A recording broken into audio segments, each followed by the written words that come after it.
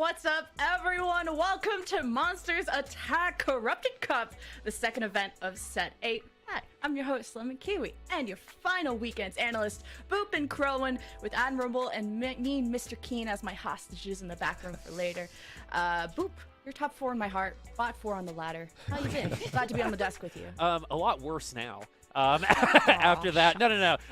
You're welcome. I feel awesome. This is my first cast back after a little bit of a break, and after watching Defender Cup, seeing how people are going to be coming in here into Corrupted Cup, and seeing again the new guard versus old guard, something we say all the time, but today I am focusing on those recognizable names, and I'll be pointing them out in our lobbies and seeing how they are going to be doing throughout the day. But my question to you, Lemon, is how many Hextech Gunblades are we seeing today? That just depends. How many rods and swords do I got? How many people on my board can I put them on? I'm Oprah style. You get a gunblade, you get a gunblade. But Crowan, you get all my love. Although in Dungeons and Dragons we're sort of enemies sometimes. I'm glad that we're on the desk and we can be friends this time though. Yeah, half the time enemies, half the time allies. Allies right now for the Corrupted Cup. Happy to be here along with you and Boop. Our good little reunion on the caster desk here. It's been a while since we were casting fight nights together. Now we get to cast some peak TFT action for the Corrupted Cup. I couldn't be more excited to do it along with you both. I love being the third wheel here, but we've got a long journey that we got to go through for Set 8. Look at this beautiful graphic visual aid for people that like looking at stuff. It's filled with a bunch of opportunities for our players to climb up and prove that they're the best. Last month, speaking of the best, we had Defender Cup, where Cottontail was our ultimate champion. And joining him in qualifying in the mid-set finale are also Dish Soap, Team Liquid, Robin Songs, and Zhao Dan, and this weekend we're sending 4 more. And as you can see, qualifier points in that bottom left also plays a huge part in giving 24 other players a spot at the mid-set finale.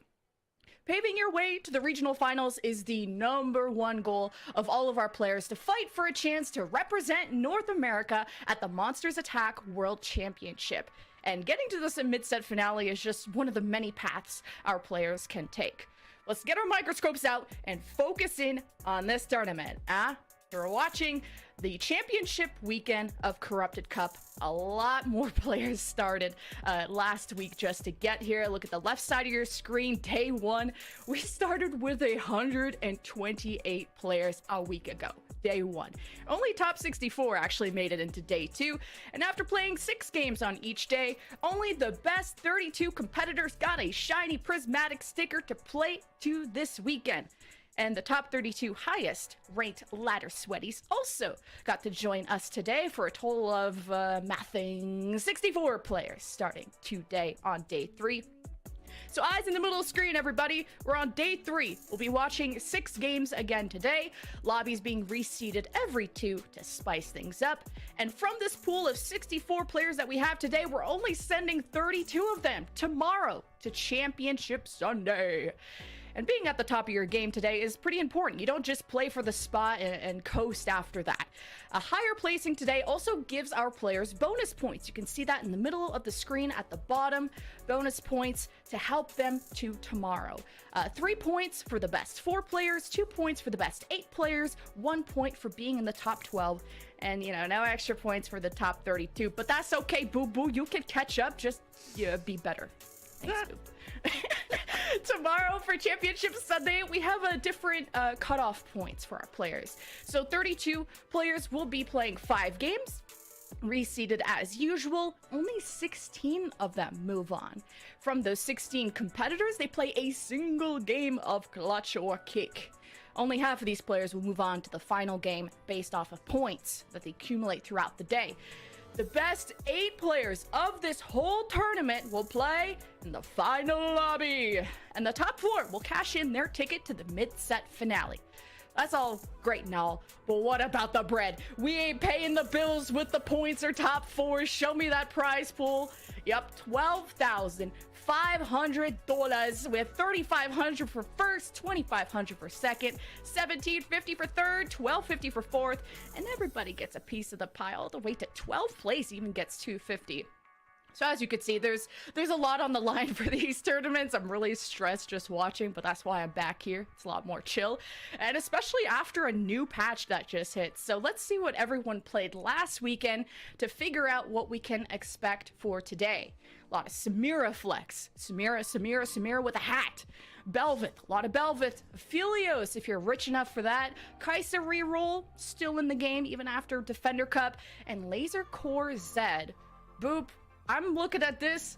That's a lot of AD. That's a lot of AD, my friends, and I think it's going to continue going into this kind of overall concept of AD comps being really good throughout the rest of this weekend as well. We'll go over the augment differentials and stuff as we get into the game, but what we're going to see is definitely the reaction between Samira players contesting each other, where they're going to go. Same thing with Belveth. Belveth won with like Hextech Gunblade is so good still too. So there are a couple directions that people can go, but that's usually on the AD side. Yes, we can find a Viego every once in a while, but that's usually for the augment that gives Omnivamp for the rest of your team, and you're going to be running AD with that anyway. So if you're rich, you can try the Aphelios, but other than that, going AD is probably going to be a better start for you. However, there's always an opportunity for each lobby to have its own meta, depending on the admin, for example, and see some other AP comps pop through. You know, sometimes Fiddle can break through and steal a lobby. There's that admin that does 10 increased power per cast. That's great with Zoe. So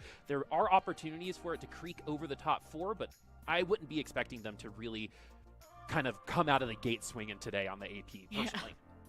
And I mean, Crowan, a big topic of conversation, at least for this tournament, is the fact that we have so many more rerolls for hero augments. So are you expecting more variety and creativity, or is it really dependent on when that hero augment drops stage-wise? Yeah, I actually think it's almost the opposite. Because you have so many rerolls, you can try to find the specific thing that you want, right? Players are going to know how to kind of influence those augment selection choices to, you know, be the things that are very stand out in this meta. There's the Cleansing Safeguard, you know, Lee Sin, if we get like a, you know, 2-cost here augment, or they're just going to be these, you know, like Aphelios ones that we can, you know, see have a lot of success on the screen, right? 26% win for that Aphelios flex. It's just going to be so good. But definitely what's going to separate the good from the great players, right, is going to be able to recognize those niche situations. We're going to be able to make that kind of non-typical AD kind of Smear Belveth flex work, and so that's what I'm really going to be looking at for this weekend.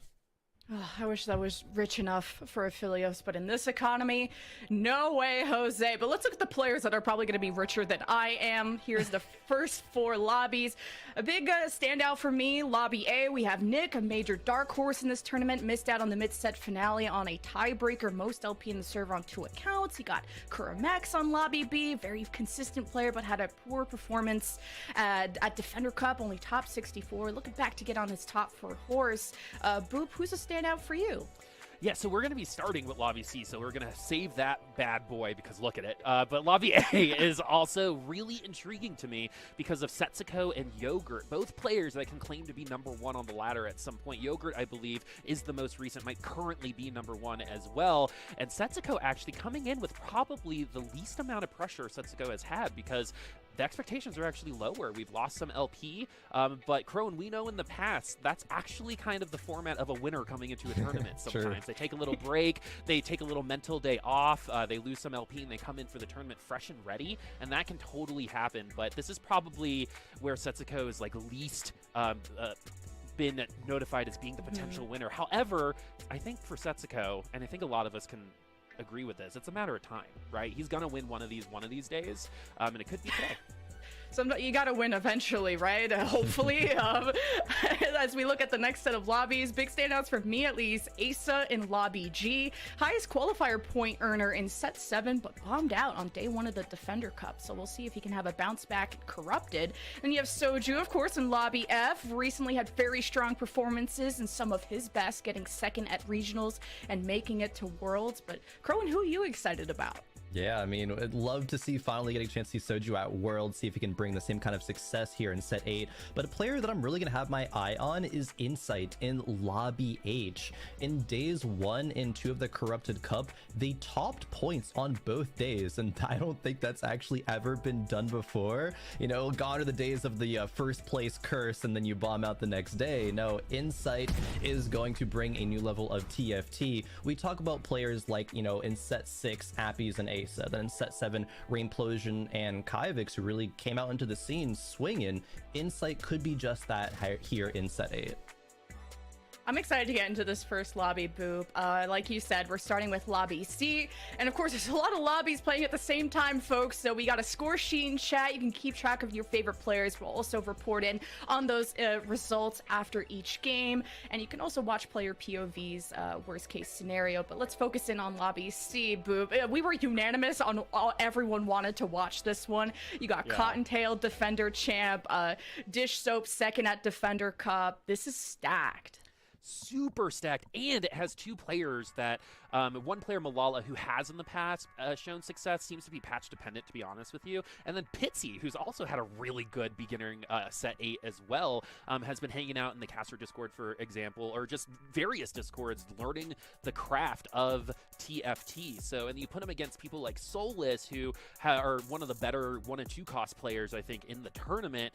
All of that, you know, interacting with each other just goes to show that there's a reason why we know these names, right? We picked a lobby with the most recognizable names, and the reason is because they're all incredible players. And so, Crowan, I don't know if there's anyone specifically that you want to look at, but for me, I'm really excited to see how, you know, Socks and Cottontail and Dish Soap line up, because this looks like a lobby that could happen on the last day, to be honest with you. They might all be in the top 16. Yeah, this is quite the stacked lobby. Of course, want to see if players like Kane Drew, Mike for Mike, Malala, or Pitsy can kind of break into this mold. You were calling out Pitsy. I think that's a great call out as a player to watch, but you know, people talk about Dish Soap. Who, like, is he going to actually be the peak Dish Soap that we're expecting? Because he's had a little bit of a weak performance in ladder recently, and his confidence thing is at an all-time low right now, or nearing that. But hey, it could just be he'll come into this tournament like new and just pop off. Well, good luck to all those players. Good luck to you, Boop and Crowan. Our first carousel is ready. Have fun. Like the great Lemon Kiwi said, the first carousel is ready. Here we go, the first lobby of the Corrupted Cup, and Annie gonna headbutt the ground real quick. Here we go. We're gonna start off with Lux with the glove here. We actually had a pretty intense Lux conversation immediately before coming on here. Remember that there's actually damage mitigation on that ultimate. Yep, AD damage mitigation there.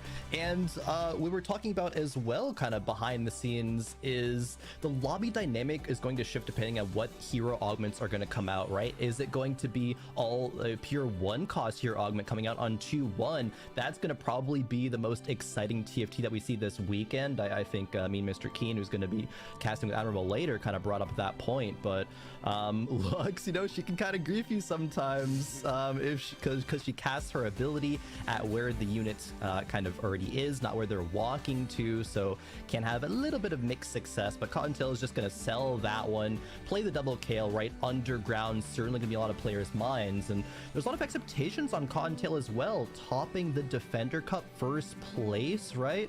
Can he do it again?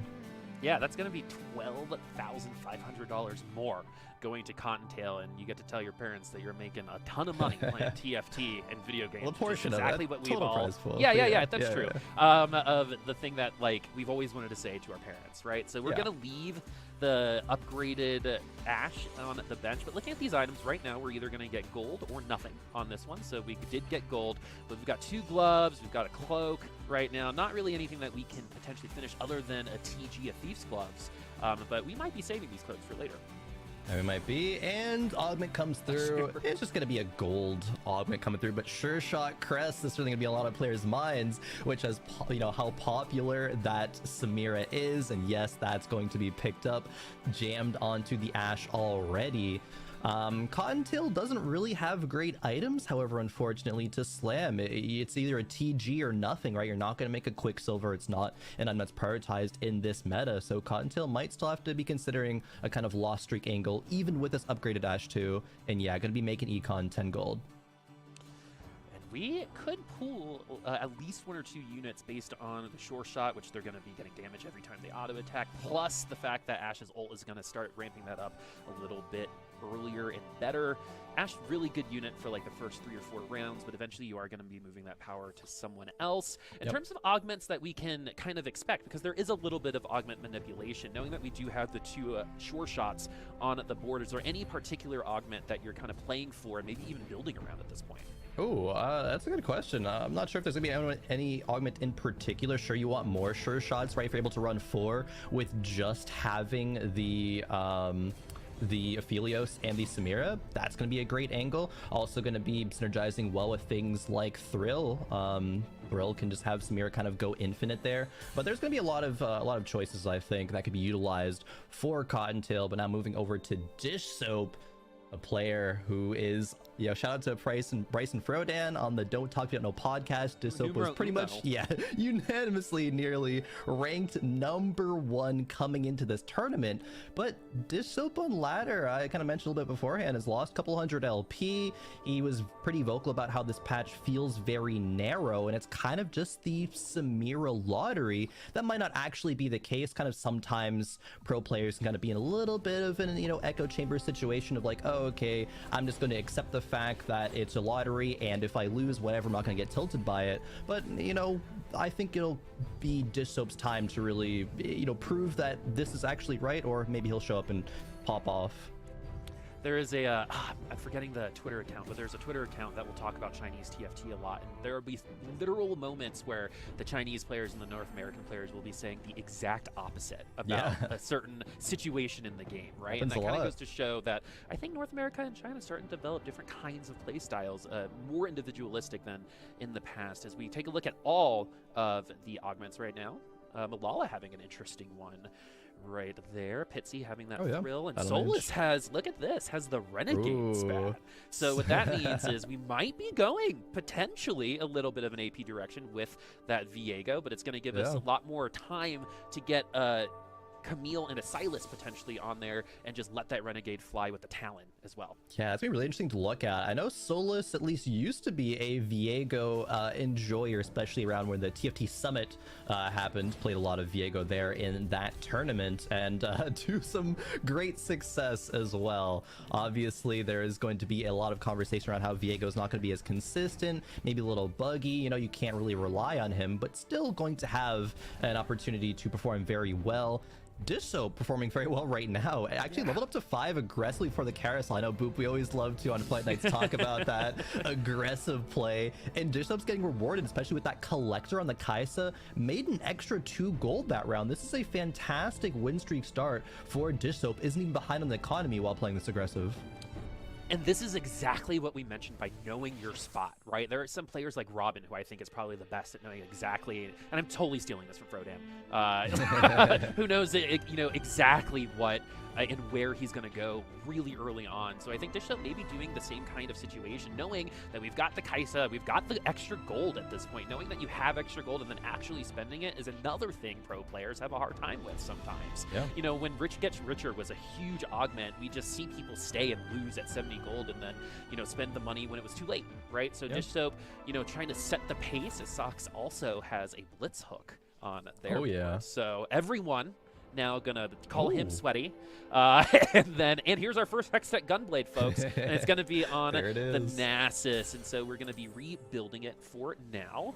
See where that's gonna go. The hook might land at the end of the round, but this is another debate amongst, I think this is probably the best 50-50 debate in TFT right now, is Anima Squad good? That is quite an interesting debate. I think Jinx reroll actually could see a little bit of success. MF has kind of fallen off a little bit in priority, as you know, we talk about AP.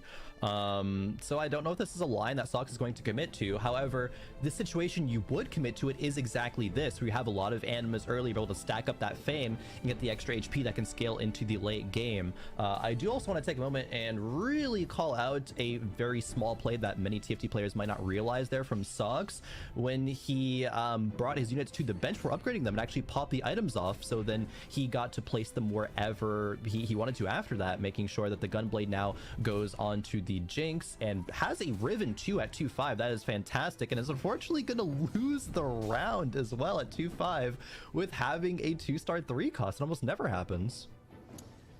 getting taken down by Mike for Mike, the other 100 HP player that we're going to be riding along with right now. Currently 25 in the rankings. This is what you call middle of the pack, folks, right? Mike for Mike is the exact type of player that needs to make a name for themselves when they have those opportunities, right? This is that opportunity in winning a lobby, like Lobby C, right? I think I am going to be weighing this lobby a little bit more for these first two because of who we have. We have 2 Defender Cup top 4s in this lobby, right? The 1 and 2, I believe. So we've got Dish Soap and Mike for Mike at that 100, and I'm super curious to see if Dish Soap is going to continue to aggressively push here, because if he wants to maintain maybe a win against Mike for Mike, that might be the case. Yeah, I think the most aggressive push we'll see from Dish Soap is probably a level 6 at 3-1. I don't think, very rarely there's level 6 on stage 2 unless you have an augment like Hustler, which is very good nowadays. But not seeing that matchup, it looks like, because Dish Soap did win the round, and so is Mike for Mike versus Cottontail. Cottontail, the one who started off with that sure shot, but not able to make it win streak out. That's perfectly a-okay because he's making a lot of gold. And now looking at Solus here with the Renegade on the Draven right now, and that's fine to just preserve a bit of HP. But Boop, there's 7 talents. There are already 7 talents and an extra spat as well, so we can use that spat to potentially add a unit or round out our comp in a way that we normally might not be able to in a Renegade comp, right? So there's going to be a power level difference here than regular Renegade comps, so it's going to be really fun to watch. And Solus, was on, I think, the last Don't Talk, and was kind of talking about their prep for this, and it was actually, I think they talked a lot about 1 and 2 cost rerolls. So this could be exactly what we're talking about here with those talents. I mean, if they're giving them to you, take them, because he's got 40 gold, so it's not like he's really looking for them. Yeah, Solus might just level up naturally and just kind of hit Talon 3 as a kind of happenstance almost. Is going to be able to play the Camille as well to get back up to 3 Renegade, but is playing the Fiora just for the Ox Force, and that makes a lot of sense considering that Talons are going to be the big carry. Has the spat, so makes another Renegade emblem as well. This is most certainly going to be a 6 Renegade kind of hopefully most capped version of the board that you can get, be able to push into the Leona a bit later on, but you don't even need the Leona now to be able to get up to 6 Renegades. So we could be seeing that as early as stage 4.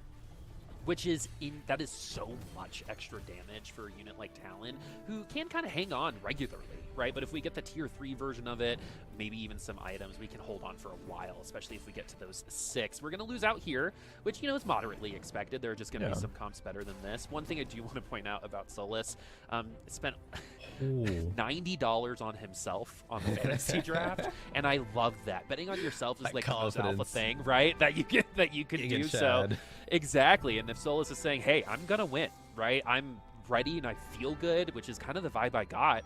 This is a dangerous player here. Yeah, this is so interesting that Solus actually took the trade sector there, because not a lot of people consider that augment, but I think from specifically Solus's spot where he's on those 7 talons is committed to the Renegades, it makes 100%. A lot of sense. That's great recognition, and I think Solus is already making an argument for himself about why he's worth, that much in the rankings. You know what's wild? His other players were Ripple Overdrive, Taco Bell Wi-Fi. He got them for $1, and those are good $1 players. That's true. So and so and that actually goes to show that Solus not only has his game figured out, might actually have other people's games figured out really well, and that's one of the more interesting things about players participating in that, in my opinion.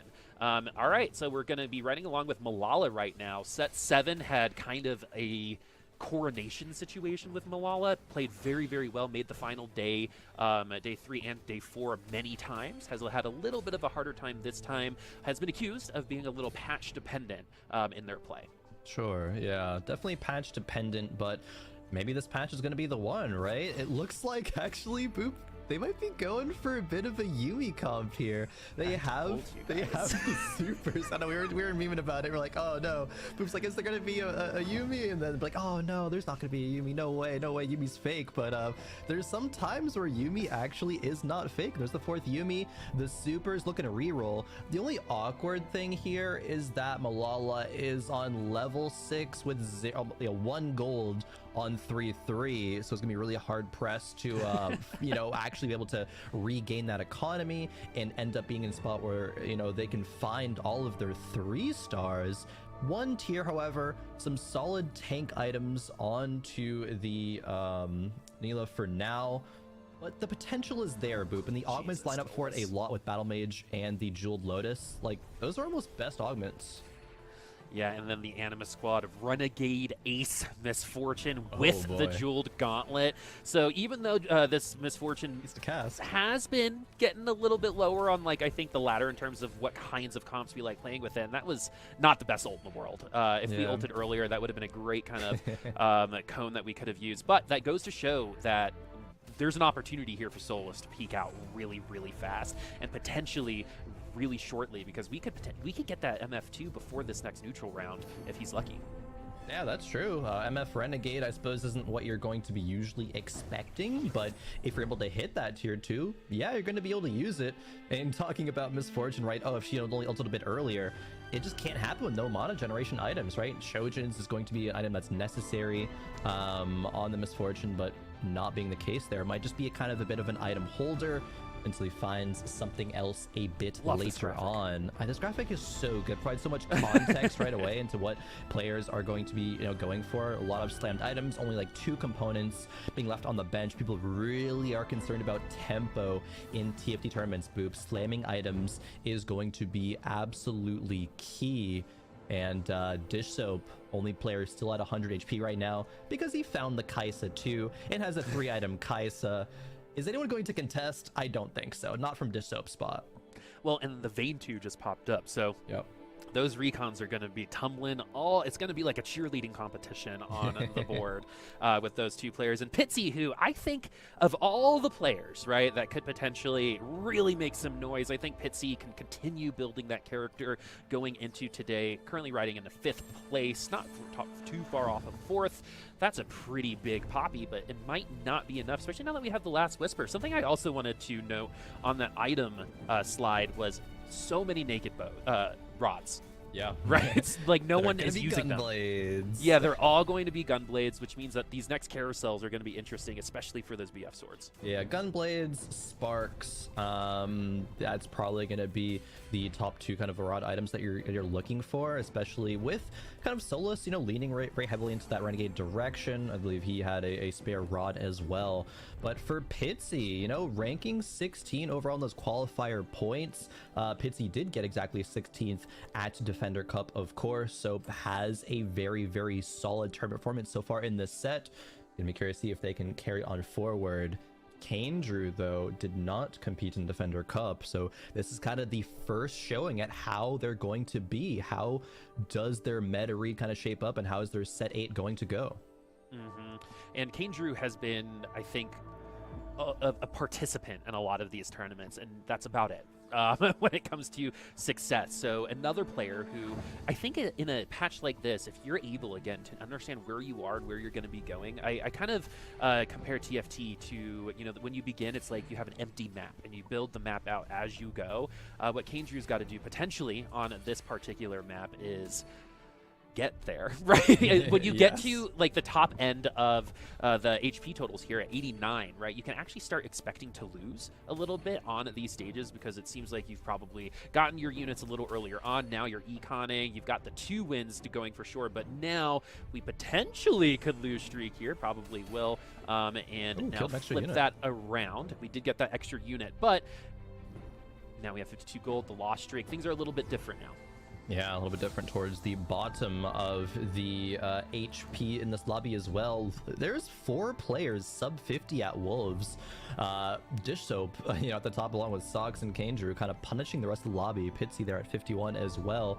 This is really do or die time for Solus. Going to, need this level 7 roll down to hopefully net some Viegos. Has not found any extra Talon, so it's not gonna be a Talon 3. This Talon with the Ionic Spark probably is gonna be an item holder for that Viego. Gonna be able to sell it back up to 50 gold, it looks like. Or no, it didn't actually. Is able to, or just wanted to keep all these units. Maybe still is eyeing for that Talon 3 then. Otherwise, he could have sold the extra Talon on the bench. You could potentially just like roll into it as you're looking for other units. 19% isn't that low, but it is going to be a lot harder than it is on that than in level 6, for example. Yeah, like you said, Viego. Here we go. That should be popping in here soon. Are we going to get the 6th one? If oh, Solus actually has 6. Oh, excuse me, no, it doesn't have 6 Renegade. I thought the Mio was not on the board yet. Here it is with the emblem. 1 tier on the Misfortune. Blue buff not really great, but yeah, like I said earlier, Boop, at beginning of stage 4, 6 Renegade coming online. Can it be enough? It's going to be a lot of extra damage, and putting Renegade spats on units like Misfortune is a little bit of an easy decision, right? Because that unit is almost always last alive, right? If you're doing it correctly and there are no hackers around. Yeah. And so a second ult here might be enough, depending on if she goes for the Zax or the Ramesses, or the Rammus, and it was the Zac instead. If that was opposite, it might have been different. But Solus now losing a lot of HP, but has the Belveth there, who is kind of, and the Void Mother, which isn't that good for her. But it is just another Belveth. And we're going to pick the crime. Yeah, we're going to pick the Viego augment. Yeah, that's going to be really, really nice for this composition. Viego being able to give Omnivamp to the rest of the units. 12% Omnivamp, which is tripled when there's only 2 or fewer allies remaining. And actually, Solus does slam the blue buff out to the MF, really values that initial cast, doesn't want to wait until Carousel to get that sword. I don't know. Yeah. I mean, he needs to start stabilizing right now, right? He's on a 4 loss streak, having some bad losses in the latter half of stage 4 and into stage 5 could just mean Solus goes bot 4. Yeah, it started off pretty hot and now it's lukewarm, I would say, as we're moving through. At least we got the MF2, and the thing about the blue buff too is, yeah, we're gonna ult a little bit sooner, but we have 6 Renegades, right? Not all of them, potentially not all of them are gonna survive for this first ult. I'm looking at you, Annie, right now. So there are going to be some stats moving on to the Misfortune, and so the second ult's gonna be even more brutal. And look at this, again, the Misfortune going with like the less offensive part of the board, but we get the second ult going, and that might be the game changer here. Omnivamp diff, actually.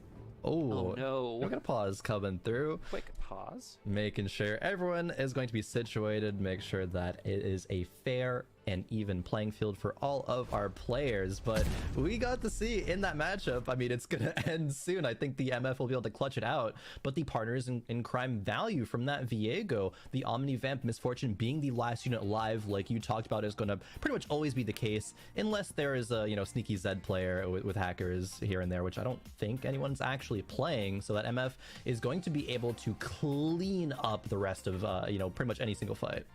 Yeah, the blue buff guarantees the second ult almost, especially at this point in the game where the attacking is still kind of ramping up. You're not getting the damage as quickly as you will, say, in stage 5, right?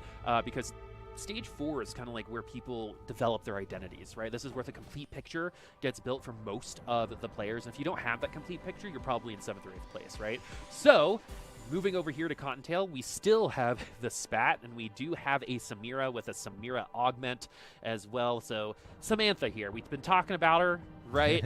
Why is she so good? Is it mostly because of the numbers? Is it the itemization? What do you think is kind of like the point of where Samira just is better than other people? It's going to be a lot of the numbers game. Other things were nerfed. Samira still going to be standing strong. The scaling of sure shots, pairing with the Aphelios getting, you know, a bit buffed as well. It's going to be so good for sure shots. Like, you know, I was mentioning earlier, going to be on the board. And that's the kind of the only synergies in here. Sure, there's one civilian. That's just because Sivir is going to be a civilian as well as the sure shot, and the ace for Samira as well. But she's so good. And you know what? Yeah, we're seeing multiple Samiras. There's Samira over there for Mike and Mike as well, but it's almost a thrill diff. Not quite, however, as Cottontails, and the scaling sure shot clutches it out. It's actually wild to me they both had Samira 2s just then. Yep. So that was the hero augments coming through, giving you a free exactly Samira. Right. You get 4 rolls, so you can potentially get that last Samira. Hopefully we're not picking augments because we need that third one. We want to be able to work around it, but sometimes that's the only option you have. So, and if you're already kind of like contesting other people for it, that's just one guaranteed way to grab that unit. And if you like playing safe, I guess that's the good reason why. Cottontail, though, 40 HP, that's almost like the number where people stabilize, I feel like. If you haven't stabilized around 40, things can get pretty rough for you. So Cottontail is on a 4-match win streak. Sells the Sidra. Yep. And now we have the Jeweled Gauntlet on the bench as we look at everyone else's augments. Yep. There's 3 Samiras. Sammy, MF, Belveth. Sammy. All right. We've got Viego as well there for Solus. Really interested to see where Solus ends up, because that is definitely the most AP directional comp that we have so far, even though it's 6 Renegades. But also, I'm curious to see where Dish Soap is at right now, because we did get that loss, and he was really far ahead for a really long time. And looking at top 2, going into Kanju at 47 HP, if you're Dish Soap or Sox, the percentage of the top floor is pretty high at this point. Ooh, kind of going to vertical Ox Force here, as Ox Force on the Misfortune there in the corner. It's going to be the Bunny Mercenary augment, but it is not going to be able to do enough, at least at this point. Still only being on a Misfortune 1, just cannot get the job done against all of these other upgraded forecasts. Even Dish Soap has an upgraded Belveth as well, with that Void Mother augment. It's kind of a secondary carry right after that Kaisa. Oh, Kanju does find the Aphelios. That's huge, especially with the vertical Ox Force angle. Oh, Viego 2 pops up Big. as well. It's funny that this is not our Renegade board, because we do have a Misfortune augment as well on the board. So, and you know, the other things that's really interesting about comps like this, right, is Urgot is going to be able to refill your economy, right? There's the Kaisa with the Collector that was able to give Dish Soap just extra money, right? It had extra funds, whereas we saw someone at 6 who was pretty much house poor, right? Had an amazing comp, but no money. Right, so now let's see where all of the things are going to lie. Not a lot of backline access just yet. A lot more coming from Kanju, but is Solus going to have a better opportunity here with that Misfortune? So much more damage, even on those auto attacks. Look at that from Misfortune, and that Renegade spat coming into play. Man, even when those auto attacks are doing quite good for Misfortune at this point. Oh yeah, especially with that, 6 Renegade online, they're going to be hitting just a little bit harder as well. Taking a look at this board, it's going to be that really strong Riven. A couple of players actually picked the Riven augment. Malala did as well, but is not playing the Riven. Oh no, maybe he re-rolled and missed. Maybe trying to get a Neela augment, but didn't end up coming through. And this is a supers composition featuring 0 3-stars. This is almost fated to be in 8th place here for Malala, unless they get really lucky in this next roll down. 44 gold to work with, going to be a little bit above 50 coming to the next round. Boop.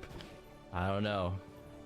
Okay, and I also, I don't want to call it too early, but Dish Soap did get scoped weapons, and with that comp with Kaisa with a gold collector, that's going to be insane. So, Dish Soap, I think, is going to continue to win out. Again, percentage-wise, seeing these HP totals, Dish Soap, the probably least confident of the 8 here, leading the pack right now, with Sox at a nice amount of HP. And here's this Yuumi, tier 3 Yuumi. Okay. Take that, Lemon Kiwi. It happened. So we've got, I know, right? It wasn't just her, it was everyone else. But blue buff, we've got the hat on it too, and so this is going to be some backline access as well. Archangel's getting slammed, and then Sunfire. The items are good. Not all the units are tier 3 as well. There's a Rel and Elise in the shop that Lala probably has to lock for, unless they just give up on one of the 3-stars. They have to survive this round first. However, the Yuumi targeting is going to, need to be huge, but it's up against a 3-item Samira too, and Yuumi goes down, and I think Malala will go down right fake. after. It was fake, Boop. Lemon Kiwi's gonna have some words for you when we get back onto the desk. I deserve it this time. That's an 8th place Yuumi for Malala. It was so close to being good too as well. If Malala had found a couple other of those 3-stars, maybe preserved a bit more HP in the early to mid game, it could have been a lot different of a story. It just wasn't the case here, unfortunately. I love how you were pretty much like, if Malala played totally differently. No. Not even totally differently. That could have worked. If Mala just didn't play Yuumi, no, I mean, Yuumi can work in these situations, right? You're the advocate for this one, Boop. It just, unfortunately, that's the difference between saving, 8 HP over the courses of like stage 2 and 3, right? Just killing one more unit, a slight positioning diff, slamming the item a bit earlier, right?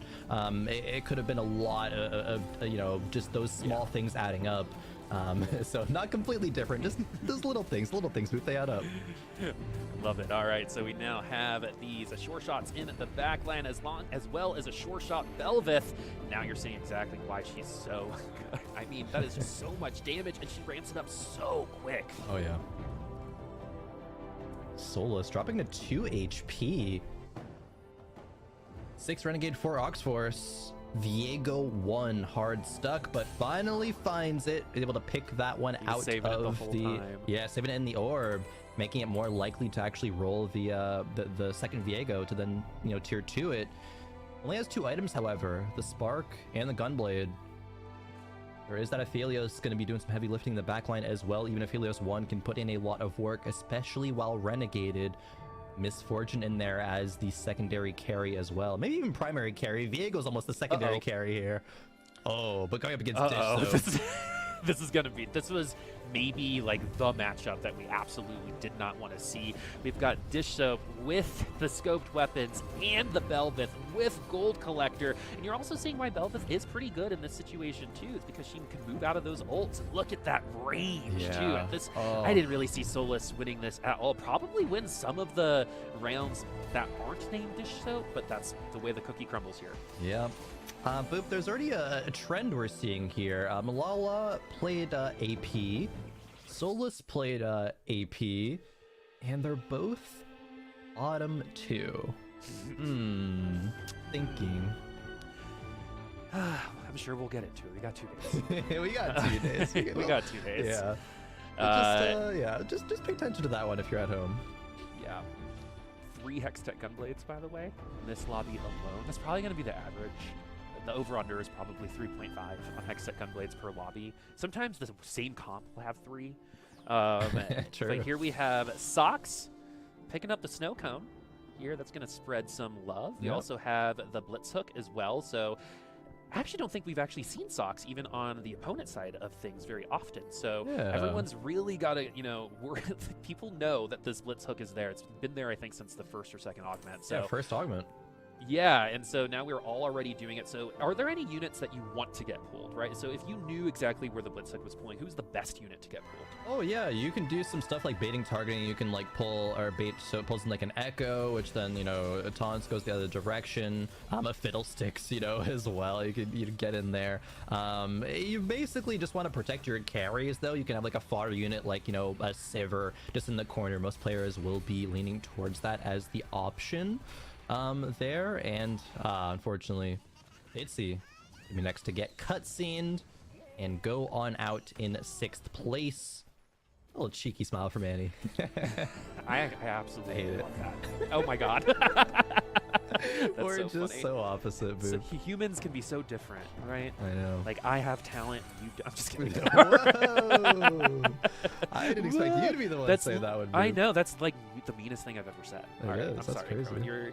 I don't forgive you. We'll see later, though. The whole like rehearsal, I was like, Crowan, you're like the best. You have the best style. You gotta keep my ego in check on broadcast. Exactly. I get you. Yeah.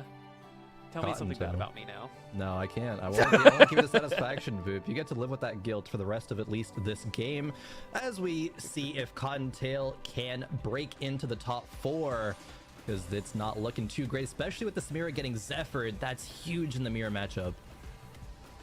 Zephyr gets so strong at the end of the game, one of the few items that actually affects the other person's board. And so now we're seeing these sure shots in the back line. It's all about whose front line is going to survive the longest. And it is going to be an elimination here. We've got a top 4. Kane Drew and Mike for Mike sneak in with single-digit HP. And we're looking at Dish Soap, who's really fallen actually at 38, and Socks at 53 here. Dish Soap now. Where are we going to go? We got some tier 2 5-cost units. We got a tier 2 Mordekaiser. Yeah, tier 2 Mordekaiser's been in for a little bit right now. Dish Soap just used the Kaisa to kind of bridge the mid to the late game. Found the Mord 2, sold it, swapped items over to the Belveth and the Mordekaiser. This is some great TFT from Dish Soap, and it's not even leaning off of the back of having to play Samira, right? One of the points I brought up earlier was, oh, we see AP go 7th, 8th, but you know what went 5th, 6th? Both players playing Samira. It's so hotly contested, you can't have a whole lobby of Samira players. It just does not work out that way. But Dish Soap going the other direction, right? Belveth was still super popular with that flex route. You just have good units on this board. Belveth being the kind of main one, the primary carry. And look at the gold that Dish Soap has as well. He can go to 9, not a care in the world, upgrade this front line, find an Echo 2 hopefully soon, find a Fiddle 2, Dish Soap, while he has fallen in the past few rounds, is still going to spike a lot harder and contest Sox in that #1 spot yet again. But we'll see if Mike from Mike or Kanger has anything to say about it as well.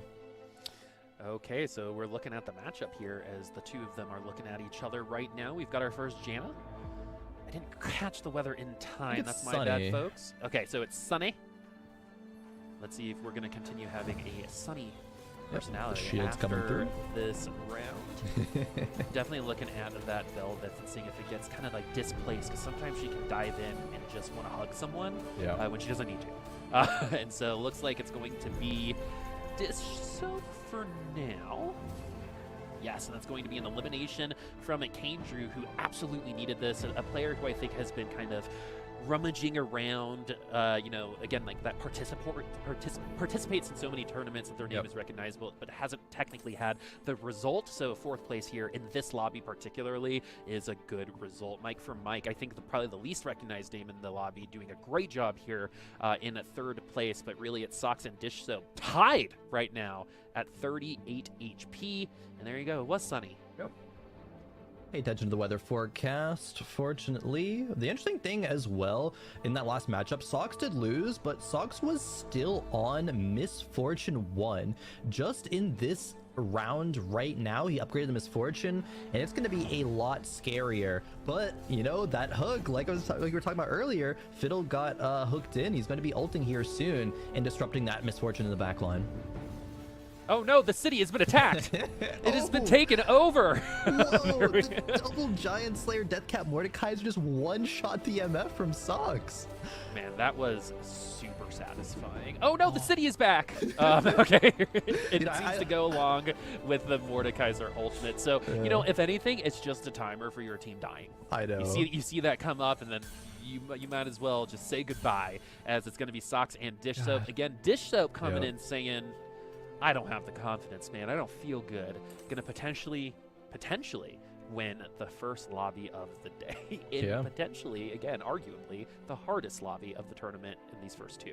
Oh, for sure. This is such a stacked lobby, right? You got Cottontail, Defender Cup champion. You got Sox, always a ladder beast, tournament beast as well. Dish Soap going toe to toe with him. And I just want to watch the cities drop again, Boob. It's going to happen, and what's really interesting about this too is that there is a good amount of HP on the other side. This is specifically going to tear apart that Riven, but you gotta hit it first, and because of scoped weapons, Mordekaiser should be getting a second ultimate out here shortly. Are we even needed it at this point? We do. We got to get rid of this Riven, who is now here. Belveth! Oh my goodness, master level Belveth right there, getting out of that ult. And we finally do get all of that damage in. One more round here. Can Sox pick up anything on Carousel that might change the look of the next round? Sox is looking pretty capped right now. Maybe, you know, some splashing of a Fiddle or Urgot, but I don't even know if he has the space in his board to utilize any of that. I don't think an item's going to save him either. Does pick up the Urgot with the Warmogs, but that might just be to buy more time for the Misfortune, hopefully get more casts off. But Dish Soap isn't even as capped as he could have been either. The Fiddle 2 comes out. Going to be able to swap some items around as well. That little trick where you can move the unit to your bench before you upgrade it. Pops all the items off. I believe the point of it is that since everyone can do it and everyone knows how to do it, it's not technically abusing, I think is the... Yeah, pretty much. It's allowed. It's a thing you can do. So don't got to worry about saying, oh, abusing, you know, it's not the case here. No, it is part of this tournament. It's a feature. True. All right, let's see where this next ult's going to be. It was not a good one, this first one. I mean, Dish Soap's comp is probably going to win. But that was a good Misfortune ult, but the city does land onto Riven, and that is the worst case scenario, I think, for Sox. But it does seem like Sox is doing a little bit better this time around. Yeah, he is. It all comes down to these Misfortune casts, but the Mordekaiser's still alive. The city falls, and so does Sox. Dish Soap gonna pick up game number 1. Victory in Lobby C. That is exactly what I think everyone expected except him. So as we go into Lobby F right now, looks like we got a hype top 2 right now. Both were on fire before we got here. So it was clear versus... Whoa. Look at his bench. Sorry, bench is crazy. Yeah, I think that's D-Graph there. So Clear does get a tier 3 Blitzcrank, because why not at this point in time? And we're moving. We are already in Bill Gates right now. This is the Billy Gate. This is the Billiam Gates. All over. Oh, we saw it. It's there. Thank you. Sell Okay. the board. No, Hey, don't sell the everyone board. give props to production for taking us here. All right, everyone give them the love because they deserve it, because we get to see this. I have only gotten to see this a couple times. Zephyr. Oh no, but it does get severed. But it's only a matter of time before we land on our feet. You know, Leona always lands on her feet and is going to get to the Lee Sin first, which is actually pretty handy. And in the meantime, what's actually wild is that there's a lot of damage going literally everywhere else. This is the first. Oh no! This is the first ult from Leona, and it absolutely destroyed Clear. Oh my goodness, that was so cool. I haven't actually seen a Leona 3 before, but that laser was crazy. 26,000 damage. Lemon, I feel you. I feel you. Am I having a stroke? Did I just see a Leona 3 in our first game? You're right. That's wild. It's our first game, folks. Start like too strong. While we wait for the tally to go up, Boob, I gotta start with this. We got to see a Gadgeteen start from K Andrew, and just generally after the Gadgeteen rework with the extra damage, the damage reduction, what do you think of Gadgeteens?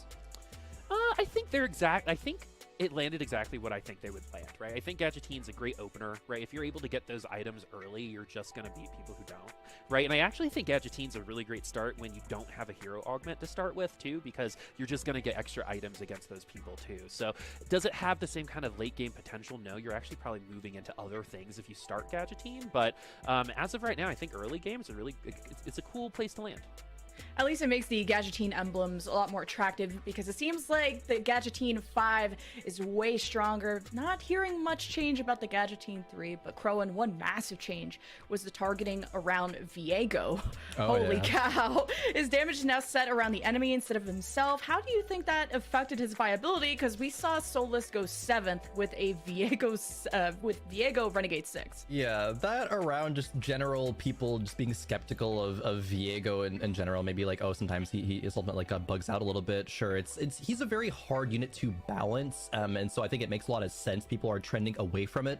Solus wasn't scared of going that route, especially with the opener of the Renegade Crest, but probably should have been. Maybe it's just kind of him testing the waters, and it was in, I don't want to say an ideal situation. An ideal situation probably would have been for him to hit the Talon 3, use that to really bridge his early to mid game into the late game, find the Viego, that 6 kind of Renegade 4 Ox Force truly capped board. But I just don't think we're gonna be seeing a lot of it, even with those changes coming through. And Boob, one thing I saw a lot more of today was the building of Guardbreaker. Mike on a Samira, Solus on a Philios, Pitsy on his Belveth. How has Guardbreaker's value changed with kind of the falling out of mechs and locket slams?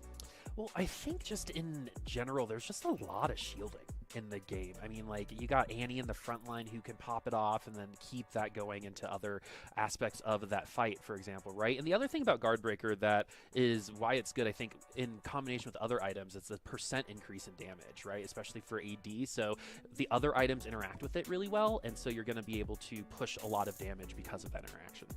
Yeah, so it's still a decent third damage item, but maybe with slightly less shields in the meta. At least it's very lobby dependent, and our players, we got some of the best who are reading things.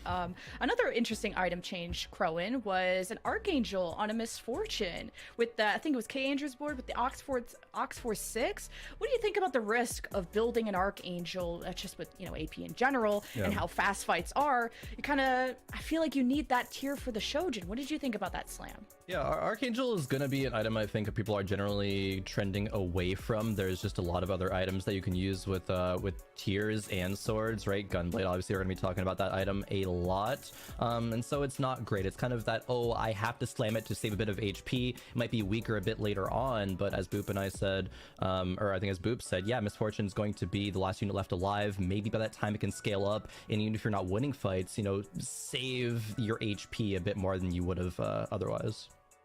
Speaking of saving HP, didn't feel like that Yumi composition that you guys called me out for made it very far, huh? Malala, I love you. I saw the angle, but the angle was 8th place. Yumi not making a top 4 yet. Let's see how everyone else did in the other lobbies of Game 1.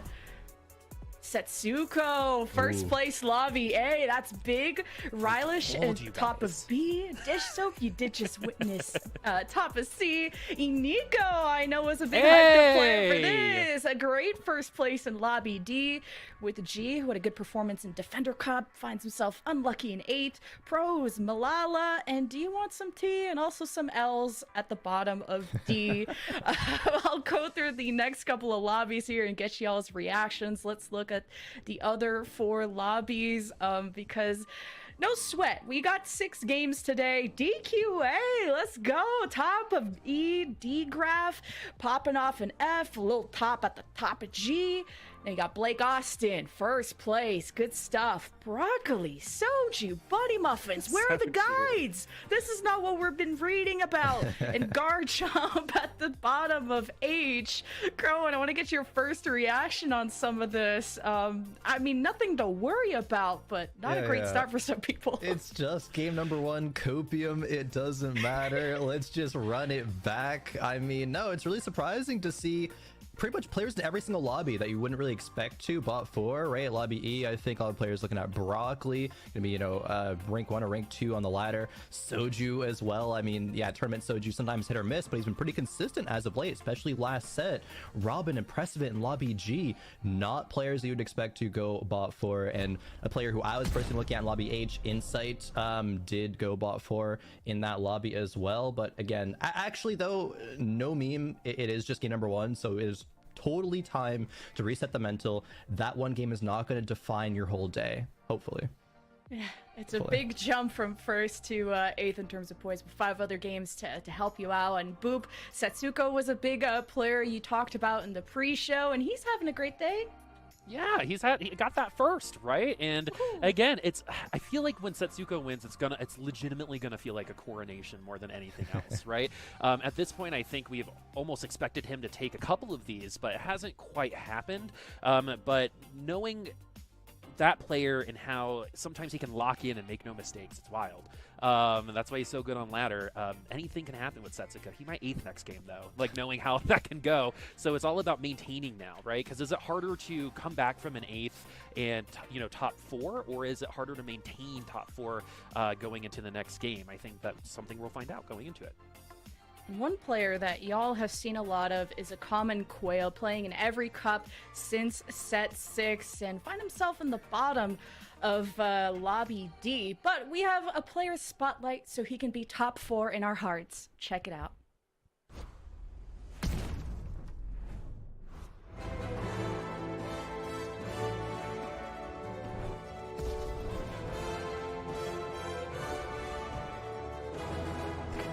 Hi, I am a common Quail. I go by Quail, and I compete in TFT. I have an undergraduate and my master's degree in civil engineering. I don't use those at all. I just play Teamfight Tactics. So I started playing auto battlers with Dota Auto Chess. I'd played card games before, but I'd always preferred the draft modes. So with auto battles like TFT, yeah, it just never gets old. I've been playing TFT for a long time now, and I've been competing for a while now, so I think it's finally time for me to show that I am a pretty good player. I think my biggest strength in my gameplay is that I don't tilt too much. On stream, you will see me getting tilted, but it's all for show. Like, my mental's strong. I'm not actually tilted. I've never made snapshots for the week 1 of these tournaments. So for Corrupted Cup, I'm trying to make it in with a top 24 snapshot, so I don't have to get mort dogged on day 1 or day 2. For the record, I am not a bug abuser. I did not intentionally skipping stone. I did load into a ranked lobby and crash the game for everyone. I apologize. I didn't know it was bugged. I removed the skipping stone boom the following game. I stream every game I play of TFT, basically. The Twitch environment for playing Teamfight Tactics, it's kind of what keeps me going. I stream every night, usually around 7 p.m. Pacific, twitch.tv/acommonquail, #ad.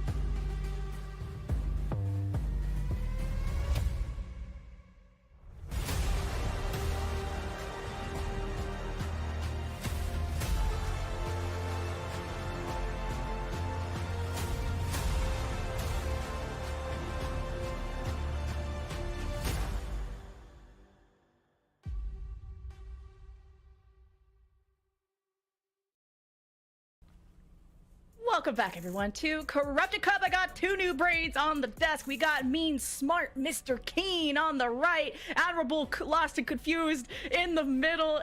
It's been an exciting game one. We got to witness a Leona 3, but Keen, I want to start with you. I mean, the biggest exciting thing this patch is the increase of the hero augment rerolls that we got. And I think specifically how it affects creativity is the timing of it. And what did you think of that last game in regards to that? Yeah, so we had the 4-2 hero augment this time, which means players like Malala we saw go 8th, unfortunately, playing a Yuumi comp. A 4-2 hero augment's often a death sentence for Yuumi. There are definitely ways you can kind of sneak out of it. Sometimes you can hit Chrono Break and it can be okay. But what the problem is Yuumi's a comp that really needs to do well on stage 4. Like, you're not going to win as hard as you do on stage 3.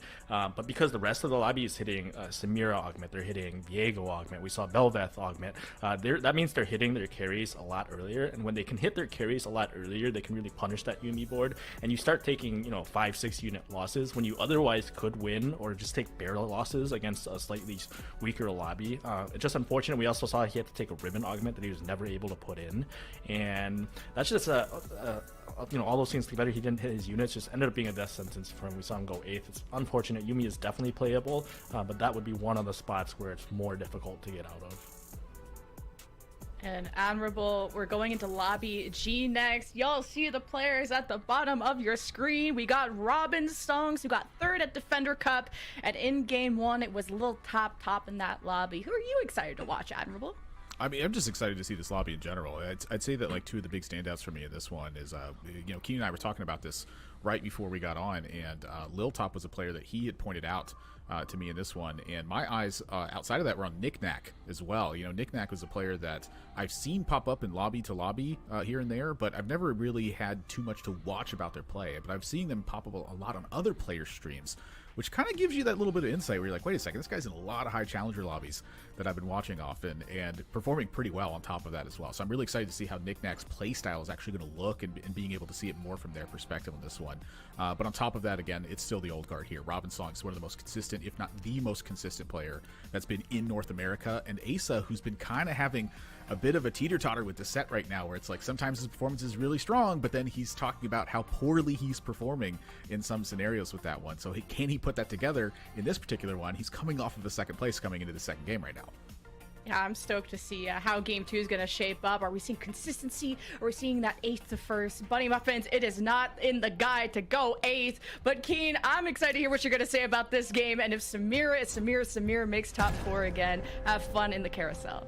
Game 2 of Corrupted Cup is underway. We're on day number 3, which is technically kind of like the first day because we get all the snapshot players coming into this one, and that is one of the reasons I feel like keen in this game that I'm going to focus a little bit on the players who actually had to play through week 1 of Corrupted Cup. It's a lot more lengthy of a road for those players. If it's day 3 for half the lobby and day 1 for the other half, is it technically day 2 then, Admirable? What do you think? Oh, you're taking the average there. It's a 3 plus the 1.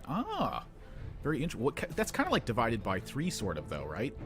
I don't know how to do that algebra formula. I'm not that advanced. Look, what I've learned over the years is TFT players can't do math, so I don't want to confuse people too much with this. So we see Asa already get in a couple orbs here. This guarantees that he's going to get only 1 item component at most, and so it's a gold start for him. A lot of players I talk to would agree this is the best possible start you can get because gold and econ is just so important right now, and so he can easily make 10 gold here.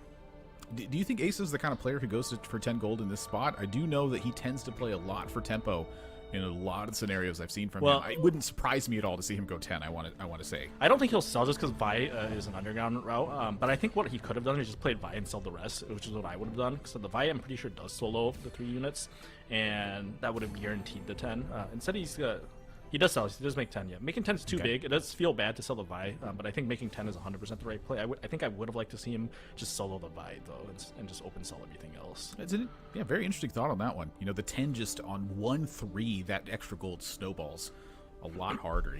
We often talk about the impact of how getting that extra income by having those gold thresholds can really hit that mark, but I feel like the first 10 is really the kickoff for that one. It's like the earlier you hit it, the absolute stronger it gets. It feels like almost an exponential thing. Yeah, it's way too strong to be, especially people that have it already on this stage, and then you can pick up the silver here. It's gonna be 3 gold. It's definitely looking like a good spot here. I'm always curious to see what other people choose. I would have also held the Annie, but you can make a strong case to hold Talon Lulu as well, just because it's easier to hit the 1 cost. And we're offered a couple of... So they actually changed Ancient Archives recently, so that gives gold now. And it actually makes it a much better pick here, just because it does give gold. It gives you a lot of options if you're a good player who can flex around it. Thrill Hunt's probably going to be the safe option here, though. I would not expect him to roll... Oh, he does roll these. That's very surprising. I know he's somebody that likes to save his rolls. Yeah, but True Truths is very good. It's Econ, it gives you board strength, and you play Tempo. These are not the best units to pick up here, though. Yeah, I'd say that these overall feel a little bit weak to me, but, you know, again, this is like the Asa playstyle that I consistently see. This guy's going to push for tempo. He's going to try to preserve HP. He's going to try to cobble together a win streak when he can get it together. In this spot, though, it does feel a little bit tougher to put that together. So he's scouting around, seeing what matchups he can or can't beat. Should he be playing for Econ? Should he be playing for the win streak? You'll notice the last second level up to put this Sivir in. This is Asa in a nutshell. He is full focused when he's playing in these spots, and he will very consistently push you and challenge you on your boards. Yeah, I know a lot of players watching are probably people who have played the AP line a lot. And if you're playing the AP line, you're thinking, oh, it's a 2-star Annie. That's got to be pretty good. You know, why is this guy saying that it's not a good pickup? And the issue is he's running a sword and armor.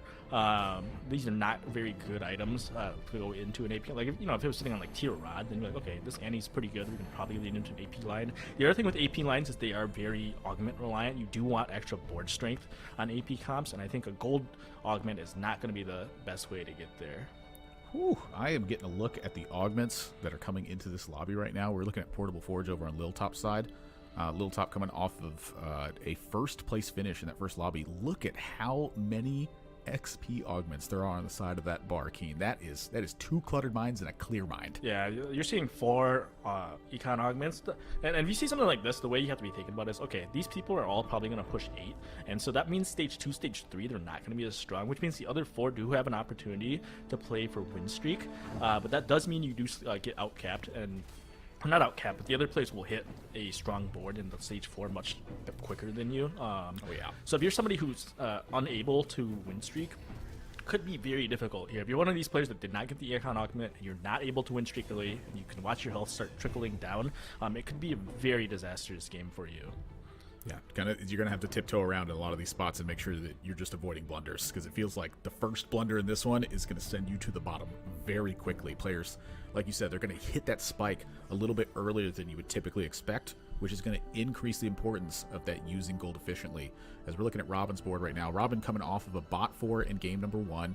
Not the biggest deal in the world, because again, we got 6 games loaded up today in total, and Robin has consistently shown that he can climb out of these scenarios pretty much no matter what he's gotten himself into. He's kicked off with Sunfire on his board, and not too much of a surprise, we're seeing Robin slam items again. A Runon's here with a blade and a bow open. I feel like a lot of players in this scenario are often going to look at that bow and be like, you know what, Last Whisper's super important in my AD comps. I feel like I need to hold this for the Last Whisper. We're seeing Robin go for the Runons right away. Yeah, I would definitely save the bow, but that's because I lean towards Samira. When you see a Runon Sam, that indicates to me he's leaning more towards the Zed line. And with Zed and Laser Core, you don't really need the armor shed because it's only getting half value, because half your damage usually comes from AP, it comes from the lasers. The other half is going to come from the auto attacks and the Zeds, the Sennas of the world. And so Last Whisper just doesn't get as much value because it's only shredding for half of your damage. And so I would expect him to lean towards Zed, but even still, having a Runons, it's not like it's bad for Samira. If you don't have Last Whisper, Runons into Deathblade is a good alternate. One of the reasons that Last Whisper is good, sometimes you get stuck on a tank, but with Runons, you can start blasting other units besides whatever your primary target is, so it's not the end of the world to have the Runon slam here. Sometimes you just gotta take what you get. You gotta get for what you got. Robin, of course, picks up a 3-cost glove right off the carousel after that one, so you kind of look at that spot and you go, I guess I need another bow sometimes. But like you said, if you're leaning towards Zed, that Last Whisper is going to feel a lot worse. Even if you're on Vayne, that Last Whisper is going to feel a bit worse. So we'll see how that board shapes up as we hop over to Prestivan's side. Prestivan had a pretty interesting run through the Corrupted Cup, where he was actually on the cutoff for some spots, but there was a player that had to drop out, and that actually put him back into the running for this one, and he was able to make it through week 1 because of that. Yeah, Prestivan's actually one of the players, obviously he's made a lot of waves in the last set or two. Previously, people had thought of him as like, oh, he's friends with Soju, he's on stream, he's like a decent player, but he's really made a name for himself in the last half set, the last set in particular, as being just an outright good player. I think there's like the memes about, set 8 is Prestivan's time. and I don't want other people to watching to be like, oh, they're joking on him, must mean he's not that good. I think he's like a bona fide good player now, and I'm excited to see how he does. I did check his match history in his recent 50 though. He's not playing that much Samira, and when he is playing Samira, it hasn't gone particularly well. So I'm very curious to see if he actually can pilot this line. And to me, it looks like with Clear Mind, with a Runons and a bow, he's looking to lean into that Samira line for sure. Yeah, I want to clarify that the meme of that Prestiven's going to be winning in set 8, currently that is a prophecy that has been declared on that one. You'll have to check with Bryce Blum on that one to clarify it. But I'm with you on Prestiven's improvement in this one. He got way better in set 7. He ended up missing Worlds because of a tiebreaker scenario that came into that, and I feel like that Prestiven's performance that here on this patch, it hasn't been spectacular, but Prestiven's intuition is very strong, and I think that there are so many lines that you can take, and the lines are very information based. You have to know the path to go down that one, that his intuition is guiding him a lot in this one, and I feel like in this set in particular, it could be a detriment. For Asa now, though, he has potential for a 5-win streak in this one. With two of these on the back line right now, it doesn't look like your front line's getting ignited. So this is looking like a pretty easy 5 streak for Asa here. And by the way, his gold, look at how much of a difference that gold pickup can make when you're able to put together these 5 win streaks. He fills up the bench with a pair of Rivens and still has 30 gold left afterwards. Yeah, that's definitely a stylistic thing. You'll see a lot of players, me included, I would not have picked it up. I would have valued the 40 more. But he's sitting on a win streak. He's thinking, okay, if I hit this Riven too, I can further push tempo here. And it's definitely an interesting playstyle difference to be able to make that decision there. You also see the Bramble Slam. I actually think that a chain start into Bramble could low-key be the best item start in the game right now, just because Bramble is going to be so good into all these players who are going to be forcing the Samiras, going to be forcing the Belvest. Even with Last Whisper, if you have a Bramble, it's still going to be extremely tanky, extremely difficult to break down. And Bramble also basically single-handedly beats all recon matchups for you because recon scales with crit, and Bramble negates the crit. So Asa here looked like that they're leaning towards Anima Squad because of that Riven and the Vayne pickup in this one, which I think could be a good call. And then a Spatula drops off of your Krug's Creep Round here, and that is a very curious line. I feel like that Asa is now opened up to. You have that potential to perhaps push Anima with a +1 naturally, not even off of an augment from that spot. So I feel like that could be a huge benefit from that one. We're taking a look at Garrett's board right now, and we're getting the notification at the top center here that he came off 10 gold from a heist in that one, so a big boost to the economy. With this board right now, it does look like he's leaning towards Kaisa, has a bow open for like a Shiv, has a Hextech Gunblade already built, is going to lean towards the win streak for that tiny bit of extra gold, but in stage 3 here, I feel like Garrett's going to need a lot of help to put this board together and not lose too much health. Well, he's looking to play, I think right now, you see him holding Yuumi components, and basically if it's going to be a hero augment that favors Yuumi, you'll see him lean towards Yuumi. If it's not a hero augment here, you'll probably see him pivot over to the Viego line. I don't expect him to play Kaisa from this spot, but some of it will just come down to the augment here. I would definitely expect Yuumi or Viego, and it's a really good spot for both of them. All right, we'll see about this one. Those are good points you made too. Viego definitely is in my consideration when I'm playing that, but I think the emphasis you're putting on the hero augment really spells that out a lot better. So I'm liking what I see right here there. This is going to be a much heavier likelihood that the hero augment is on 4-2 again. This is back-to-back games, and when that augment is on 4-2, I feel like a lot of times you have to shape your play style, or you're just going to get obliterated by some of the possibilities that are there. But now Garrett's picking up the shot might have some of the supers here. He should not be playing Yuumi. Okay, it looks this like could be temporary. Looks like he I think he thought about. He's thinking about it, and he did. Okay.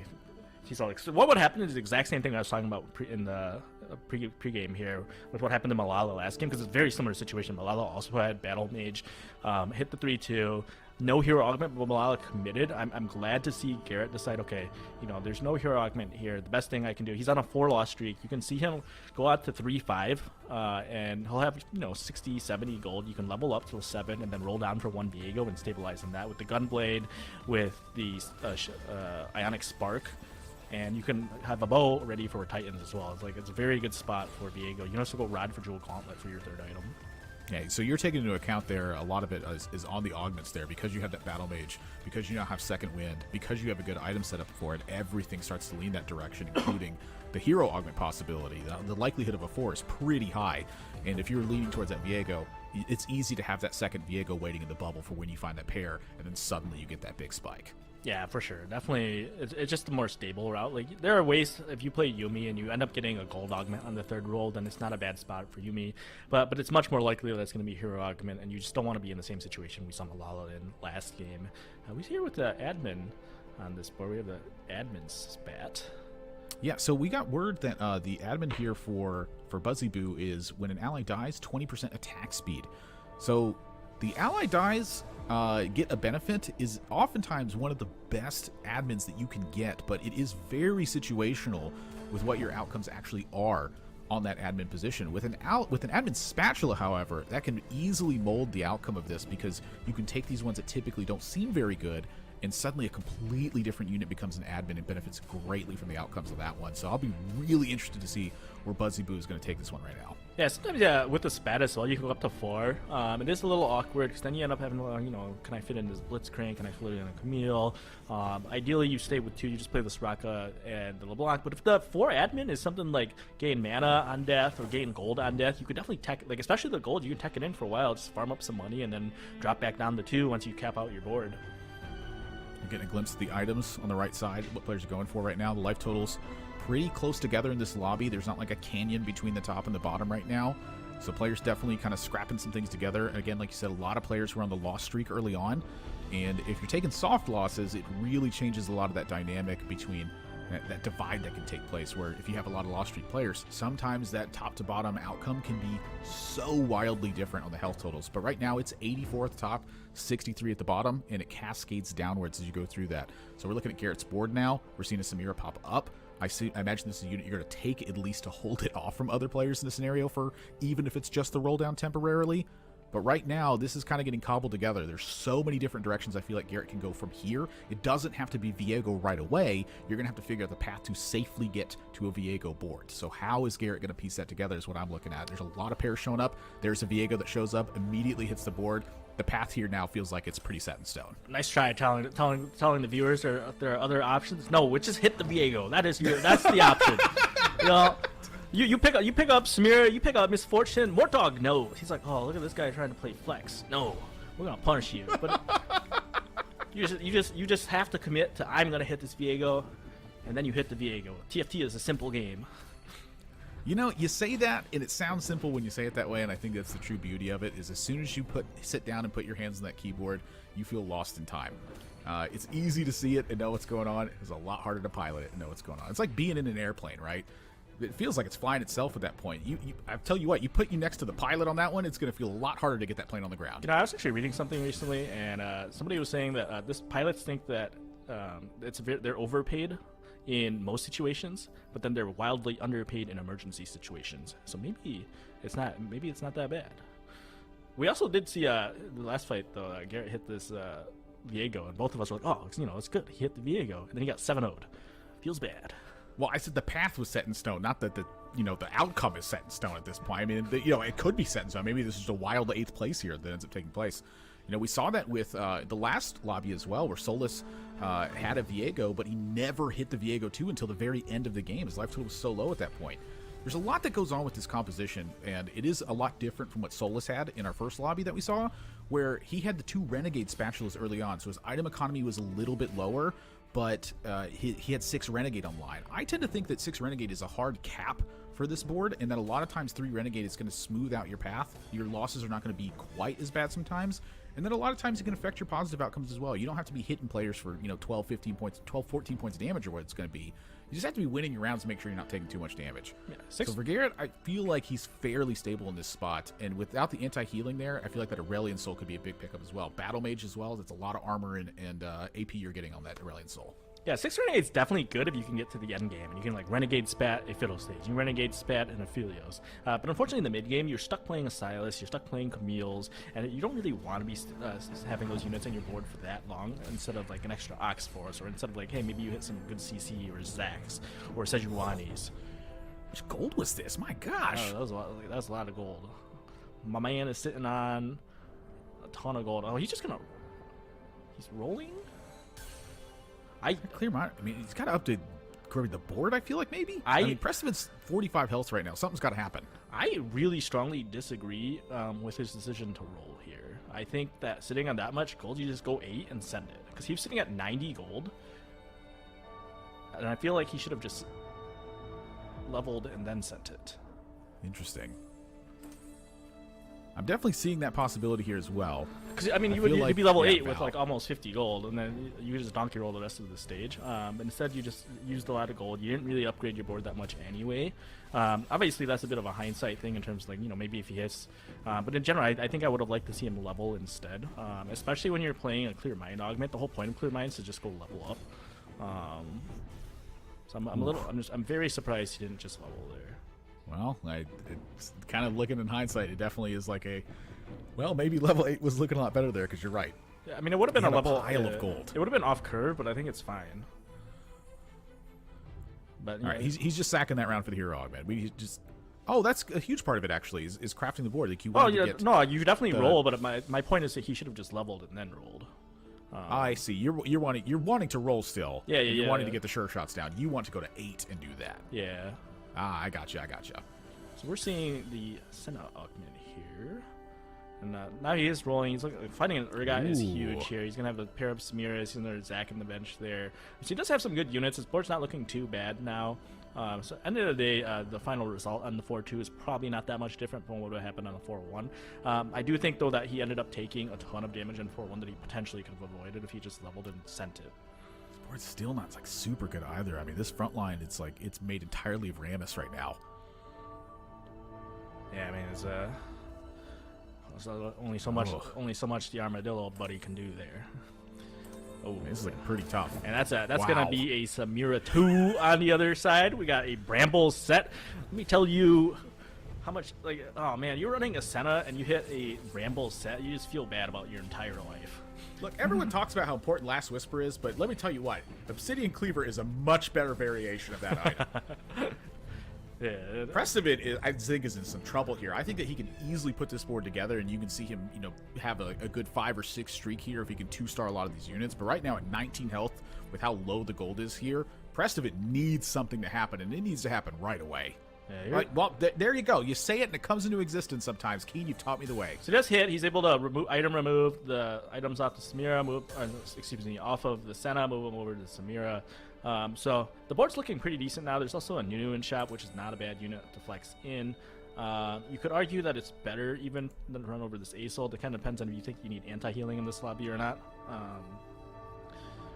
But we'll see. The double Zac, like the front line's definitely much better now. Even just getting this Echo, it could potentially pull the aggro off the Sejuani so that Sejuani ults backwards. Oh yeah, Echo 2 is like enormously better than the Echo 1. Yeah, so there's the Sejuani ulting backwards. So that's how you want to play the Echo. A lot of times I see people position Echo really weirdly. You almost always want to stick it kind of in front of your carries, or if you're scouting properly, stick it wherever the Sej are. A lot of people just default Sej in the middle, and so you might be able to get away with just always defaulting Echo in the middle. It just pulls the Sej ult the other side, and oftentimes ends up being a very bad ultimate, like we just saw.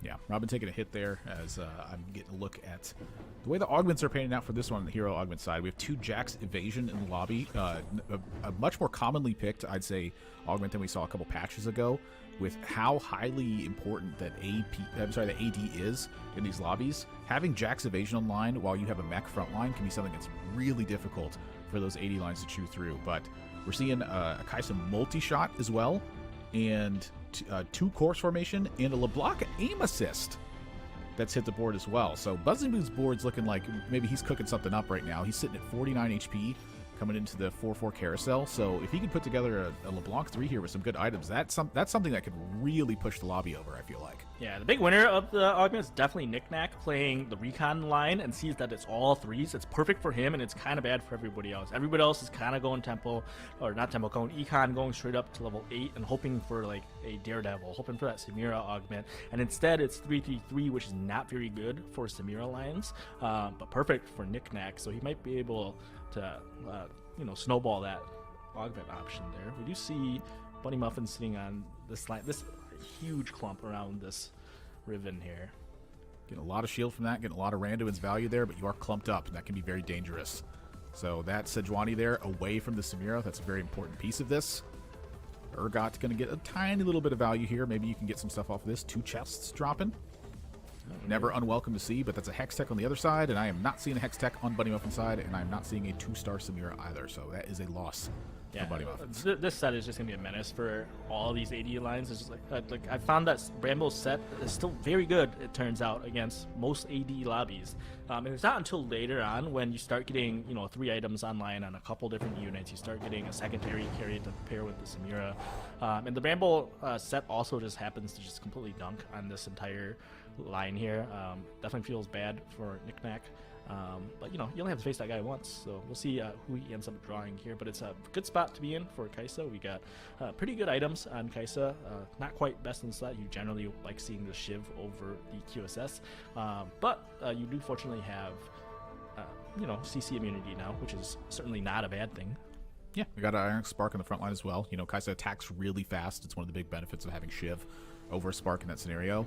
And I really do want to highlight the 3/3/3 hero augment that you pointed out as well. The more 3s that are out of the pool, more likely you are to find those Kai'Sas. And one of the biggest parts about Kai'Sa is you need to get this unit at 3-star or you get eaten up real quickly in stage 5. It's one of the things that is so tough about playing this line is if you're getting contested, both of you are just kind of holding hands into the bottom 2 at that point. And if you're playing an NA, it's more like 4 of you are holding hands if you're playing on the ladder anyway. So for that spot, because so many 3s are getting pulled out of that pool, it's much more consistent to hit that Kai'Sa 3 in the early of stage 5 to make sure that you can solidify that spot and find yourself in top 4. Yeah, 2-star Kai'Sa is like, that's your first partner you meet in life. Like, oh, this is a good relationship. 3-star Kai'Sa, you're getting married, It's a big step up. You're taking 3-star home Kai'Sa, you're showing her off to your parents, you're showing her off to your friends. But, there's a big level of difference. They're both decent, but one is clearly going to be better, and we'll see if he's able to get there. He had 5 Kai'Sas, he had 40, 50 gold going into now. It's not a bad spot to be at all. Robin does not have the healing right now in the back line outside of the second wind. We're looking at 2 more items that Robin's going to be able to craft here. Is looking like they are going to go for Gunblade, pair out some of this backline stuff that's going on, and another tank item on the front. This Sejuani 2 is going to be having a Redemption and a Sunfire Cape right now, and that is a lot of stuff you got in front of your sure shots in the back line. 6 Brawler right now with 2 sure shot. This is a very unusual board, but this is just kind of the Robin playstyle right now. It's just putting strong stuff in play and then watching your damage get to work on this one. So how is he going to put this together? Yeah, it's definitely not ideal. Like this is like if you're talking like what is the standard Samira board? It's definitely not this. Oh, that is a strong LeBlanc over there. You see this thing going off in the back line. It is casting and casting. I'm guessing he got the mana admin. Do we have confirmation of that somewhere? I'm not sure. Keep an eye on that. I would assume that it's the mana. Otherwise, actually it's gold. We see the gold drop. I'm trolling. Yeah. I mean, the gold drop also, like I was talking about that earlier, gold drop also very good. It lets him really pick up a lot of stuff. You see out on the bench already, I believe that he has 8 Sorakas, which is, I think that's good, admirable. Having 8 Sorakas at this point in the game. It's a lot of Sorakas.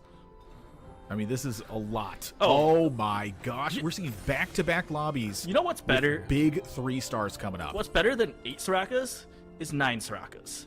And yeah. We got. It's like you said, Kai'Sa 2, it's a very wonderful thing to have. Soraka 3, you're getting married, right? I mean, you just said it. Okay, but actually, this is potentially a low roll because now he can't get cluttered mind value. And that's kind of, that sucks.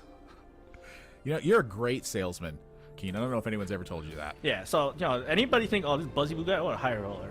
Think about that next time. But actually, he can farm a lot of gold here from the admin, and maybe he has enough gold to farm and buy up the shop there. It's not out of the realm of possibility. I'll tell you what is right now, though, is for Garrett to beat this 3-star Soraka right now. My gosh.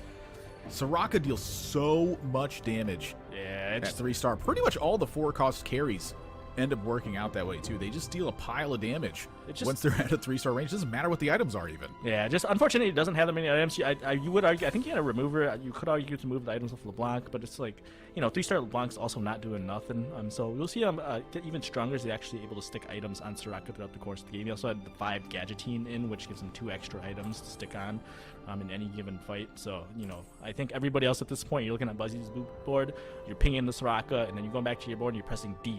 This is there's no reason to really push tempo or levels here. You're not going to get a first place. You should be playing for the second. You should be playing for the third. This is a bad timing if you're in Prestiven's spot right now. This is not the board you wanted to face. He's got 4 sure shot on line, had windy weather, swapped it out for Urgot for a little bit of that CC. But this was not the board to face right now. Maybe he can put together a soft loss here, but at 11 health, you are going to need Fortune's favor on your side. Oh, this is to get good. there at this point. He's alive. He's chewing through this, though. Is he actually win this fight here?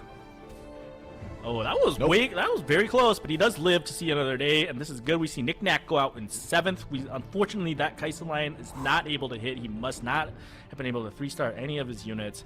And Prestivent is hanging on by the skin of his teeth here, which is great. You know, he cleared off the match. He doesn't have to face the Soccer again for a little bit, and you know, he's in there, you know, praying that that Soraka can pop off some other people for him.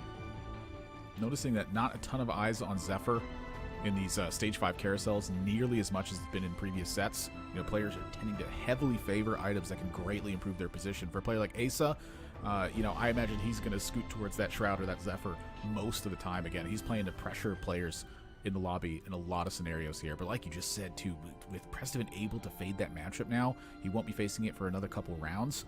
Maybe he could put together a top 4 from this spot, because I'm telling you what, his board is looking pretty stacked. Yeah, it's a strong board. I think the Zephyr, people definitely should be prioritizing that more. I think, unfortunately, a lot of us are used to kind of being lazy while we're playing, and so I think that is carried a bit over into tournament, where Zephyr requires you to kind of sweat a little bit, and just a lot of extra actions, a lot of things to think about. But it's obviously very good here. If you can Zephyr the Sarakas, you can Zephyr the Samira, it might be enough to get 1 win, and 1 win might be the difference between placements here, especially with the Soraka coming down to punish everybody in the lobby. So basically a back-to-back matchup here. The difference is that Robin has got way different backline in this spot. Frontline a lot more solid, backline not quite as strong, but again, the weather is windy, so the sure shots are kind of stacking up. A lot of CC hitting Prestivant's side right now, though, and that Sejuani 2 is not dying, but the backline fades. Prestivant lives for another round. It's just too much damage. It's 4 sure shot. The Samira is also just triple damage item. We don't see the Gunblade. Gunblade obviously great for sustain, but isn't going to put out as much damage as the triple that we see on Prestivant's board right here. So Prestivant really hanging on. He was in a tricky situation earlier. It's very impressive to see that he's able to just, you know, keep on here, claw out that extra placement. Let's see if he's able to get up to the 5th even. We see Asa danger of going 6th now. It's pretty wild to see this. I mean, Robin's board as well. Gosh, this feels like a tough spot. He is going to dip out of the... Yeah, you definitely want to drop. Just get some good... And he does hit a Samira finally. It's unfortunate. Like, it's a Samira-dominated lobby meta, and if you're not able to hit Samira, you can be in a lot of trouble. You see a lot of sure shot players in this lobby, and unfortunately, Robin was just stuck playing the center. Asa here in a tough matchup. So Asa looking at Zephyr on 1 of the 3 stars, but is that the one you want to hit? It is interesting that I don't know if that was a misclick or if it was intentional. I would love to ask him about that, but he does Zephyr the LeBlanc instead of the Soraka. I'm wondering if he's just thinking, oh, you know, maybe I could kill more units if I Zephyr the LeBlanc because it's on the right side. But nah, he's gonna take the loss there. Robin's gonna hang on. Prestivant does go out in 6th though. That does give Asa at least a 5th, but we did see him streaking early, and he's definitely not gonna be terribly happy with a 5th. But you know, it's not the worst case scenario. When we were talking earlier, hey, it's a lot of people playing econ augments. Those are the ones you really got to be watching for. Yeah, it's kind of a tough one in that spot too. I think that all things considered, there for Asa, that's not really that bad of a 5th place. To be honest with you, the spot was really tough to look for in that situation. It's not really ideal outcomes on any side of the board. So coming off of a 2nd place finish into a 5th, it's a pretty decent standing overall for where you're sitting at. And for Robin here, squeezing out a top 4, I just don't know how he does it, Kean. It just feels like he prints top 4s every single tournament. I mean, it's impressive. He's on Robin just right in the back of winning early. He obviously, we saw quite a few losses on this stage, but it's not like his board was particularly bad. It was just never going to win. So he's definitely at this point, you know, he was playing for a top 4, hit his top 4. He's going to be fairly happy with the outcome of this game. He does finally hit a Belveth too, though. I was actually looking up his stats earlier, and Robin is somebody that leans much more into Belveth than he does Samira, and so he's going to be very comfortable piloting this spot. So Belveth is one of those units that does require a bit more position. Like Samira, you can just kind of AFK, stick it in a corner, and not really think too much about it. You go left, you go right. Whereas Belveth, you do have to be a little more careful, because Belveth needs to watch out for the Sejuanis, needs to watch out for the CC. It's really vulnerable to that. And a lot of times you can put it on the same side as the enemy Samira. It can wrap and just end up killing Samira as its 2nd or 3rd target. Last second positioning here from Robin. Center of the board, Sejuani. Nope. And it is a windy Belveth here, but that is a lot of 3-star back. I feel like this game is getting terrorized by how powerful this backline is. No, right that's now. just How do you beat insta-died. it? This is you know, not bad, Robin. We take those force. Yep. But we A soft minus 22 on the fourth place here for Robin as well. You know, the rest of the board's looking pretty good, but I don't think anything's going to be able to overcome this 3-star admin backline right now. It's looking like it's just way too much. Yeah, it's just everybody else was ended up playing and rolling for, you know, can I get second, can I get third? We're going to see Lil Top able to push 9 here on the back of that set. You don't see that many sets these days, but it is still strong if you're able to get best in slot on it. You're able to put up your backline. Set does still tank quite a lot. The old frontline sure shot, because nothing else can carry it right now. Is that the Desperation Reforge? Is that what we just saw? The double. I mean, what can you do? We got lock here. We got double. Ooh. Well, that's not the one. Okay, you know. We were looking for the other one, but sometimes you can't do it. At this point, you look at the other fight and you're thinking, okay, maybe I could like somehow. But at 10, it's gonna be 9-player damage. Unless he wins, it is looking like a third for Lil Top. Not much you can do against 3-star Soraka. So that's a good tank, but he's not that good. No, nothing's that good. Garrett sitting at 2 HP, hanging on, and it looks like this is a 0 out from the other side. However, sometimes those desperation moments can show up where you're actually supposed to sell your board and hunt down like a random 3-star 5 cost, because it's the only hope that you have. You're just reaching into the void and hoping there's something there. Garrett's actually... If there is a comp that can get it done, I will say that Viego can do some surprisingly wild things at times, although I think it's incredibly unlikely here. Not in this spot. Garrett's definitely looking through the rulebook to see what the rules are on forfeiting. And he's going to find out, unfortunately, he is not allowed to forfeit in this spot, and he does have to play out this fight. You're going to see a valiant effort. Anyway, we got great items on this Fiddlesticks, but unfortunately, items don't matter in the face of a 3-star Soraka.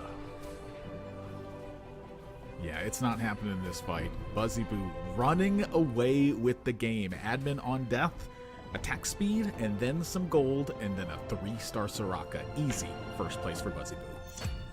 You definitely type BG after one of those. Oh, you're the BG typer. No, I'm a GG typer. Then people get mad at me for typing GG. I don't know what's going on where we flipped out, where people these days are upset about GGs, but that's how it is. It's the time. The timing is everything. It's like a stand-up comedy act. If you time your jokes wrong, it's just not going to work out right. Oh, we're jumping into lobby H here. We're not quite done with all of our lobbies, so we're going to be getting a look at this one here. There's a lot to download that's coming into this one right now, but I'm looking at Ripple Overdrive on a 12-win streak, picking up an Aphelios 2. That's a sure shot Belveth, and that is a lot of stuff on the sidebar there. We're looking at a pair of brawlers, some defenders that are in play. You have 3 Aegis. And I'm seeing some AP on the other side right now. This is looking like a pretty favorable matchup for Ripple Overdrive. We do get to see the Cleansing Safeguard augment here, though. This has been a augment a lot of people have had strong opinions on this patch. I don't think it's actually as strong as other people say it is, but it does help you tempo a lot early game. To me, Cleansing Safeguard is a comp where if you're ahead and you're able to set tempo, it can be very dominant. You can really punish people, but it's really difficult to come from behind. It does look like Tiny Jeff was probably the tempo setter in this lobby, though. So, yeah, towards endgame, it just doesn't scale as well, and it's really hard to like pivot out of that line either. You're just really pushing for legendaries on the rest of your board. You do see that he's sitting on a good amount of money. He's looking to go to stage 7, and he'll be able to roll down, a good almost 50 gold on level 9, and potentially he can hit some stuff to upgrade his bench, and maybe the Syndra can just chuck in extra units, and that'll be his win con here. Yeah, you'll notice there's an Urgot 2 on the bench with a QSS. The whole intent of that is you're getting more stuff on the board with this Syndra. I've seen this done a lot of times. I feel like that 6 heart is something that is not ultra powerful, but in a matchup like Sure Shots, your opponents are loading up so much that you have to keep up with them. You have to go toe-to-toe with it.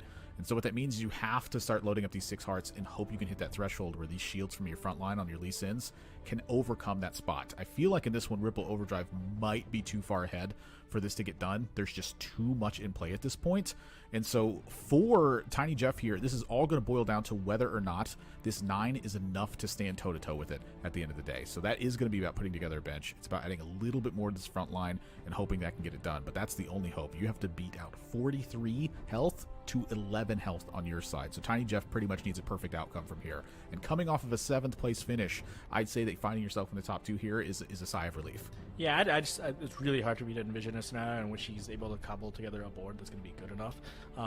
Getting the Morello there is going to be kind of nice, though he already has the Sunfire on the front line. Just the issue is I'm looking at Ripple Overdrive's board. He had so many item components that I'm wondering if this was an underground cash out. Or he got got online super early. Either way, it's so many items on a bunch of sure shots. It's going to be very difficult. You're going to see the Aphelios on the other side start to get another item here. Like, you could level here, you could play an Urgot, you could find a Fiddle 2 on the bench, and I still don't think that's going to be quite enough. We saw those Lee Sins just melt a little too easily. Not super good looks on the roll so far. Wasn't a ton of gold to work with. Alright, if he can hit 5 Sorakas in the next shot, well, actually, my bad, 4 Sorakas in the next shot, then we have a fighting chance here. So yeah, he's going to pivot out of that Blitzcrank. That's going to be good to get rid of a Blitzcrank at stage 7. But yeah, he was able to level and play a Echo, which is unfortunately not going to be enough. You should see the Sure Shot player just run over this. Syndra is going to need some big casts. Syndra gets shrouded. Yeah, I mean, he's the first toss in. That's the wrong Urgot. Urgot. It's the wrong Urgot. It doesn't matter though. It's just like he's just way outscaled at this point. But because he's able to set tempo, you'll take a second. Cleansing Safeguard is very good early. If you're able to get ahead and really push, you can really secure an easy top 4. And that's exactly what he does. I think he'll be quite happy with the result either way. Yeah, it's pretty well done. I mean, it's pretty much what you're supposed to do with the Cleansing Safeguard in that spot. Is you get a pair of Lee Sin 2s in play, and then you kind of just coast your way into level 8, level 9, and hope your opponents aren't strong enough to overcome the position that you're in. Why do they call you mean, Mr. Keen, if you ain't gonna be mean about it? Lee Sin abusers in tournaments? How Why wouldn't you? Could they? We forget about win the Lee tournament. Sin. That's the true. goal There of is the a lot of tournament. money. That is true. We gotta use the good stuff for the money. But zooming back to the previous lobby, LeBlanc 3, Soraka 3, Buzzy Boo in first place, Garrett Viego in second, Lil Top and Robin third and fourth with Sure Shot. One augment, Admirable, I was surprised to see, personally, but you're a stats guy. Jack's support augment of Evasion. Feels like statistically it kind of fell out of favor since Jack's got nerfed into the ground, but we saw Lil Top and Robin pick it up. Yeah, there's spots definitely where you can pick it up, and I'd say that one of the big ones is going to be when you have a mech frontline or when just everyone is playing AD across the lobby. It really opens up how long your board can live in these critical situations and put together maybe a few more key casts to either soften the blows or get you the win in certain rounds. You know, and again, kind of looking at that spot and seeing that Robin got top 4 from where he was, I feel like that's likely a spot where the Jax augment made a pretty tremendous difference in the outcome.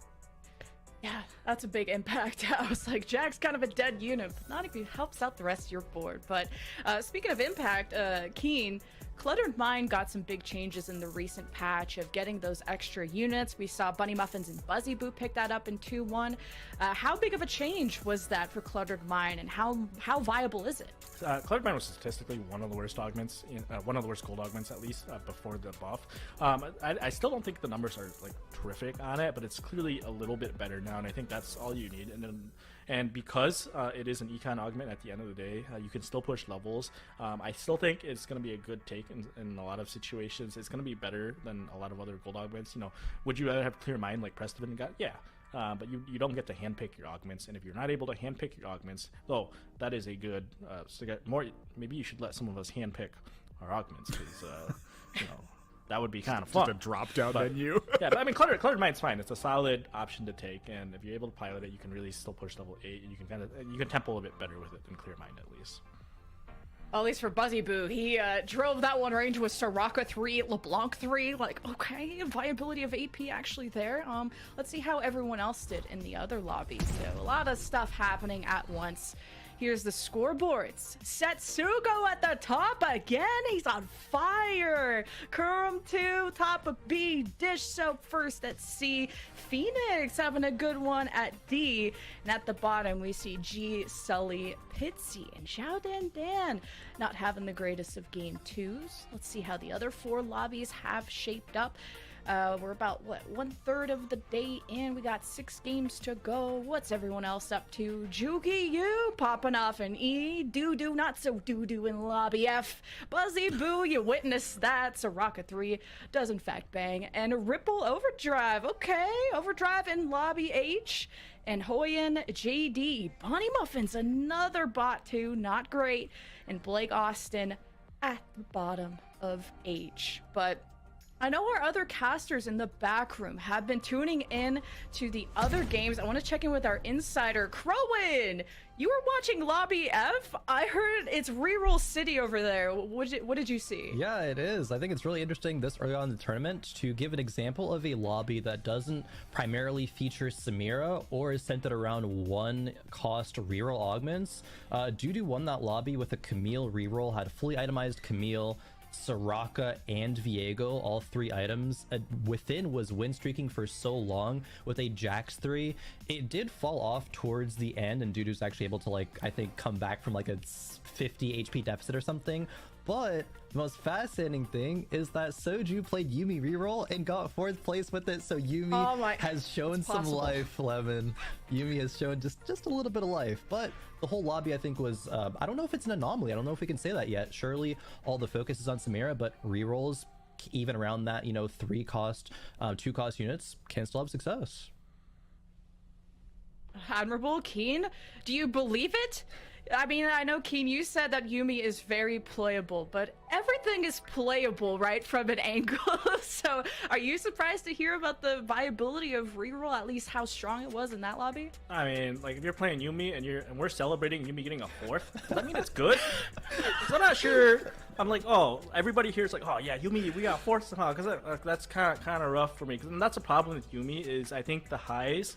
Because I am somebody who's played a lot of Yuumi. I love watching other people not have fun, and Yumi's very good at doing that. Unfortunately, the way it is right now, you end up going 8th, like we saw with Malala, more often than you don't. And even when you get a good game, it still is. It's a 5th, it's a 4th, and if you're signing up, like you're just relieved that it's a 4th. It's a really difficult comp to lean into. But again, there are spots where it is playable. I didn't see the full game. Maybe he could have positioned better and gotten a 3rd or a 2nd or even a 1st. But there are definitely spots, if you can hit Golden Ticket, if you can hit the Neela carry augment, or not the carry, the support augment on it. There's a lot of different things you can do where I think it can still be good. But again, reroll can be a bit risky, as is the case where sometimes you just don't hit, Yeah, I do want to point out actually a little bit of context into that game. It actually wasn't, I think, an ideal Yuumi spot from Soju. I think the 4th was a little bit lower. He could have gotten better. He actually was stuck on like hitting all the other 3 stars. He hit like Rel 3, Malphite 3, as I think Lee Sin 3 as well, but was stuck on Yuumi 2 and actually decided to push levels instead of finding the Yuumi 3. So if he had maybe gotten some more Yuumi rolls, and I think he only actually had 1 item on Yuumi as well, it really was all around that that like frontline carrying him. It could have been, I don't know if I want to say a 1st place, right, especially into that Camille reroll. I think it might have just rolled over with it, but there's some chance that Yuumi, even from that spot, I think still maybe, we could see it do better. I know the Soju fans in chat are like, yeah, it was a 1st. I see the 1st. Outerball, Camille reroll and Jax reroll in the top 3 too. What were your expectations of seeing those comps in tournament? Well, Camille, I feel like, is very much centered around the lobby context of it, where if you see that Camille can get to a backline and snipe it loaded full of items, it looks a lot better in a scenario like that. I think if you can get Camille hackered behind a Yuumi and pick it off before it's able to do anything, that's a big situation to be in. But I feel like that committing to a Camille line or trying to center your strategy around that is typically not a good idea. And honestly, that's just kind of my summary for this entire patch and a lot of this set, honestly, is that you need to know what a lot of your opportunities are. You have to see where those windows are, because if you're not taking them, you're giving up a lot of average placements because you don't know something. Frodin put it to me, I think, best earlier this week, where he said the edge in this patch right now is knowledge. The more knowledge you have, the more lines you can play, and the better you're going to do because you have more windows of opportunity. When you pass those up, those doors are closed forever, and you're finding yourself in maybe 4th or 5th place instead of a 1st or 2nd place. Yeah, Camille's also one of these lines that's kind of really heavily reliant on what the admin is. So if you get a couple AD admins, then the Camille, it's going to feel like the easiest game of your life. If you're able to hit it early, you get a couple AD augments. It almost doesn't matter if it's like on death, on kill, whatever it is, as long as it's AD, Camille can be really strong. And as you mentioned, you know, it can have a very good matchup into a lot of these squishy backlines, like with the Yuumi. Fortunately for the Yuumi comp, though, Yuumi oftentimes, as you mentioned, he pushed levels. The Yuumi 3 is actually not as important as you would think, despite being called a Yuumi comp. That comp is really heavily centered these days around Neela, having 3 items being very good. If you can really get the Neela online and being very strong, that's kind of how you end up winning with that comp. Obviously, 3-star Yuumi is nothing to joke about, but you know, it'll be interesting to see players throughout the rest of the day. We've seen a couple Yuumi lines now. I'll be curious to see if people continue to pilot it, or if they'll kind of shy away from our little cat friend. Sometimes you could pilot that baby right into 8th place. Hate that for I actually had an 8th the other day because of Yuumi. So if you see me bitter, that's because of that. I wish I got to see that Jax game because, you know, the AP scaling got changed recent patch. How viable is it? And in Camille, our players just, it's all about that positioning. Can you even get to the right side of the back line, or else your Camille just stuck on tanks? Wish we got to see the other lobby. A lot of things going on. One person doing very well though is Wajan Iverson with back-to-back 4th places, top 4 all the way. We have a player spotlight featuring him, so check this out.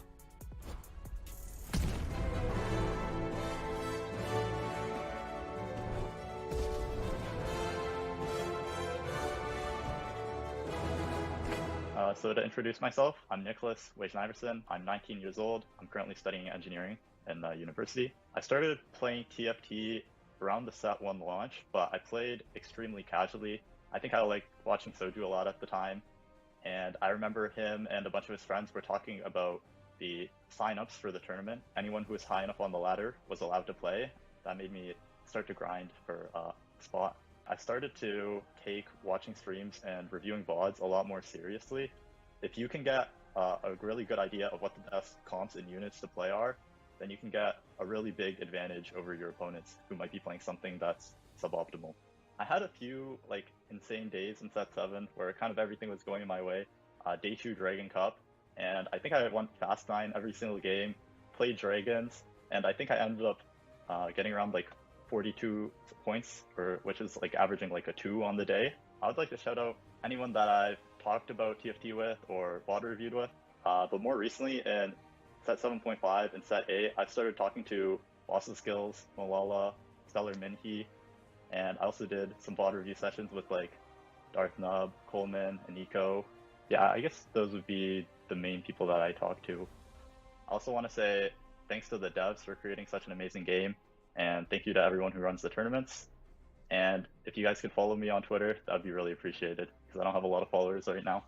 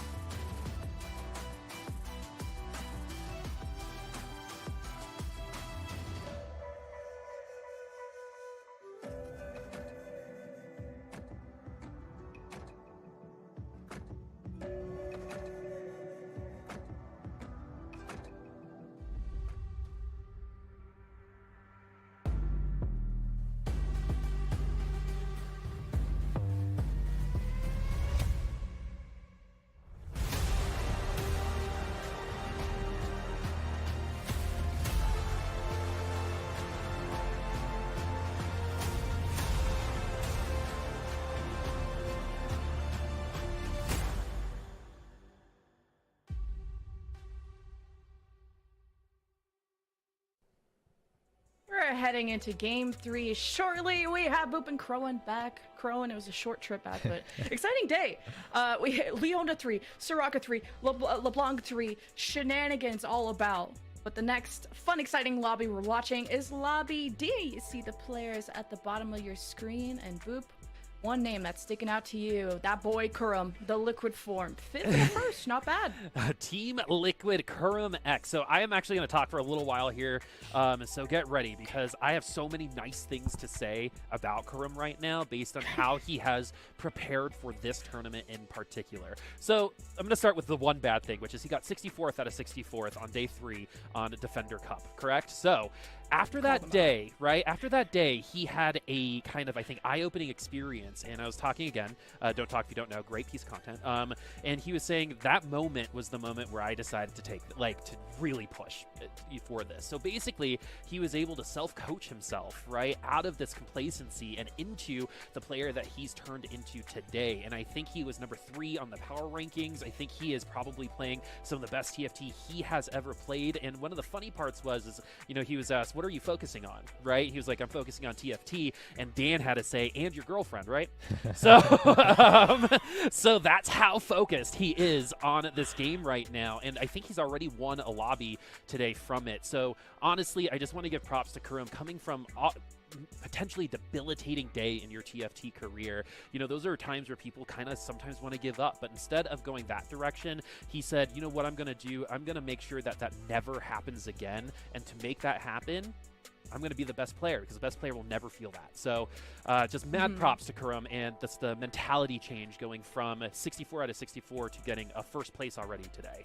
Mad props. Self-coaching is hard, and it's really cool to see that he was able to do it. Yeah, I actually want to expand off of that real quick. I think it's one thing to have that kind of perspective and kind of have that click, like, oh, I want to really focus, and there's another thing to actually follow through on that. And I think that's evidenced off of ladder. For one, Kurum's having some of the best ladder performance that he's had in such a long time, and even though Kurum started this day off with a 5th place, he immediately reset and went for a 1st place, and that's not something you can say about Kurum in every single set, right? Sometimes he does kind of get in his head a little bit, maybe a little bit of tilting going on, but it's really the Kurum that can reset and refocus and go from a bot 4 right to a 1st. That's, I think, super impressive, and testament to how his mental has changed kind of over the sets up until now.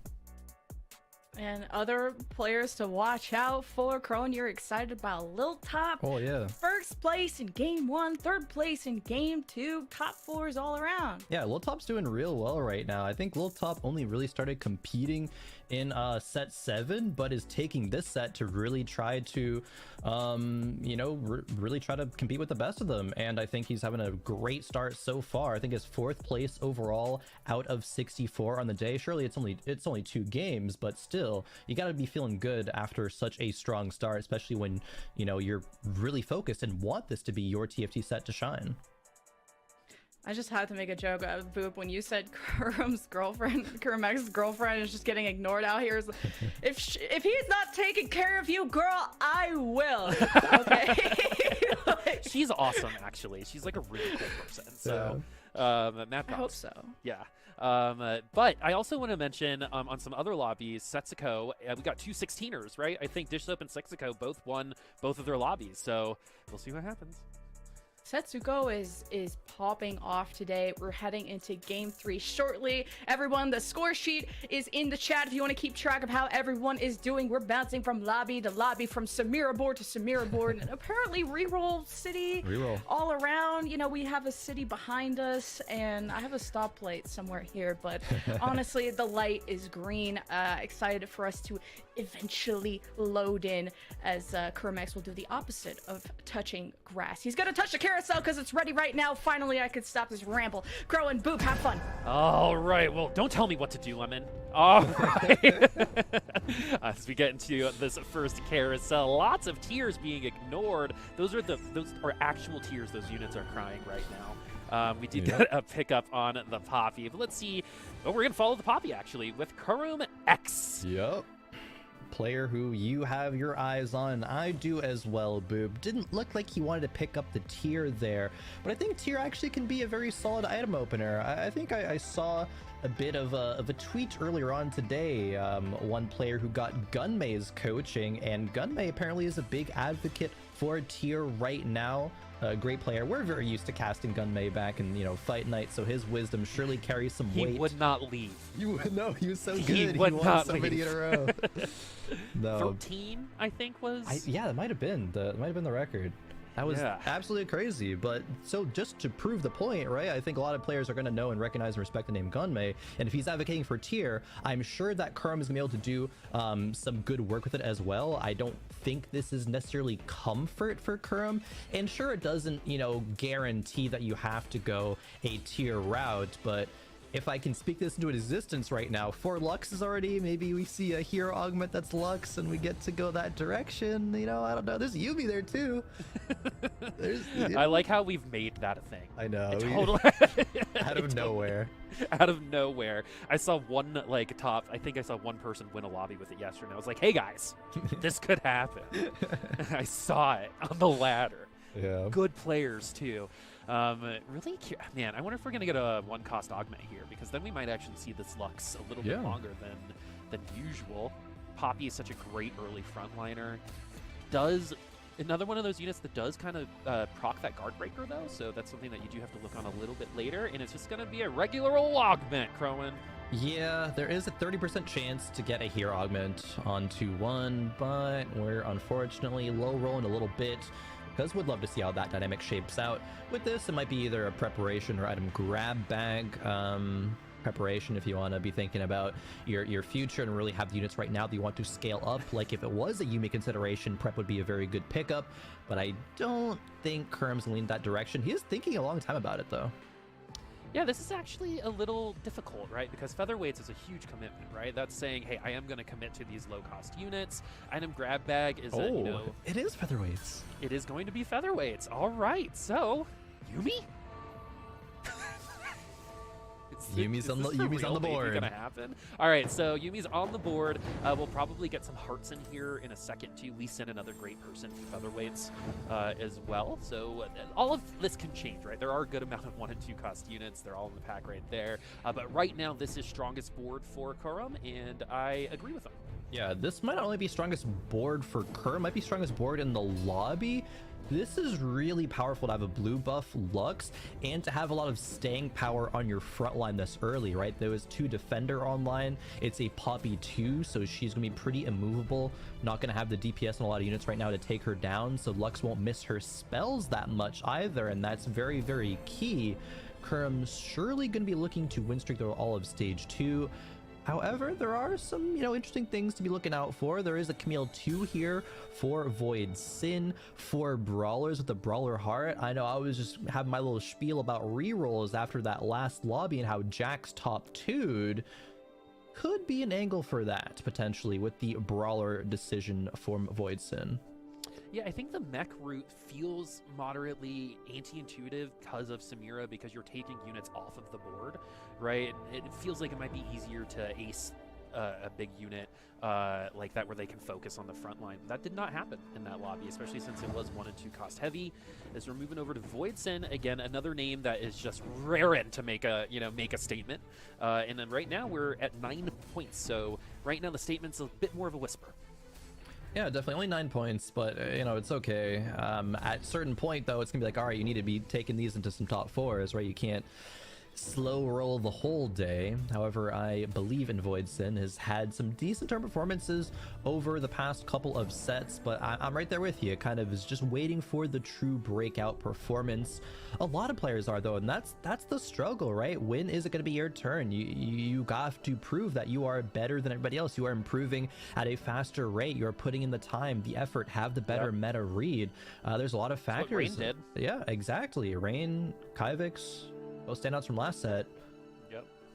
They kind of made the moment themselves. So when Rain was kind of popping up, I remember the first tournament I was lucky to cast for her. everyone was like, yo, this Rain player is good, right? yeah. Like, and then Very. the second tournament was the same, and that's so hard to do in TFT. And Rain kind of dominated the whole circuit, to be honest with you. And she deserves. 100%. Yeah, and she's going to be casting talent, I think, in the future too. Yes, That's going to be she really is. awesome. If you ever watch her, she speaks about the game in like a really cool, philosophical way, kind of like Asa actually. And I just really like that kind of thought process. But 4 people in the lobby. Void Sid now. We're still looking at it. We're here against Karam, who, again, like you said, has one of the stronger bouts right now. Doesn't have just 2 and 3 cost units on that board, maybe saying, hey, it's just the tier 1, right? We'll get the bonuses where we need them, but the front line can still be something like Riven or Zach or something later. Yeah, Voidson tried to cheese a little bit of extra unit kill there, putting a belt onto the Camille, but still I think was like sub 10 HP on that Poppy. Unfortunately wasn't able to get that takedown. And that's like we're saying, I feel like we say this a lot when I broadcast together. It's like always the little things that add up. It's like the 2 HP you can save in stage 2, stage 3 that ends up making a big difference. But really, like, this is a game of inches. This is, you have to be playing your best TFT in a tournament like this. And sure, it's Corrupted Cup, right? It's not one of the major cups like mid-set or regionals that, you know, can get you to Worlds, but you still got to be at least considering this as a huge practice point, right? You're not just going to pop into an event like regionals usually and pop off and be like, all right, I'm at Worlds now. This was free. You got to be taking it one step at a time.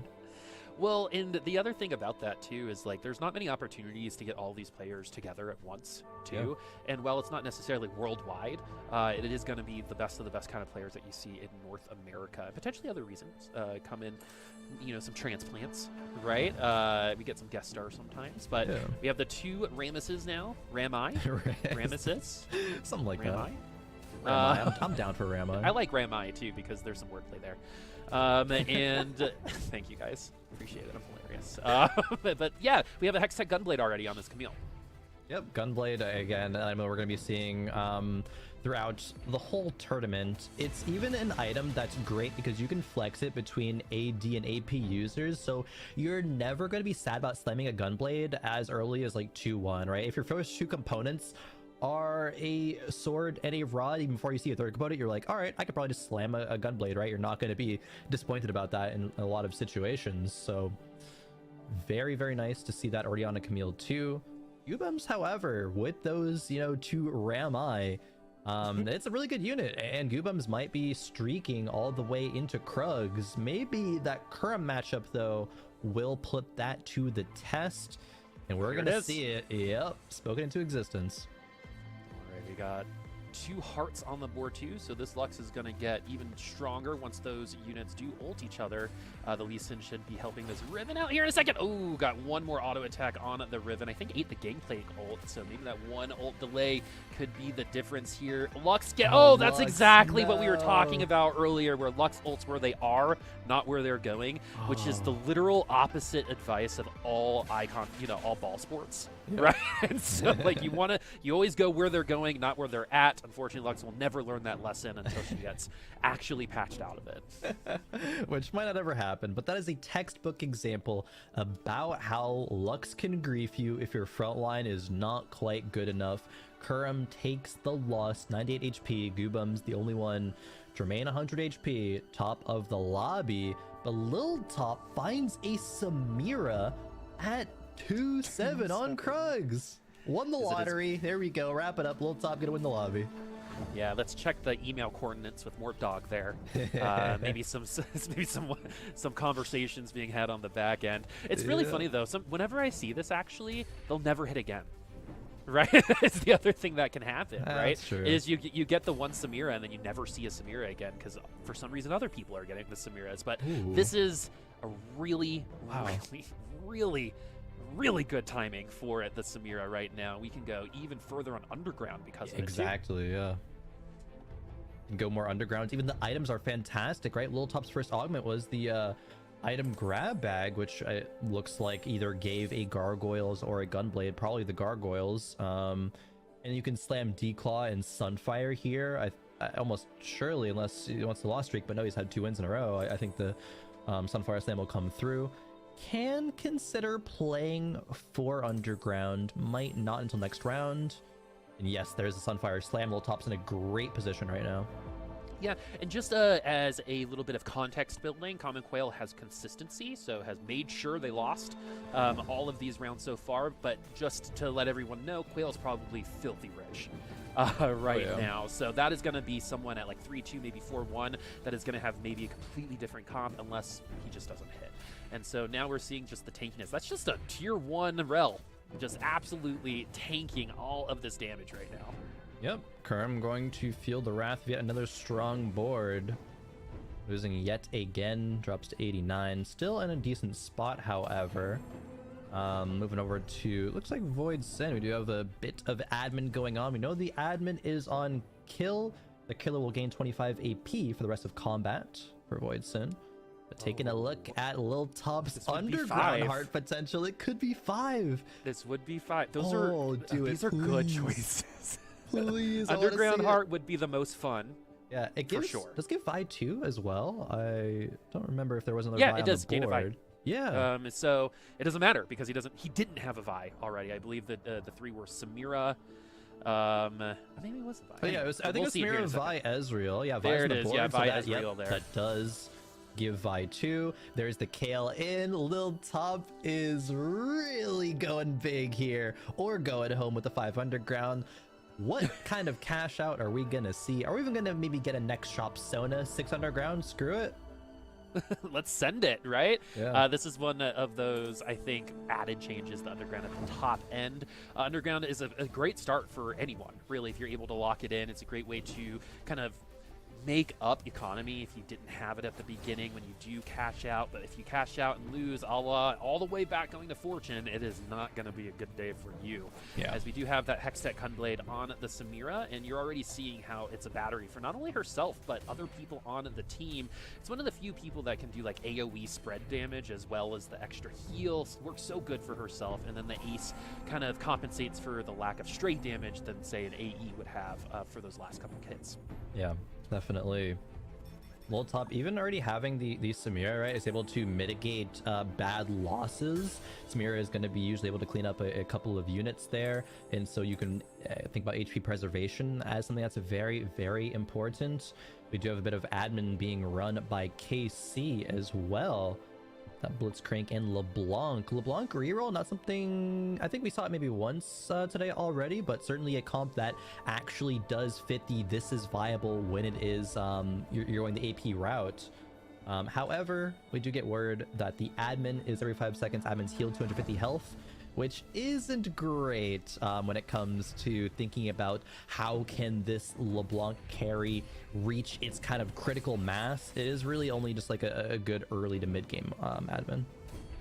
Yeah, and I think that's a really good point. Is early game is actually pretty good, right, for stage 1 or stage 2, right? Everything past that is going to be a little bit more difficult. The less units on the board, the better I think this admin choice is. I do think there might be another admin player, Voidson, who is doing AP.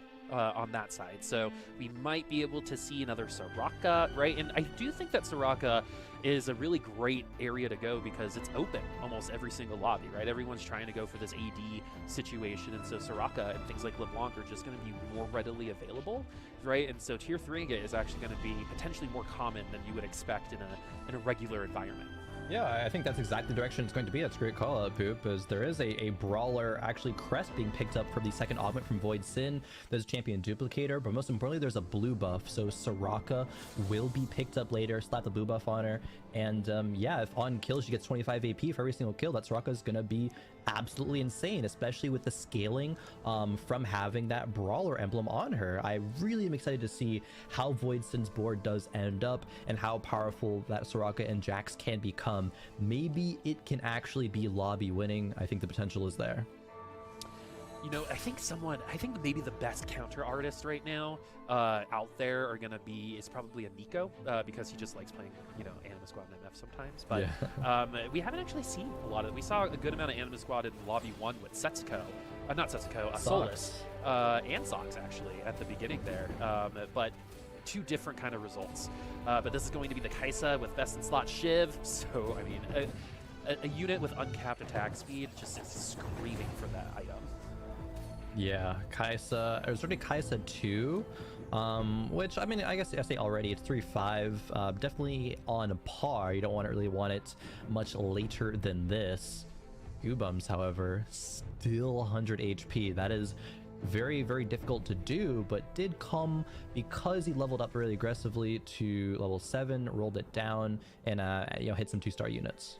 Yep, you spend more to win more, right? And it's all about pacing. So think about like I think the bike race is a really good idea, or like a long distance track meet, right? There's always someone who kind of like leads the entire time and then fades at the end. And that's a play style in TFT. You develop such a lead at the beginning that it's just hard to fall out of the top 4. Let's see if Goobums is going to be able to push through and even potentially take the win, but it doesn't usually happen that way. The 100 player usually can run out of money, tends to spend a little bit more between rounds to maintain the streak, because the streak is what's supposed to compensate it. So once that breaks, it's going to be a totally different kind of scenario for Goobums. Ooh, taking a peek at the Yogurt versus Void Sin matchup, we see that the blue buff is being carried on a Sona, which is fantastic. This is six brawlers. They're going to be so tanky. It's very difficult to get through, especially with a Senna 1. Killed 1 unit and was kind of just lucky to get that. I mean, this has been a little bit of a pattern. People getting stuck on like itemized Senna and then just not really coming out of it. Because again, the unit that you want some of those items on is Samira, right? Same first letter, totally different result, right? But yeah, here we go. We've got the Ribbon now carrying those Rel. Yeah. Oh, we did it. There it is. There's the 6. So that's going to be a lot of money later. And we have a good 50 HP. That's at least, Oh yeah, we're chilling for a little top right now. We've got a decent amount of HP to work with. We get a few more underground losses in there. Hopefully they are only by a couple of units. Ooh, pairing a lot of units actually on the bench there. Sells the Soraka, but finds a Samira pair. That's so important. And now Little Top has to make a decision. Do they want to roll down at 7 or really greed it out, wait for that cash out to come through, go to level 8, and then try to Giga Spike? I mean, the roll down is a little bit more attractive because we already have the 2 Samiras, but also money is attractive, right? Money is very attractive. Money is very attractive, and so player. especially. And so we're going for the money, right?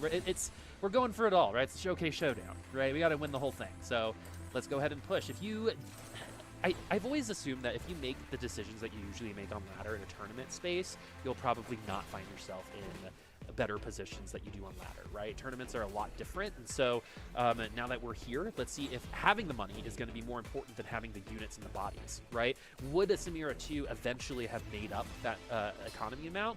We will never know because we didn't roll. But those are the questions that y'all should be asking yourself when you're in the same position making those same choices. Oh wait, that was an 8 brawler Soraka 2, I think, that we saw already. That was crazy to happen in just a few rounds. We're playing underground, so this is like the worst recombobulator approach ever. Yeah, no, Recombob can be really good, but I think it's gonna be an augment reroll. It's looking like. I mean, if the Samira was a Samira 2, that could have been an option. Yeah, still even like Thrill is not bad. Yeah, Recombobulator is one of those augments I like force myself to think about because it's fun. It is fun. All right. Oh, here's the cash out. It's 4 completed items. Do we go deeper? Little Top, show me the continue heist, and yes, we are continuing, Boop. We're in the Paris catacombs at this point with Lil Top. All right, we're going to continue on. We don't actually have a ton of HP at this point, depending on how we lose. And we actually are seeing a Samira 2 completed for Garchomp with the IE Last Whisper, Runans. I mean, IE Last Whisper has been around since literally set 1, right? And the Runans has always been good with those items. And Samira doesn't necessarily need ramping attack speed because she gets it with her ult. Yeah, this was a kind of bad loss. Little Top only has probably this loss. Has to, I think, press the cut and run button. But at least we have to see one more heist level. Really looking forward to seeing what that will be. Oh, this Soraka is absolutely beautiful from Void Sin. That's going to 1v9 a bunch of fights. The moment we've been waiting for. Oh! Yeah, that's crown, a bunch of loot orbs. champion duplicator, some more items. All right, so this is the thing, right? Anytime you cash out like this, the hardest part about it is you have 15 seconds to change literally everything on your board, right? So you got to put items, you got to get the mechs in, for example. It's going fast. I mean, okay, it's stalled a little bit there, but has the right direction. Finding 1 or 2 more upgrades, I think, will be fantastic. This was solid, I think. There's a lot more the Little Top can do, but the framework is there. Getting the mecha set online is a fantastic direction. I think a lot of people don't give mech enough credit currently. It's still going to be a solid front line. Sure, it's unlucky that we didn't find a Samira 2, and the items aren't necessarily there for her yet.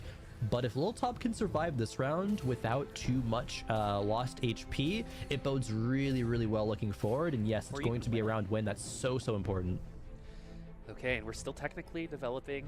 We might be able to steal like 5 more gold a little later on, but going down to the 4, meaning that we're still going to get that heist progress, but it's not as important to like balance it for our team comp at this point in time. We're definitely looking to move out of it and just kind of focus in on our back line. Oh my god, 1, 2, 3, 4 champion duplicators. Is that What the the? most I've ever seen? Yeah, I think that's probably the most I've ever seen at once. Well, Personally. and what's unfortunate for Little Top is that neuters the effectiveness of their own champion duplicator, right? Because they're all waiting for Samira. So, or maybe not, but yeah, Void Sin isn't at least. Yes, he's already got the Samira too. More loot orbs that Little Top still needs to pick up as well. Okay, just a bunch of gold. Fortunately, did get the bow off of Carousel. You know, being first pick means Last Whisper Samira is going to be online. Urgot, there we go. That's probably a decent shop. Oh, Aphelios as well. Sell the Samira. You know, let's go Aphelios right now. Let's do it. Yeah. Oh, we didn't sell the Samira, but we did get the Aphelios, right? Yeah, so that's probably where the duplicator will end up eventually, as we do pick up more 5-cost units, and we're still getting some underground shenaniganery going. We do have IE Last Whisper and a sword on Senna. This is exactly what I was talking about last time. It's like, I'm sorry you didn't get Samira, is what that is. That's what that means.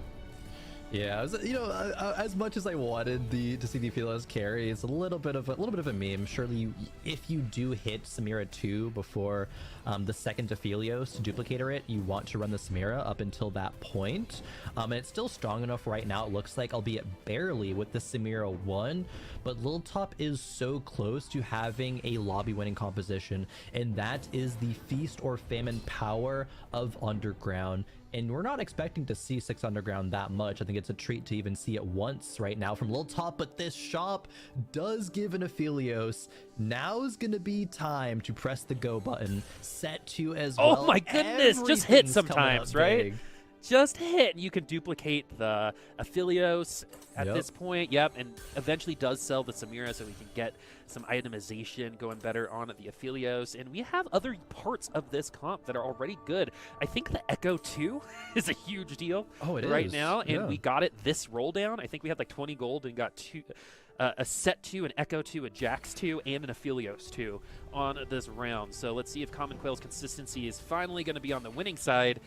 But this Aphelios is going to be pretty brutal to deal with. Oh, very. And oh man, it does so much damage. And that set right now at least is going to be an unkillable front line.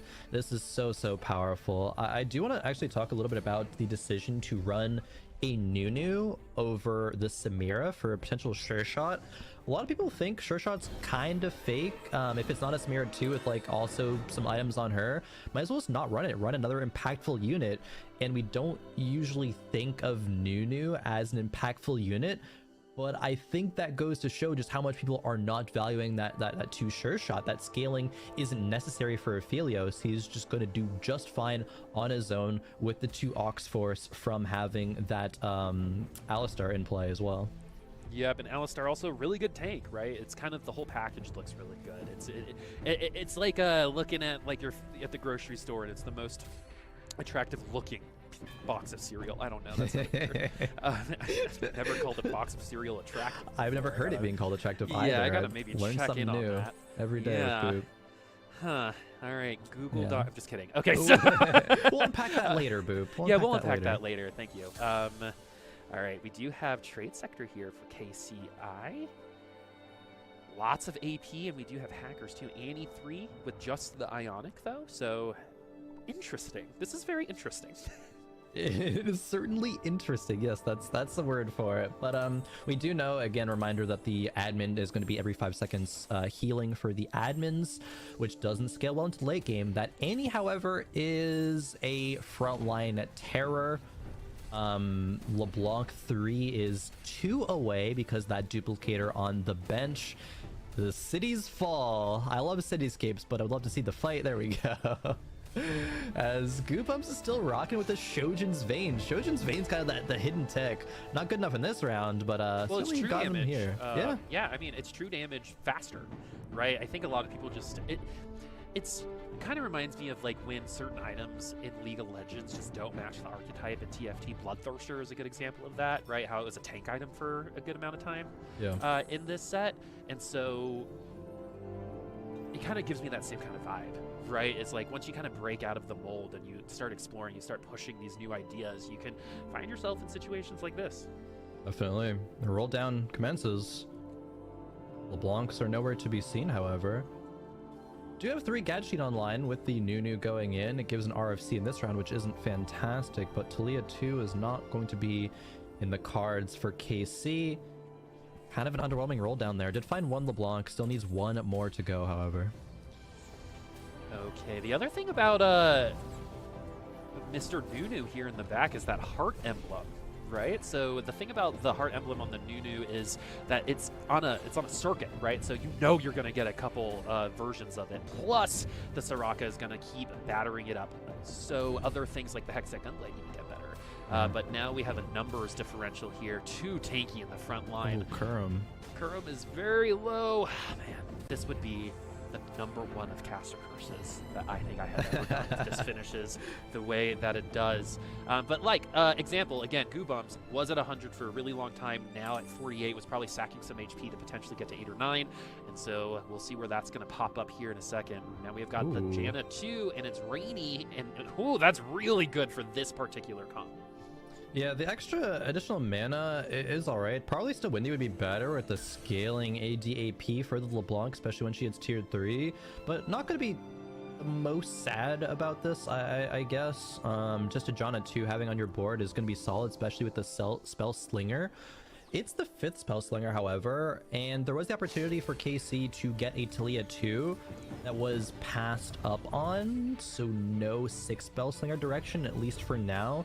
Maybe if KC is able to hit the LeBlanc 3 and coast to a level 9, but we're just kind of not really there at this time.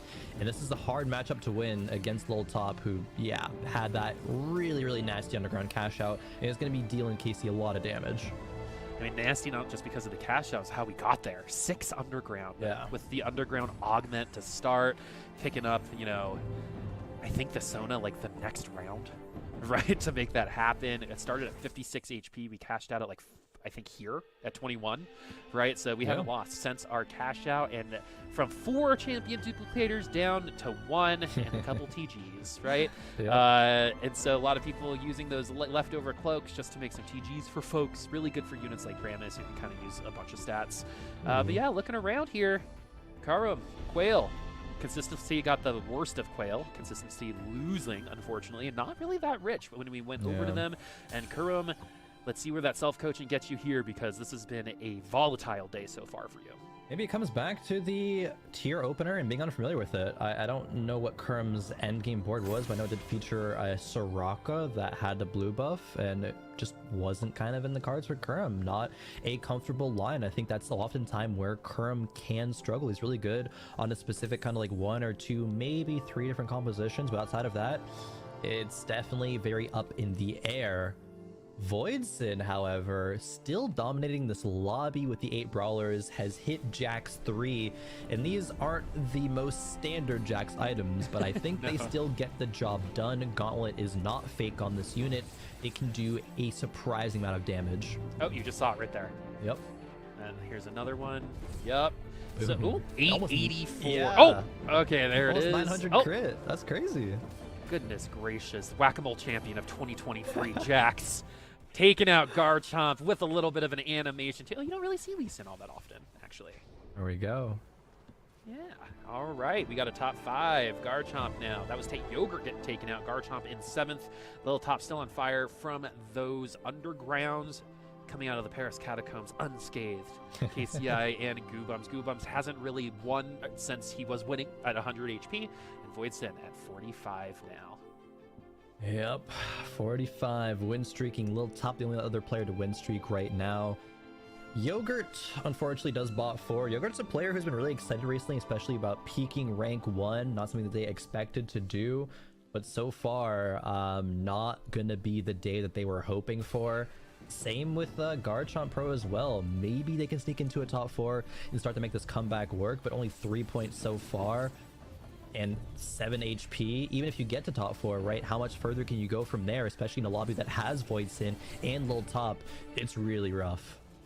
Yeah, the Hextech Gunblade is the battery that this team Oh, needs. yeah. And with that particular ultimate, when it hits everyone, that's so much healing. And here we get to see Once Mr. again. Lee Sin. We ain't blind. We can see this. We can. Lee Sin can't see it himself, but knows he probably did something cool there. Gonna be sending out Garchomp Pro and a bot for Goobums, the player to be win streaking 100 HP. Boop, I think you called it out perfectly. How far can that get you? Oftentimes you kind of drop off a cliff because you sacrifice that early game power for having a weaker late game, and Goobums is on an 8 loss streak currently. Yeah, man. I feel really bad. I feel like I'm responsible for the 7th place. Oh, No. man. Okay. If there's anything that goes across all esports, it's the caster curse. It's wild. Oh, for sure. It's foolproof almost. So anyway, I'm just going to talk badly about people I like. Maybe that'll help. Crowan, I don't like you. Oh, that is still wow. I thought we would come a long way from game number 1 where you insulted me, but I see we haven't grown as people yet. But we'll unpack that too later on. Don't worry, You know what? we'll save up all this ammo. You may have grown as a person, not me. All right. I refuse. Goobums now did get that win on this round. Ooh, Vein 3. Oh, there we go. And Cho 3. All right. Okay. Cho went along. Choo-choo. The Cho-Cho train. Oh, I like that. Okay. The Cho-Cho train in the front line. You But got the there, double you got there. reduction. Yeah. That's what you call iteration, folks. And the Vein 3, Cho'Gath 3, that's going to actually rip some damage through. Oh, yeah. And something else that a lot of people don't get frustrated by until it happens to them is the Mana Reef from Cho'Gath. So it really can be a difference maker. Ooh. It could actually cause the Soraka, for example, to take one more auto attack to ult Yeah. and cause a little bit of a difference. There's some beef Opposite for dinner here in the side, front line. though. This is a really good litmus test of how good Goobums' comp actually is. Was the Cho'Gath in Vein 3 enough? Vein's trying to tear through this Jax, but the Edge of Night's actually fantastic in dealing with it. Resetting the aggro, it's going to be a 1v2. Soraka's going to clean up the fiddlesticks, but can she do enough True against the damage. Vein? One more star falling down from the sky. Can it do it? Yes, it does. Goobums hits big, but gets hit out of the lobby right back. Did top 4 at least, but it's not good enough. This lobby is super capped, especially players like Voidson and Lil Top, and KC kind of sneaking in here as well. Yeah, I mean, KC was actually pretty, I think, ahead at one point too when it came to their team comp. Had a really good front line. I think I've been enjoying the comps that have been developing their front lines earlier, right? It seems like, hey, if we have the Hextech Gunblade, we'll put that on our AD units, but let's not be afraid of making our front line viable. As we get the split screen here, it's going to be Voidson versus Lil Top on the right, and we got a Ghost going up against our friend KCI on the left. So I'm going to be looking at Lil Top right now, and that Soraka that's closest to us. Nunu did get into the back line, but look at that Hextech Gunblade, absolutely keeping ourselves juiced for this fight. The blue buff is really nice too, and there's a lot to be said about Nunu getting into the back line and just stopping an auto attack every so often. But the auto attacks were not stopped there for that Soraka, and Voidson does take the L.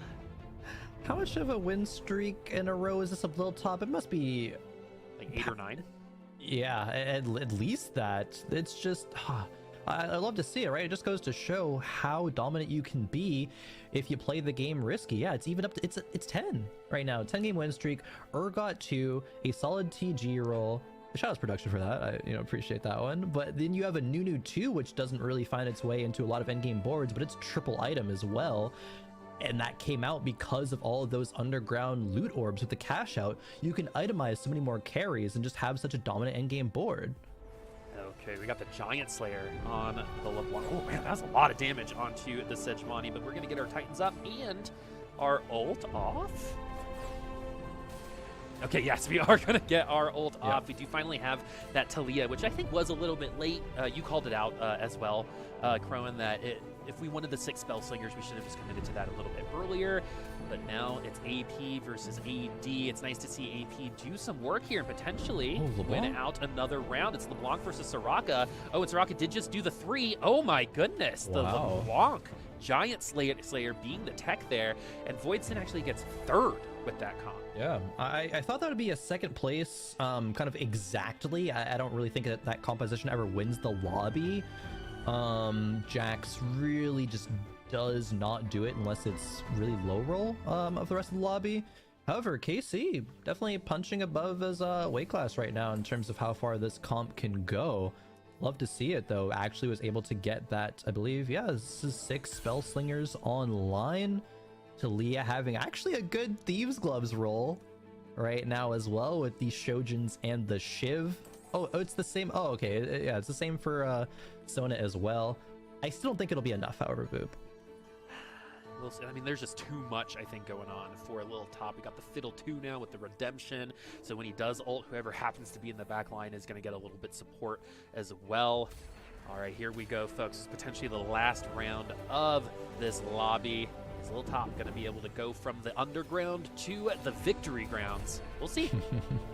It's looking pretty likely. However, the Philios did drop very dangerously low. Maybe another Talia cast would have done it, but she gets taken out by the Nunu. And it's a victory march all the way, 12 win streaking to 1st place. Lil Top claiming Game 3 in Lobby D. Lil Top album coming out next month, right? Does it sound like that? Yeah. And so Lil Top with that Underground 6. I wonder if we're going to see that Wednesday. Oh, spectacular play from Lil Top Lemon. That was crazy. I love seeing Underground, especially 6 Underground. Yeah. Can you imagine being that rich in this economy? Like, he is the icon of Underground, because I was real curious on how that was going to do. But one thing I was not expecting to see, and this is going to be a little controversial, so Crowan, get ready for your hot take. Ooh, okay. Vertical Duelist, very controversial amongst the community. If Dan was here, he'd be looking like Admirable right now after seeing what we saw. Goobums took the Duelist heart at 2-1 with an early Vayne. What is your take on committing that early to Duelist without the certainty of a hero augment? Yeah, Duelist isn't going to be a comp that's winning lobbies in this meta. It's just not going to do it. I think Goobums did kind of commit to, okay, I'm probably going to be playing for a 3rd at best here. Wasn't able to get that. I think got a 4th. There was a moment of hope, however, right? If you get the Vayne 3, get the Shojin's tech in there, kind of demonstrating to the world that this can be something that's viable.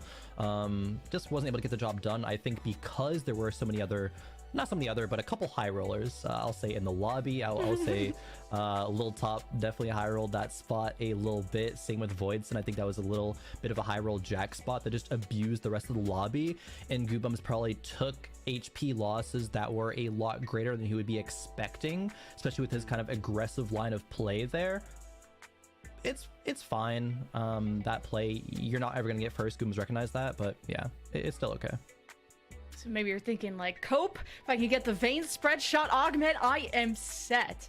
Which didn't happen to be the case. But Boop, I mean, speaking of Underground, Lil Top getting first, the richest we've ever seen, all the way Underground 6. I mean, Underground got major changes in the 13.3 patch. How much more popular and how different do you play Underground this patch? Because it was super fun to watch Lil Top just pee, get Samira's, and, you know, coast to first. Well, I think if you're able to get it early, I think it's a pretty easy slot in, right? And so it's a way to combat the losses that you take with extra economy when you cash out. So just like any other gambling type of synergy all the way. Again, Fortune I think is the one that everyone thinks about when you think about that, right? It almost always has a similar vibe, right? Because I think my most favorite part about watching players play Underground, especially when they cash out so late, is what they do in 30 seconds, right after the cash out. It is absolutely insane. I don't think I can physically move my mouse that fast or move my eyes like that. So it is something that I'm super impressed by. And so I think the more in terms of where you're going to cash out is going to be where the most talk about Underground's going to be. But that cash out was real good. And obviously, since we didn't lose since we took it. Huge cash outs, and the fact that you can just go deeper into Underground now, it's something that I was expecting to be a lot more popular this tournament. And Crowin, another kind of big buff was the kind of buff to Thief's Glove's luck this patch. Oh, sure. Have you noticed an increase of the strength or maybe the pick rate of Band of Thieves, the silver augment? Because I believe Guard, Chumpro, and Goobums picked it up. Yeah, it does make it slightly more appealing, especially if you're comparing it to other just like, oh, these are the good standard augments. I'm not unhappy picking these, but I'm not the most excited either. Maybe now it's a little bit more of a lean to taking Band of Thieves. It's not negligible of an impact. I'll say that. Like, it's not the thing that you're going to be like, oh, that was the difference in this lobby, but still that's something that are going to be on players' minds, especially if you're saying like, oh, what is each specific scenario in analyzing it in kind of great scrutiny and great detail. I've been hearing that just out of all the silver augments, which are sometimes doo-doo, that now that the Thief's Glove's got a bit of a buff, now the Band of Thieves is looking way more attractive when it comes to the silver augments. And Boob, speaking of augments, we didn't get a hero augment in that game we watched. What do you think the impact is of not having a hero augment? Are there certain comps that do better than others, or now you can kind of play whatever you want? That's a really good question, and I think that's really loaded. I think what it does is it makes everyone play a little bit more flexibly, right? Especially when you're kind of waiting for that last hero augment, right? Because I don't necessarily think you can make that decision until that third augment comes and it's not a hero augment, right? So you probably play similarly up until you know for sure that's not coming, and then make your changes. That's probably how I would adjust my play, knowing that there isn't that hero augment there. I mean, it does open up re-rolling, like there's trade sector all of a sudden because I think a stronger augment because of that. But you know what I think it does do is keep everyone a little bit more like looking around, right, until that comes, right? And once it doesn't, then I think we get to see the reality of that lobby, and that's when we saw, I think, a lot of people push that Aphelios actually. Well, let's take a look at who pushed all the way to first, or who pushed to maybe an end of a tournament early. Looking at the scoreboards. No, that's kind of mean, huh? Mean bit. Mr. Keen so impression mean. here. Bunny Muffins, after back-to-back bottom twos, is at the top of A. Now that's a turnaround. Garrett, top of B. D wants some T. Had some L's, but ends in a dub at Lobby C. Little top, it's in his name, and he's at the top of D. And not having so much luck is lucky in 8th place at A. G, not having a great day 3 of Defender Cup. Another bot 2. Taco Bell Wi-Fi, it's a funny name and not so funny, 8th place. And Common Quail also having a rough performance thus far. Let's look at the other lobbies, and we are about halfway through the game, through the day and the game. I mean, you just watched the end of game 3, so only 3 more games to go. Asa, A+ performance in lobby E. Broccoli, good for you and good at the game at lobby F. Buzzy Boo buzzing his way to the top of G. And Wasian Iverson, a big comeback after a rough start to lobby H. First place there. Tiny Jeff feeling tiny at the bottom of E. D Graph, not so hot. Prestivant 2, what's happening but the prophecy? And Nick was my dark horse and riding his way to 8th place at H. But now we have our standings ready, and that's when I'm going to want to get y'all's opinions on this. How is everyone doing? This is the bottom of the bottom. This is the pits, Boop. Are you surprised to see anyone in particular here? Well, it's nice to be back where we met, the pits. So that's really nostalgic. Prestivant, you know, someone, I think we meme on him, but he's actually a really good player, right? He does work really hard. Talk about Wi-Fi has popped off in the past. We like saying his name. It makes you hungry. Your player Insight here, you know, crawling back up. If you're at the 13, you're probably feeling all right. There's still 3 games to go. However, if you're in the single digits right now, you are sweating a little bit. And the other things that are a little interesting, Cottontail, Zhao Dan Dan, Defender Cup representatives, all in the bottom half of the standings.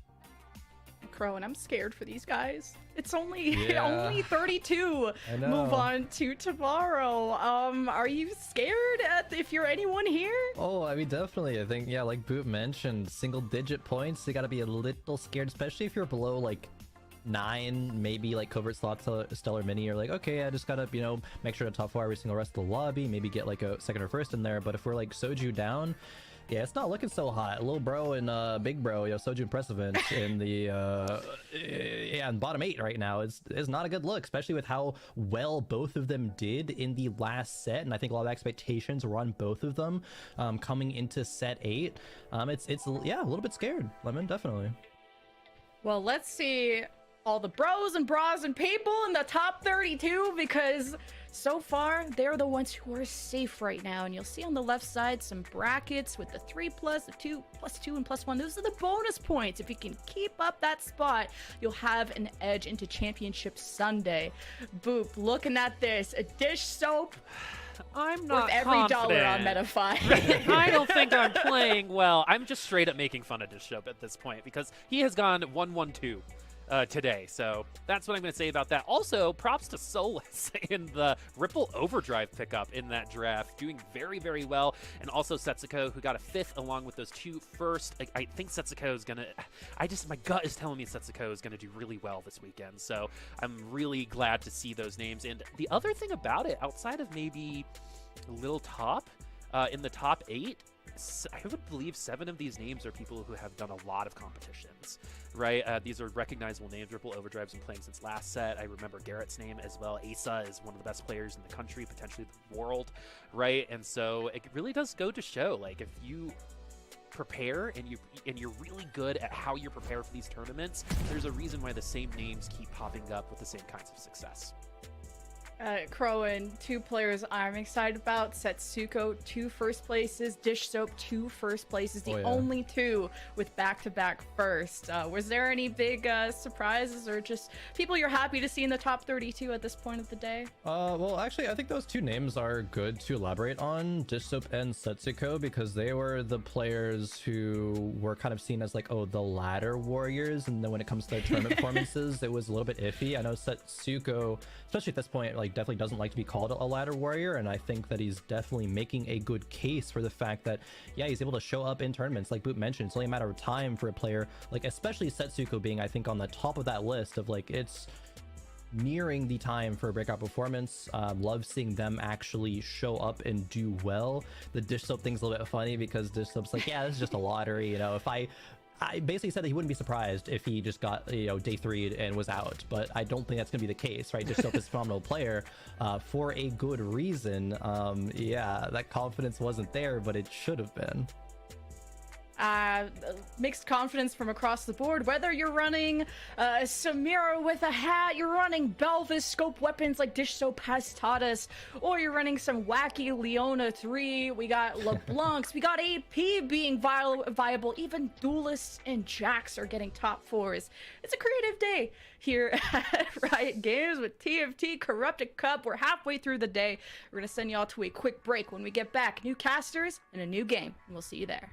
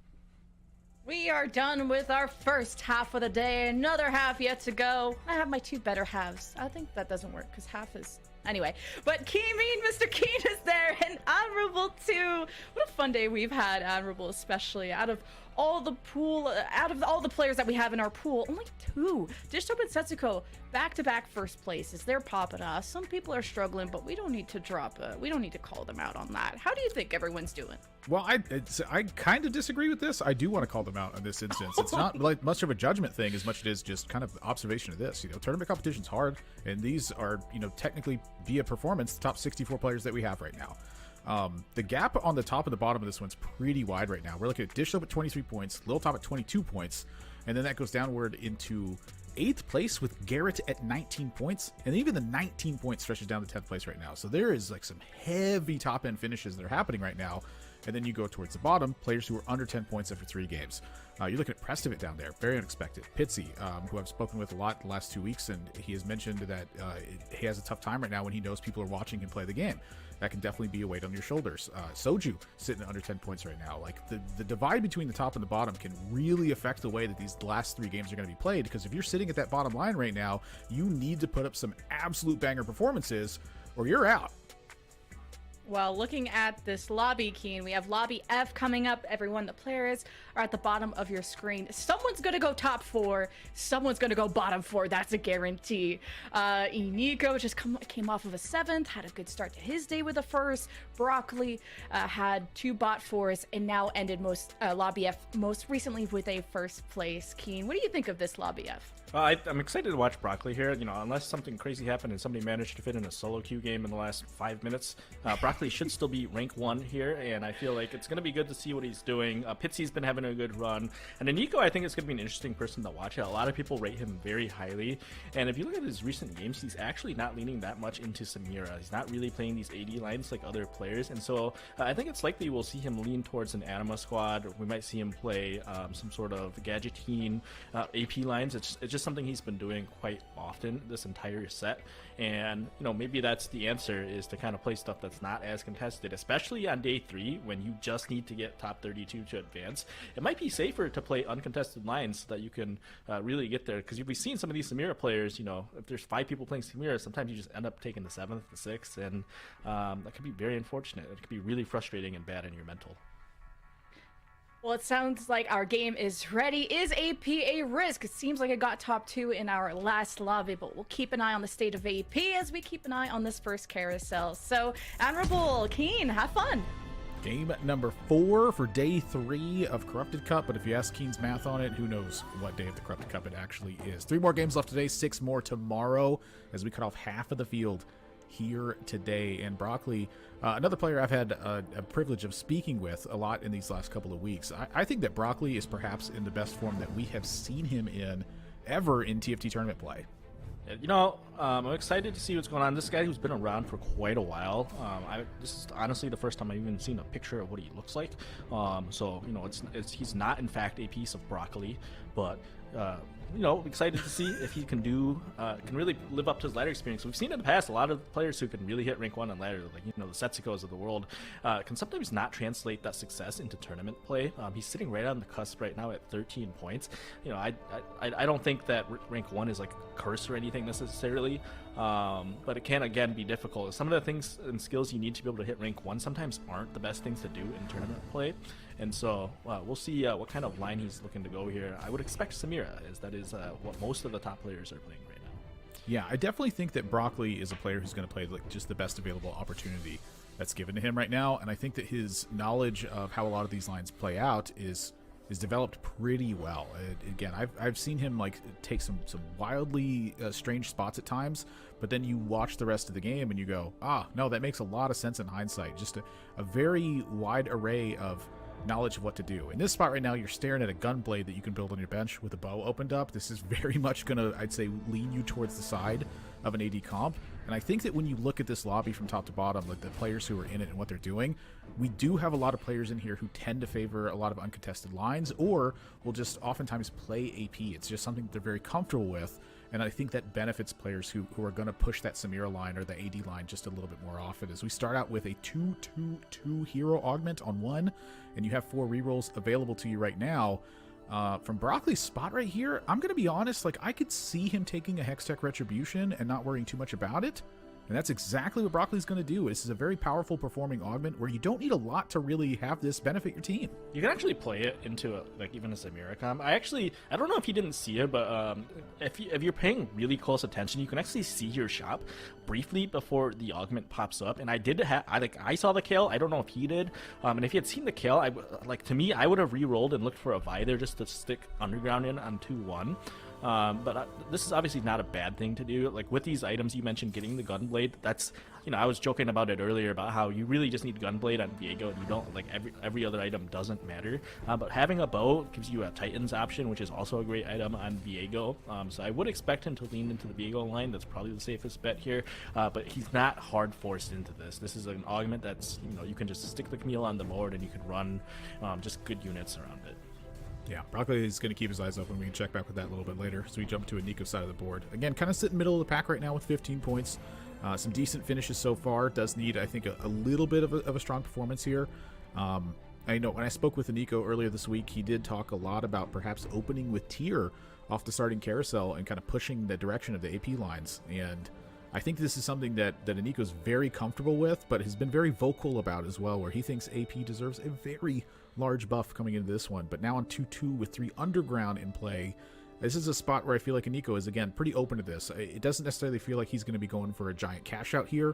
I think this first cash out is going to dictate a lot of what it looks like and whether he can 2-star some stuff, how much damage is going to be taken, and just generally like how hard the rest of the lobby's pushing for the boards they're going to be putting together. Are players going to be searching stuff down and leveling it very aggressively, or are people going to be favoring some more economy-focused lines right here? And Nico, again, he feels pretty open from this position right now. I actually assume, I think he's actually committed. I can't tell for sure. I assume this is the Vi carry augment, and it looks like it is because based on it growing on size here. This should indicate a reroll Ezreal Vi angle, especially with the Gangplank being held on the board here. Really? And I've seen him play it quite a few times in solo queue. I think it's a very strong angle. I would expect, because you could, and especially because you've underground it early, and you're going to be committed to playing the undergrounds the entire game, you can fairly easily push for 3, for 4. Probably not 4, but you could definitely push for a 3 cash out from this spot, especially if he's able to find a Kale and get the 4 underground in, which is extremely strong right now. But he's very unlucky he isn't able to hit. Yeah, so it is the Vi carry augment. I do expect this to be reroll Vi, reroll Ezreal. It's a very strong comp right now, especially with the items he's got. He's got a blue buff. He has a sword for, or not, he doesn't have blue buff. He has tier 4 blue buff. He has a sword for the Gunblade on the Ezreal, and he's got an armor on the Vi already. And so it'll be interesting to see if he's able to pilot this, especially in a 2-2-2 hero augment lobby. Would not be surprising to see other people re-rolling 2 costs as well, which would make it easier, of course, to hit the Vi, to hit the Ezreal. Wow, that's a deep read. Honestly, if he goes for that line that you just described in this one, that's just a bravo. Like that is a masterpiece read on this one. I can see it though. I mean, as you walk me through it, kind of the more I thought about it, and I can definitely see him taking that line. It's a fairly common line to take, especially with this augment. Especially on a 2-2, on a 2-1 hero augment roll. I'd be shocked, honestly, if he didn't play reroll Ezreal Vi here. Wow. Shocked if he didn't play it, he said. Shocked? I bet all my, if there was a prediction option in the chat right now and you had to all in, I would all in my points. 250,000 for sure. Like, I am that confident he's going to play that line. Yeah, you might have to replay that one in your head a couple times in that one. We saw replay slam the Last Whisper early on, so I think very likely to lean towards an 80 spot from this one. It's pretty tough to get away from a Last Whisper slam. This is actually one of the first times I feel like that replay's been playing really since like in tournaments, it's like regionals. Yeah, it hasn't been like set 4. Hasn't been around much, but I was looking at his games, and even on ladder, I always noticed he was somebody who played a lot of recon. Obviously, with the Last Whisper Slam, you would expect this to be a Samira or a Belveth type. That's one of the beauties of Samira line is, we joke about everybody playing Samira, but if you just slam 80 items, you can flex into a lot of different units. It's not just Samira, it's Belveth, it can be a Philios, or even in a odd situation, you could roll for a 3-star Senna. I've seen people re-roll for Sivir as well. There are outs that are not just Samira.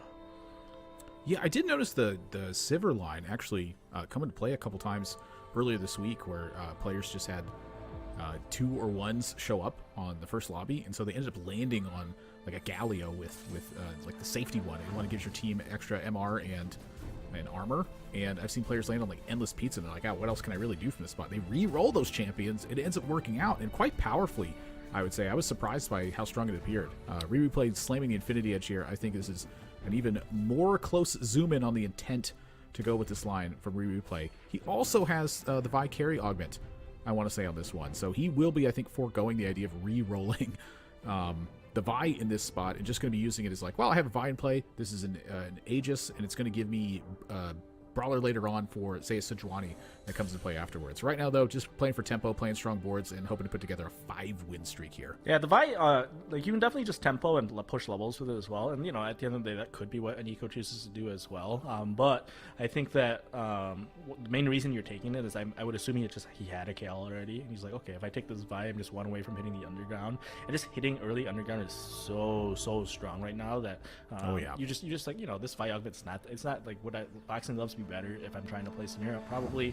But it's not like this is bad, and it certainly makes me stronger early, and that might just be enough to tempo and level. And of course, you know, it's working out quite well for him. He's going to take a 5-win streak into neutrals, which puts him in a really good spot, especially sitting at 27th place. He's kind of on that cusp. All he needs to do is get fourths, get thirds, and he's in a great spot to be able to do that. I think we're going to take a loss here. Broccoli sitting at 72.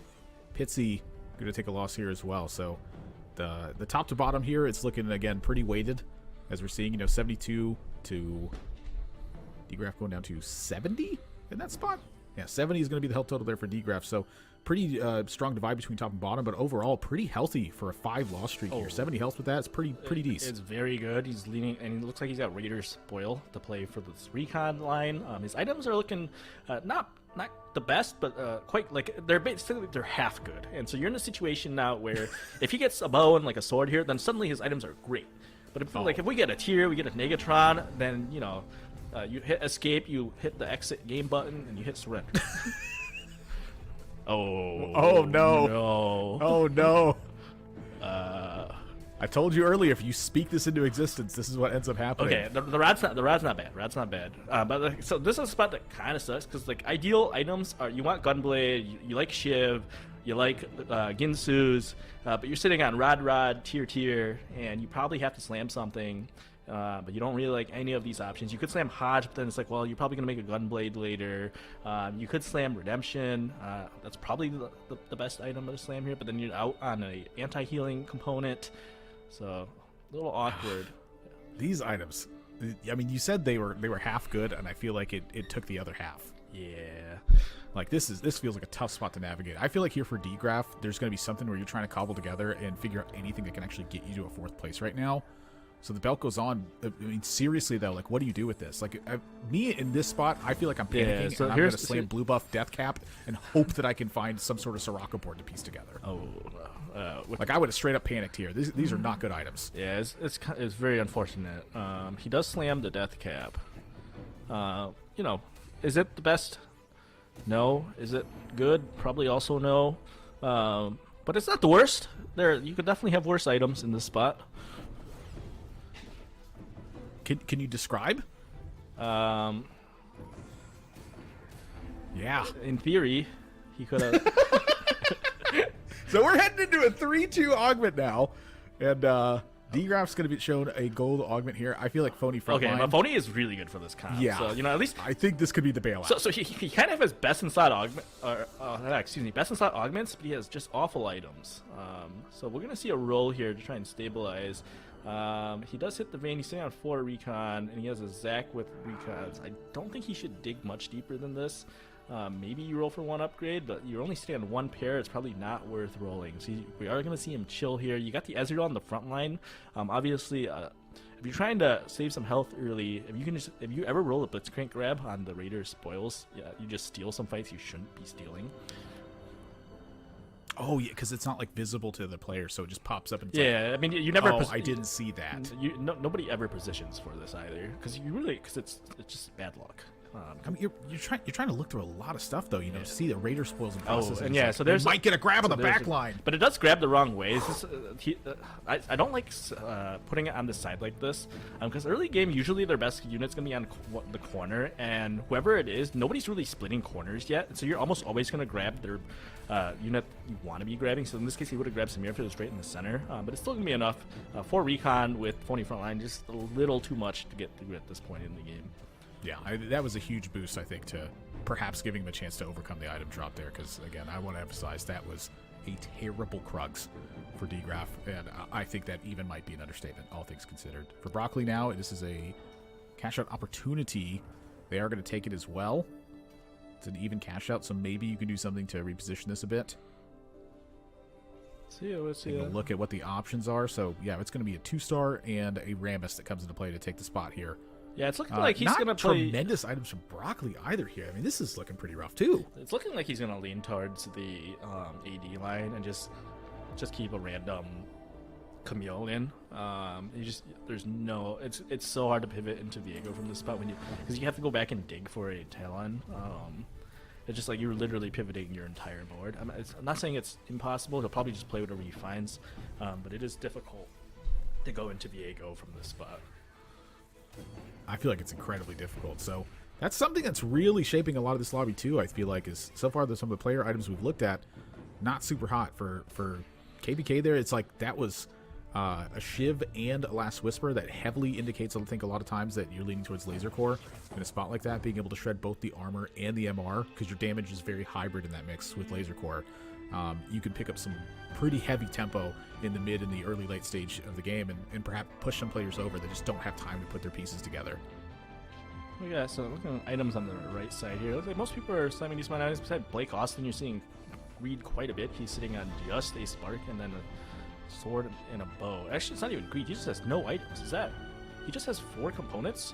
Oh, man. Somebody call Mort Dog. I got some words for him. And that is certainly a pretty rough outcome that can happen. Broccoli hits a Samira to pair with the one he got from the carousel. 35 HP, though. Yeah, it is very awkward. Yeah, so there is a talent in shop. Yeah, he just full skips it, so he's going to full commit to the Samira line from this spot. He does have decent items, at least. One of the issues with this, though, when you have Gunblade, and one of the reasons I don't like slamming Runons, though, like, obviously I would do it in this spot as well, is I feel like my damage is not quite what I want it to be because with Gunblade, you're ready a little low. We'll see if that ends up biting him a bit later. It's sort of like he's not going to get through this Renekton at this point in the game. He doesn't have the Last Whisper, unfortunately. Yeah. It's kind of like the benefit that Runons can provide, though, is like with the pair of Samiras here, scattering this damage out, it can make an impact here. And I think a lot of this is reliant on the fact that he's got Ascension and he's got Hextech Retribution. That is a good for point. The augment. He does have damage from his augments, and so that'll definitely... So it's not like he'll be lacking damage later in a fight, so I will say that is a good observation. Unfortunately, though, he takes another pretty bad loss. He's sitting at 24 health. Yeah, that's pretty low. Blake Austin, meanwhile, cleansing Safeguard. Got the Sunfire, the second augment, and you got a pair of Lee Sins in play. I wouldn't call these ideal tank items by any means, but oftentimes 2 Lee Sin is enough to get the job done. For Blake Austin here, though, this is going to be a heavy roll, I'd say, in stage 4 to try to get the rest of this cobbled together. But this is looking like perhaps a pretty tough spot. Lemon was saying earlier that I was being too nice to this comp, and I do, we're going to watch some good gameplay here. Watching these Lee Sins kind of cleanse each other. It's always it's one of these things that I feel like when you look at the numbers, it's not really that bad, but I feel like it's really bad to play against because it just feels like these listings go infinite, and sometimes they do. And so I think this is the one where the perception of what it's doing unfortunately outweighs the reality of how good it actually is. Yeah, somebody called Dish Soap because he's got some words for Keen in this spot. Dish Soap's average, I think, coming into this tournament with Cleansing Safeguard was 1.5. Oh my god. Alright, maybe I'm just bad. Or maybe everybody else just, because I feel like I very rarely see Cleansing Safeguard do that great. Like sometimes I think that part of it is Dish Soap is that good as well, but I digress. Yeah, this Dish Soap guy is kind of good. he's an incredible player. It's incredibly difficult to do what he does, and for him, oftentimes he'll say something like, "This is easy." It's a lot easier when you're the best player in the region. These for sure. Recent items, maybe like having ZC Rat on your carry is not the best, but it's definitely gonna help. Actually, I don't even know if it helped that much. He was the one that he just had no items, right? Yeah. So we're sitting. Yeah. Okay, is he at? Let's count. 1. Okay, he's at 9. That's not that bad. I was about to go on a little rant, but 9 is acceptable. He had to get something done, I think, is what happened here. So for Blake Austin, this is just kind of a tough spot to be in. He does find Soraka, and he's at. Oh, so the admin's at 15 maximum health permanently at the start of a fight. He's starting to hit some units here. You really need that second Lee Sin to come online, though. It just has to keep going, I think. Items are just a little awkward because like Redemption's good on Lee Sin, but you really want to save this tier for your backline. I feel like you could maybe get through this spot without it, but geez, it's hard. I certainly am going to wait for one more round at least to see what's going on. Like maybe you get a component drop and you can have something going. It's slowly getting through this. It's also good to face this mech player because even if you lose this fight, one of the great things about facing mech when you're weak is that you automatically get to kill 2 units because they have to absorb them. But we did see Broccoli sent him down to 0 there, hit the smear 2. Just rough time to be fighting him. Just a little bit bad luck on the matchup. So he does hit the second Lee Sin. Hit with a So his augments are very good. He does have 2 Lee Sin 2s in play now. Unfortunately, his items are just, they're not the best. Could be worse from this spot. We do see him okay, he does slam the redemption from this spot. It is unfortunate that he is down a tier at this point because you do want the blue buff on the Soraka, but at least you have a 3-item carry in your front line now. I'm going to disagree with you on the unfortunate to have to slam redemption here. We just got a first aid kit online with a pair of cleansing safeguard Lee Sin on the front. I am happy to slam the redemption. It is good, but we'll see if it's enough. It's one of these things. I was talking about this earlier. The problem with the Lee Sin comp is it wants to be setting tempo, and he's not really setting tempo. He's kind of trying to claw back at this point, and it's right around here that sometimes the Lee Sin starts falling off, because what you really want to be doing is punishing people on stage 3 and early stage 4, and I'm not sure these 2 Lee Sins came online in time, and their items just aren't quite good enough, I feel like, to really be pushing ahead. We'll see if it's enough to get through this Kaisa line, but Kaisa does have a decent matchup into this, because this comp struggles against good single target DPS like the Kaisa. But it seems working out pretty nicely. This that might have been the tipping point right there. This Lee is just not dying. It's just so close. It's just a stat check on whether it's close enough or not, and it seems this Kaisa does not have enough damage. That Shiv sitting on that death cap is just not quite enough to punch through the Lee Sins before the scaling and the heart kicks in. Get him, Blake.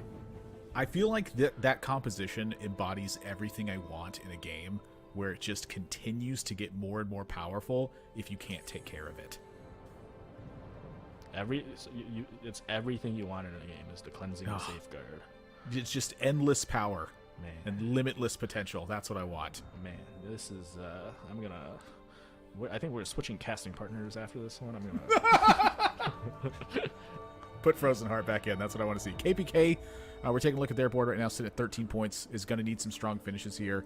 Is on what looks like a fairly okay line right now. Unit quality I feel like is pretty strong for KPK here, but it really, I feel like this is missing some pieces, like 3 laser core, pair of pranksters, stuff spread out. Like again, nice 2 stars, decent items, but nothing here is really standing out to me aside from the unit quality. I feel like that's really the highlight of this team right now. Yeah, I mean, it just hits a lot of stuff. So it ends up being able to punch through it. It's a good amount of damage. Unfortunately, puts Broccoli at 10-0. That's not where Broccoli wants to be. We haven't seen much Zed today. I think people are shying a bit away from Zed. It's one of the other AD lines I didn't really mention earlier, just because it can be a little awkward to play. Sometimes you just jump wrong side as Zed and you just lose, and there's really not much you can do about it. But it's still in the right spot. Definitely a playable comp still. KBK trying to hold this one together a little bit, has played in some smaller events, stuff like Jade Cup, Defender Cup. He's played in Aegis.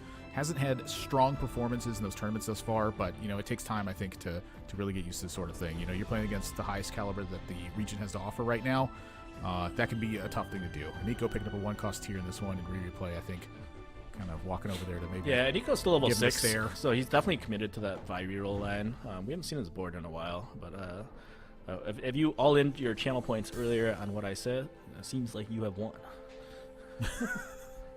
That would technically be true in the spot. Broccoli, they're going to swap Zach out. Too. He might pivot entirely out of this mech here. I think roll so. a bit, see if he can hit. If he hits a pair as sets, he might decide to stick to it. We do hit the Aphelios, which is nice. I would expect him to pivot out of mech at this.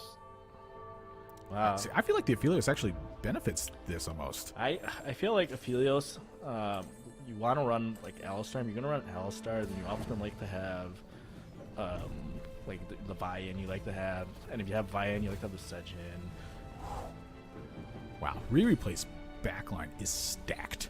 Yeah, with the Aegis in play, the Exiles in play with this as well. Like, I feel like there's so much freedom to do what you want with this Janna on windy weather. So it's going to take a loss here, though. One of the issues, and I was thinking about this yesterday because it's something Becca said actually, and I was like, oh, that's actually a pretty good point. Is she was playing for Sure Shot, and she's like, before Sure Shot, I probably don't need windy, and I was thinking about that, and I think I actually agree with her that it feels like it might be a little too much damage and not enough frontline when you're playing around. Obviously, having the spat helps, and you just spat the Janna, but even still, I'm just wondering. Like, your issue is not damage when you're playing for Sure Shot. Is like, you just, as long as they stay alive, you're gonna win the fight, right? Ooh, Broccoli full sell Yeah. for a change in position here. Says, I want the for sure shot. This is a better front line right now. Yeah, for Sure Shot. Very interesting trade-off there. I'm curious how much that's related to Econ at this point. It's just Zach too. Get some money back into your bank, and potentially you can go 8 next turn now if you're able to get some gold. I think it's a good decision. Because even if it's weaker, it's probably not that much weaker. But it really helps your Econ out. And I don't think it's weaker. I think this is probably a stronger board. In Steegraph here, I feel like this Bramble is pulling a lot of weight. And I feel like this is going to be a little bit of a rough matchup at times. Broccoli's not quite there yet. The Phony taking consideration there. I think Samira, Samira saved his life there. If he didn't kill this, Samira didn't kill the back two, that would have been perfect lethal, and Broccoli would have been out in 8th. But sitting on 4 health, he is sitting on his last leg here.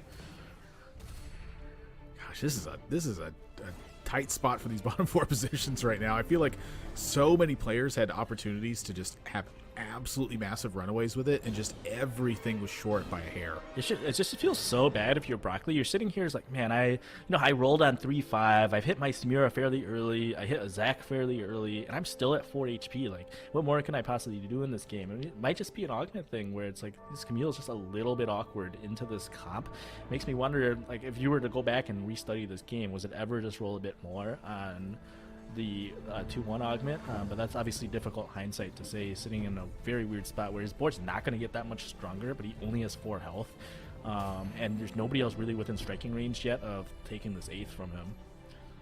And look at Sully's board. Sully started competing in set 7 and did make it into regionals last set via the LCQ as well. Was eliminated on day 2, but I'd say that Sully is probably one of the strongest up-and-comers that we've seen kind of coming into this one right now. Sitting on a 5 anima board right now, and that was Vitality of the Ox that he had there, and says, you know what, I could go and push some levels here, but I have a Vayne that's fully stacked right now. I'm on 5 anima. Why don't we go ahead and chase this one down, try to support what this view our front line's doing for the rest of my team right now, and hopefully put something together here. I'd say the items coming off the creep round were not ideal, but you're able to get something done. Yeah, I'm a little surprised that he dug there, because he wasn't really that close on the Vayne. He wasn't really that close on the Riven. What ends up happening is you just sit with extra money on your bench. And he also found a Fiddlestick, so I'm just wondering if it would have made sense to just push to 8 there, play the Fiddlesticks, then just econ back up, and then you send it later for the Vayne. Especially in this lobby, you see he just fought the other econ player who's holding a few of these Vaynes. So, curious about that decision, but... So definitely if you're playing Anima Squad and you're able to hit 3-star Vayne, 3-star Riven, it's very strong. You can see him dig again here. A lot of times what happens... Okay, so now you're at 8 Rivens, you definitely dig. Not Riven, Yeah, sorry, you send it Vaynes. from there. I mean, either or, honestly. So he's 8 and 8. Yeah, so he does end up hitting, but it can be very dangerous to roll there. Because a lot of times what happens is you just end up sitting on like 8 Rivens, or 7 Rivens, 8 Vaynes, and you're just sitting there for multiple turns of your econ, kind of in a real bad spot. But he is at 17 health. He's starting to think, okay, if I don't send it, I might just die here. He does fortunately hit the Vayne. I don't know if that's quite enough. I think the Riven 3 might be the bigger hit at the moment. But Vayne 3 is going to be good. Needs to scale up and outscale the spot of it. Picks off one of the Lee Sins, and then MF sending some of this damage to the backline here. I think MF needs another cast, but perhaps doesn't have the time to do so. Rageblade plus QSS, though, does enable the second cast. That's a big boost for it. And now, at this point, The Vayne is pretty stacked up, but the Fiddlesticks getting thrown in from Syndra. That way overcomes the fight there. That is, you hate to see that at the end. There's a Fiddlestick sitting on your face as the last unit being thrown in. Unfortunate spot for Sully there. You can hit the Ribbon 3 and it's still going to be awkward. And what you see on the right side bar, he has not quite hit Ribbon 3 yet. Could be holding it for the rest of the team. We'll see. Broccoli was knocked out in 8th place in this one. Oof. We're taking a look at Pitsy's board right now. 7 points on the day for Pitsy, so needs 3 absolute strong performances, or this is not going to work out. So for Pitsy, a pretty tough spot right now. You know, you have a lot of the pieces there, but you are missing a lot of them as well. This is still a Samira 1. Yeah, I mean, 27 health here, though, and the Belveth is really the star that's holding us together right now. It's definitely, Belveth's great. This is one of the great things about this AD line is you can run a duo carry on Samira and on Belveth. Even if people stack armor against you, usually having Last Whisper and you put them on the same sides enough, especially with Windy here. There's quite a lot of damage on Pitsy's board. And the Ascension comes in. It's going to be tight. And I don't think the Jan is enough. Oof, we see Dgraf really pulling through here, even with awkward items on the Kaisa. Goes to show sometimes you just slam the items, and you know, BIS is fake. It's not actually fake. Don't repeat what I just said. No, it's fake. We heard it from Keen. He said it. He said this is the #1 fact to consider. Mort Dog is hitting subscribe right now just because I said that. you know the devs love the flex gameplay. But honestly, like especially in tournament, I think BIS does it exist, sure, but does that mean other options are bad? No, like clearly these items are fine. KPK get knocked out in 7th place. They're going to need strong back-to-backs in their last 2 games. When I say strong, I'm talking like first, second, first, something along those lines. That is a heavy hit to take when you're sitting at 13 points coming into this game right now. Blake Austin, the next one on the chopping block here, but honestly, this is a pretty strong team that's been put together. I just feel like this isn't the strongest that you could get. I feel like missing items from the second Lee Sin is really hurting what Blake Austin is capable of here. Yeah, I mean, it's a strong spot. We saw this earlier with the double Lee Sin. It just kind of gets outscaled by the end of the game. We did watch the Kaisa comp, though the Kaisa was barely unable to take down the Lee. You just have to watch and see. So it's been like, I think that was his second cast, this will be 3, but he goes down before he's even able to cast the 3rd cast, and once he goes down like that, without the double Lee Sin, the other one just goes down much easier. You don't have as much stacking on the Heart, and then Fiddle comes in to finish off the CC here. The Heart have been stacking quite a bit in the backline, but it's just not going to be enough. You're going to see this Lee Sin go... Hang on, the Fiddle? No, not quite. Not quite. But close. Might be enough to go... close. He almost went 5th with that, but you're going to take a 6th. I was talking about earlier, it's a tempo comp, and he was behind in tempo. Yeah, it's going to be very difficult. You just end up bleeding by this point in the game unless you're able to get up quickly and get some legendaries in to supplement that front line. One of the problems with double Lee Sins is you're severely lacking in CC until you're able to push level 9 and start getting some Fiddles in, start getting some Urgots in, and he was not able to get up to that point. Yeah, I mean, you'd mentioned it's a tough position to play from behind, and I definitely don't disagree with that. Honestly, I feel like it's just a lot of compositions tend to play that way unless they are just, straight up win-out type of compositions, like getting a Samira 2 online with perfect items, having the Aphelios to go along with it, super strong front line. Those are the kind of comps I think you can play from behind because they spike so hard. Yep. Dgraf's spot here, I feel like the fact that we are missing like any potential for big recons here means that your only option really is to push levels. And again, look at the difference that the Phony front line has made. I'd say over the course of Dgraf's spot so far, the Phony frontline was, I think, the bailout from this, and I think that Dgraf easily would have found themselves on the brink of an 8th place, and instead finds himself in a top 4 position because of the extra HP that was able to be cobbled together thanks to these extra pickups. It's just, my gosh, the augments can have such a big difference when they have these kinds of impacts. Great augments. He was also able to push, because he pushed the level, he has just so many units in the front line. And then, the recons even at 2-star are going to do quite a bit of damage. He has a spat that I'm just seeing now. I don't believe he had a underground in early, so I'm assuming he got the spat off of a tome. So quite a bit of help from Mort Dog this entire game. Or actually, maybe that recon spat came off the carousel on a couple turns ago. I wasn't quite looking at it. Either way, having the extra spat lets him drop the Ashe. Anytime you can get the recon spat in, being able to drop Ashe is a pretty big deal. Ashe is basically a useless unit, especially at this point in the game.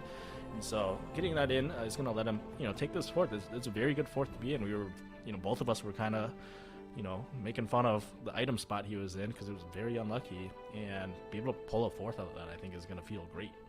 Yeah, I no qualms with that one. I mean, for DGraph there, that's like a, whew. Don't know how this one came together, but we take those. And for Replay now, getting a glimpse again at their board. He does. I feel like I disagree with the Windy thing. I feel like there's a certain point where it's too much. Oh no, I think for Windy your opponents to handle. I think if you have 2, it's good. I think the Windy thing is when you're sitting on 4 sure shots, it might be too many sure shots, too much damage in the back This is line. 4 sure shot. Oh, that's right, because he has the spat. Yeah, Wait. There's another difference too of me having Janna 1 and Janna 2-star as well. Janna 2-star is providing a lot more damage on the Windy side of things. Janna 2 is definitely too good to pass up, especially with the spat. I definitely think it's correct to be playing up to 4 sure shot and the Windy here. But you're going to see he's still going to end up losing because he doesn't. It's the problem with sure shot is at the end of the day it's more about front line than it is about back line. Because you're going to win fights as long as they go for a while. And he's also sacking the exile value to play this. Up to level 9 here. You mentioned frontline, and I'm seeing some more of it get put together here as well. Some of this is items too, though. I mean, this is the only healing item here for Replay's side right now is a redemption on the frontline while you have exiles. Oh my gosh, that is a huge pickup. We do hit Aphelios. We're also still running Rammus and Cho'Gath. They do get outscaled at this point in the game, so that might be fine once he's able to get some stronger frontline units in. But like I said, it'll be important just to watch his frontline here, because if the frontline just melts, wow. Nico able to go 9. You can see the Vi 3. You're gonna see. Is that? Oh my gosh. Yeah, just Vi 3. He was able to hit and then just push tempo. We saw him at level 6, pretty deep into the game. But because he was win streaking and because he's able to play underground the whole game, you just take the first cash out. It's gonna be plus 10, plus 11 gold every time, and you're able to just really tempo up ahead from this point. If you're able to just 3-star this stuff and still go to level 9, it's very, very easy to kind of just transition into this late game board like what we're seeing here. And wow, and Nico's board is very strong. It was ridiculously strong. We see Pitsy going out in 3rd place there. I mean, Nico's board was 3-star Ezreal, 3-star Kai'Sa, 3-star Vi, a Star Guardian emblem, and strong items across the board, and pushing to level 9 in that one. And this is related to gold, like you were saying. Just having that extra econ and being able to even find this stuff in the first place, that's hard to do.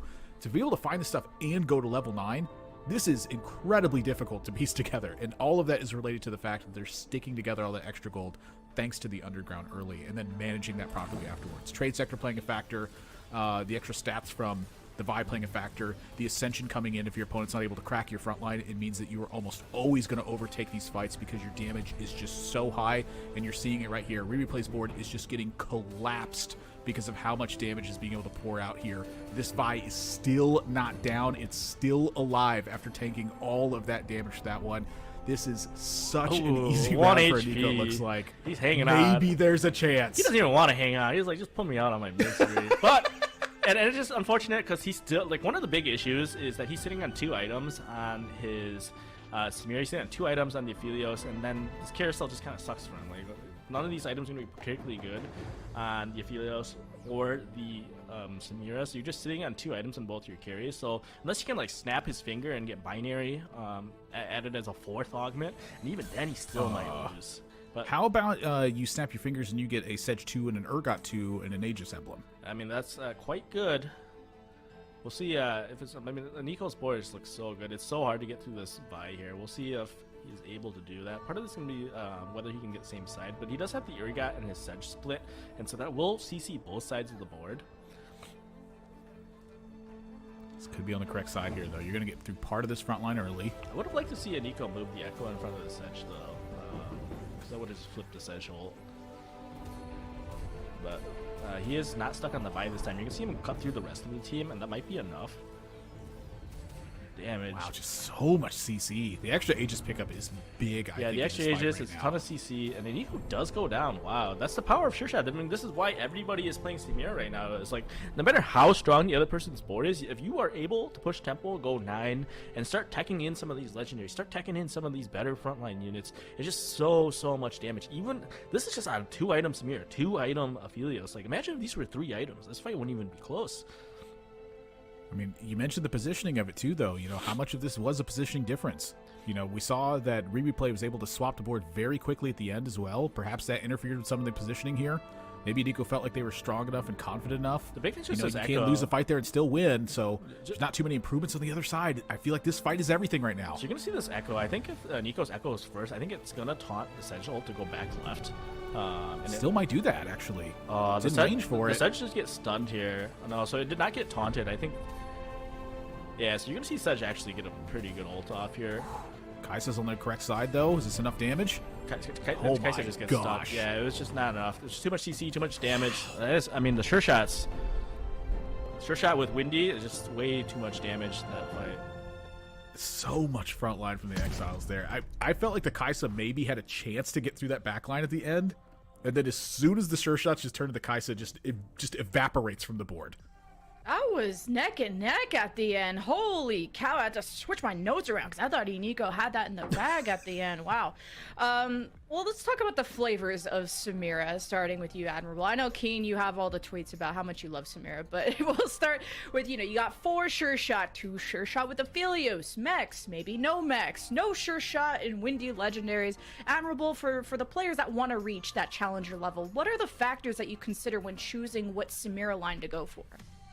If you want to reach challenger level, I mean, gosh, that's a very tall question. You're asking me to write a novel right now, so I'll kind of summarize it up in a little bit of a different way, where it's the cleanest paths to get there are almost always going to be valuing your economy very highly, and then what items you have to actually get to that point.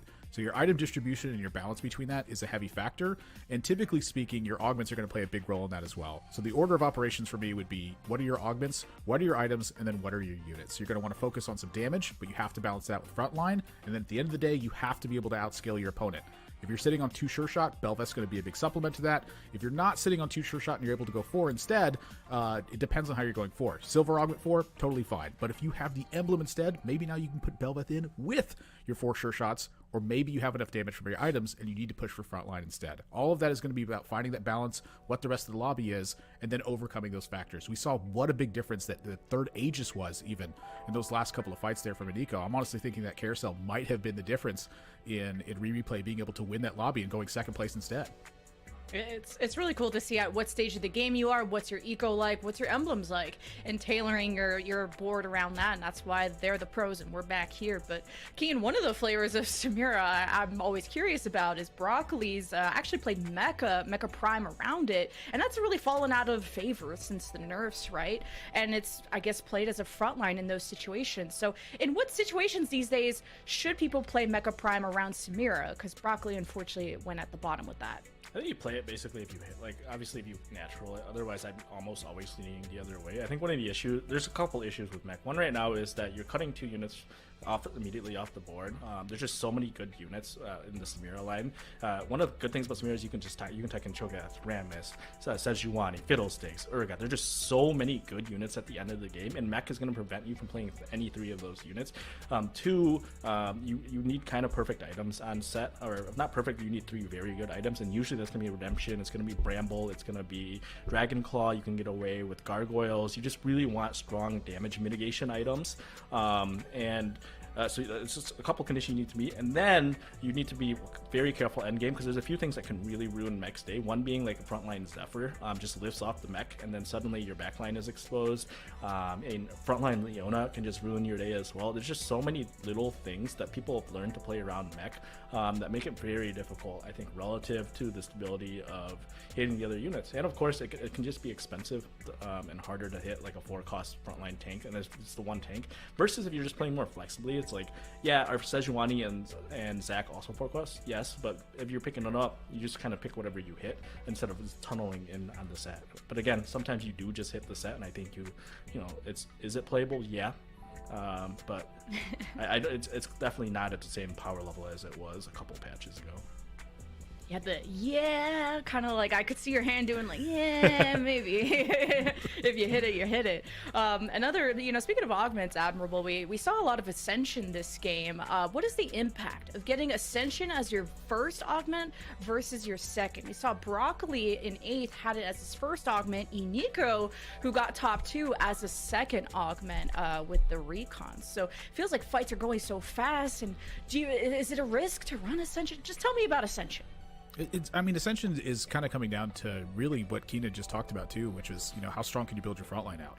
If your frontline's going to hold up for about as long as your opponents will, and then you're halfway through the fight, suddenly Ascension just seems to take over. But you cannot have things getting picked off, and you can't have your frontline fade away during that time, or otherwise you can't really unlock its potential unless your board is just completely sweeping out your opponent. Kai'Sa's going to want a little bit more time because she's single focused. But at the end of the game like that, it's just so hard to overcome if your opponent has the kind of board that Replay had there. It's, a 4 sure shot backline with windy weather. It's pretty hard for any front line to stand up in the face of that. It's one of those spots where like maybe a mech can get done because you can have ideal items. You have this giant tank in the front line that you can't pierce through quick enough. Really what it comes down to there, though, is when you have an item like Ascension, you can focus a little bit less on damage in the backline. You can focus a lot more on utility and CC and just having a strong frontline in general. It's definitely highlighted by things like having Exiles in play or being weighted towards frontline items. It can support those ideas, but you're just going to have to find out where that balance sits at the end of the day. And so just scouting the lobby, seeing what other players are doing, seeing what they have, those are very important factors when choosing augments like that. And for some players, it's just not going to work out. Like Broccoli at the end was struggling just to find what frontline to play in general because they really couldn't 2-star anything until they found that Zac. He was at such a low life total at that point that he couldn't push the level. Other players were putting together their boards. That's why you go 8th in a spot like that. You take a look at Nico finding it. It's definitely something I think is better to have on 4-2 than it is to have on 3-2 because you have a much clearer path of what you're doing at that point, and so it's easier to find that balance because your board's a bit more shaped out at that time. And shaping out your front line is just the key to this set, and especially if you're going to be going Ascension, you got to have confidence in your front line living long enough for that damage to kick in. But speaking of front line, let's see who's at the front of the pack. Checking out the points of all the other lobbies. You got Baymax, first set, and popping off so far. Lobby A at the top. Soulless, top of B. Stellar Mini with the first place in C. Voidson, another pop-off moment at Lobby D, who's not doing so hot. Another 8th place by Zhao Dan. What's going on? And Soju proved to us that Yuumi reroll was a thing, and proved to us that 8th place is also a thing. Clear joining him, Garchompro as well. Let's look at the other lobbies, and we'll have the standings for you ready after that. Next couple of lobbies also played at the same time. DQA, first place of E, Replay, Buzzy Boo, and Wajan Iverson, top of those lobbies with Niamo, Broccoli, Jukiyu, and Nick at the bottom. Broccoli had just the first place, and now we flip-flop. We got to get back to the top. But what's important is who is doing well in the standings. Let's start with who's not doing so hot, okay? Who is in the danger zone? This is who cannot qualify into tomorrow. We still got a few more games to go, but Keen, give me your first live reaction, the mean Mr. Keen time. What do you think? Okay, so I was watching Soju's stream yesterday, and I think a lot of people, everybody's probably watching Soju's stream, and he was playing some of the worst TFT I have seen him play in a while to end his stream yesterday. Because he went he had a bunch of firsts in the middle, and then at the end, you can go back and pull up the VODs. He's the first one to tell you what up. He's saying, "What am I doing?" Even it was very bad TFT to end the stream yesterday, and it kind of made me worry a little bit going into today. I was it's late in the stream. Hopefully, it's just some fatigue. Hopefully, he's just, getting the jitters out before the tournament starts. But it seems to have carried over a little bit. Obviously, it's 4 games in, and we haven't really been following it super closely. It could just be bad luck in certain spots. But it is unfortunate to see some of that bad juju from yesterday kind of carry over to today. He's somebody that did start playing a lot better in recent tournaments. So, it's a little disappointing to see him pull up there, which is 9 points, clearly almost at the very bottom of the table. Well, don't worry about Zhao Dan. He's already qualified to the mid-set finale. This is for the extra bucks, though. And Noster, Sully, and Goobums at that 18-point cutoff, and a lot of no names still trying to climb their way in the last couple of games. Who's feeling cozy, though, in the top 32? Remember, only 32 move on to Championship Sunday tomorrow, and they get extra points if they're doing well today. You'll see the +3, +2, and +1. Those are the bonus points that will help give our players an edge. But Admirable, reacting live in your top 32, who are you happy about? I want to point out the players who are feeling cozy right now is if you're in Garrett to Wajan Iverson plus, you're feeling a bit cozy about this one. If you're anything below this right now, you still need to have your head on your shoulders for these last 2 games. The 18-point cutoff, we saw that breach into the bottom 32 as well. So with these last 2 games, it's going to be some tight cutoffs. They're sitting in the middle of the pack. Again, I feel like a lot of this is because the top end is so weighted at this point. Nico standing out in the top 16 right now, along with Ripple Overdrive and Voidsend. These are players that we've been keeping our eye on a lot. We saw Riri play with that big win coming off of that one. I did look back at the top 32 and see Robin in that bottom 32 spot as well, and that's a tough one to see. You know, we got to see one of his lobbies, but outside of that lobby we saw, it's been all bottom fours for him so far. Liquid Kurum, we saw him put together some pretty reasonable finishes so far, but in this tournament, it really hasn't been like the best standout for him so far. You know, a pretty consistent player, but we're still looking at a pair of bottom fours from Liquid Kurum there as well. So so many players like right on the brink of destruction here, and if they cannot put together some top fours in this one, it's looking like you can easily get wiped out of this one. I feel like right now when I look at these standings and I see the player roster here, it's tough to really draw names out of this and be like, oh, these are the players who can definitely make it or are definitely going to make it. It's like the top of the top, you know, they're sitting where they're at. You know, they've had these strong first four games here. Any other way you cut up the rest of this, though, it's a spot where it's like that bitter sweetness where it's like so many names I don't want to see get eliminated from the tournament, but pretty much any way this slices up, it's like, oh yeah, pretty strong top 32 that we got here. That's kind of the nature of the way these competitions are going to go. The fields are getting tougher, and I don't see it getting any easier anytime soon. As we have less and less games, it only gets harder from here. You're exactly right. And Buzzy Boot sat at the top with 3 out of his 4 games that he played first places. I know who I'm hiring as my next coach. He is having a fantastic day 3 of Defender Cup. But another player who's at the top is Lil Top. Check out this player spotlight while we throw you to a break and see you after this.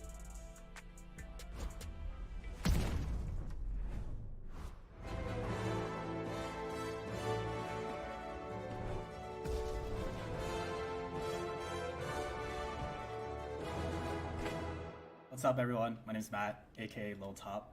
Yeah, my name used to be Unknown PKer. Yeah, I used to PK in these Edgeville streets. These 1v1s were for me. But like, in League, like, no one really knows about it. I was just like, oh shoot, I'm a top lane main. There's just all these like low rappers, low pump, like low Uzi. And then I was just like, oh shoot, that sounds kind of catchy. So I was just like, Lil Top. Maybe it could be rebranded. Maybe in these future tournaments, if I keep top 4 and keep going to the top. Because, you know, Lil Top to the top, Lil Top on top. My friends that convinced me to play TFT, they realized like, dude, you're getting to games with like Bebe, you're getting to games with Setsuko or like Dish Soap or like Aniko or all these people that they knew that were competitive in TFT. Maybe I could take this to kind of like a competitive side. The thing I love about tournaments is that I love adapting during the tournament. Maybe someone has a better read on the meta. What are they playing? What item start did they take? But I ended up going to TwitchCon with like friends. I was like talking to Precedent, I think. Soju or like Robin, they pointed out, they're like, dude, this is Lil Top. Like, this is a dude that like you took 4th away from. I was just like, yeah, it feels bad, but like in that moment, I was just happy that like they recognized like my name. Yeah, shout out to so he's Heartstuck Masters, but his name is Kids That's Fresh on Ladder. Yeah, he taught me like the game of like how to play like kind of competitively, and he taught me about like all the lore of like all the TFT players. Shout out to Turtle, Lexar, and Invective because they were ones that like got me a little bit more serious about competitive. Shout out to my girlfriend. She doesn't watch TFT, she doesn't play TFT, but she deals with like how much TFT I play, and she told me to wear this shirt while during my interview. So shout out to her. It's Lil Top to the top. Lil Top on top. Lil Top is on his way.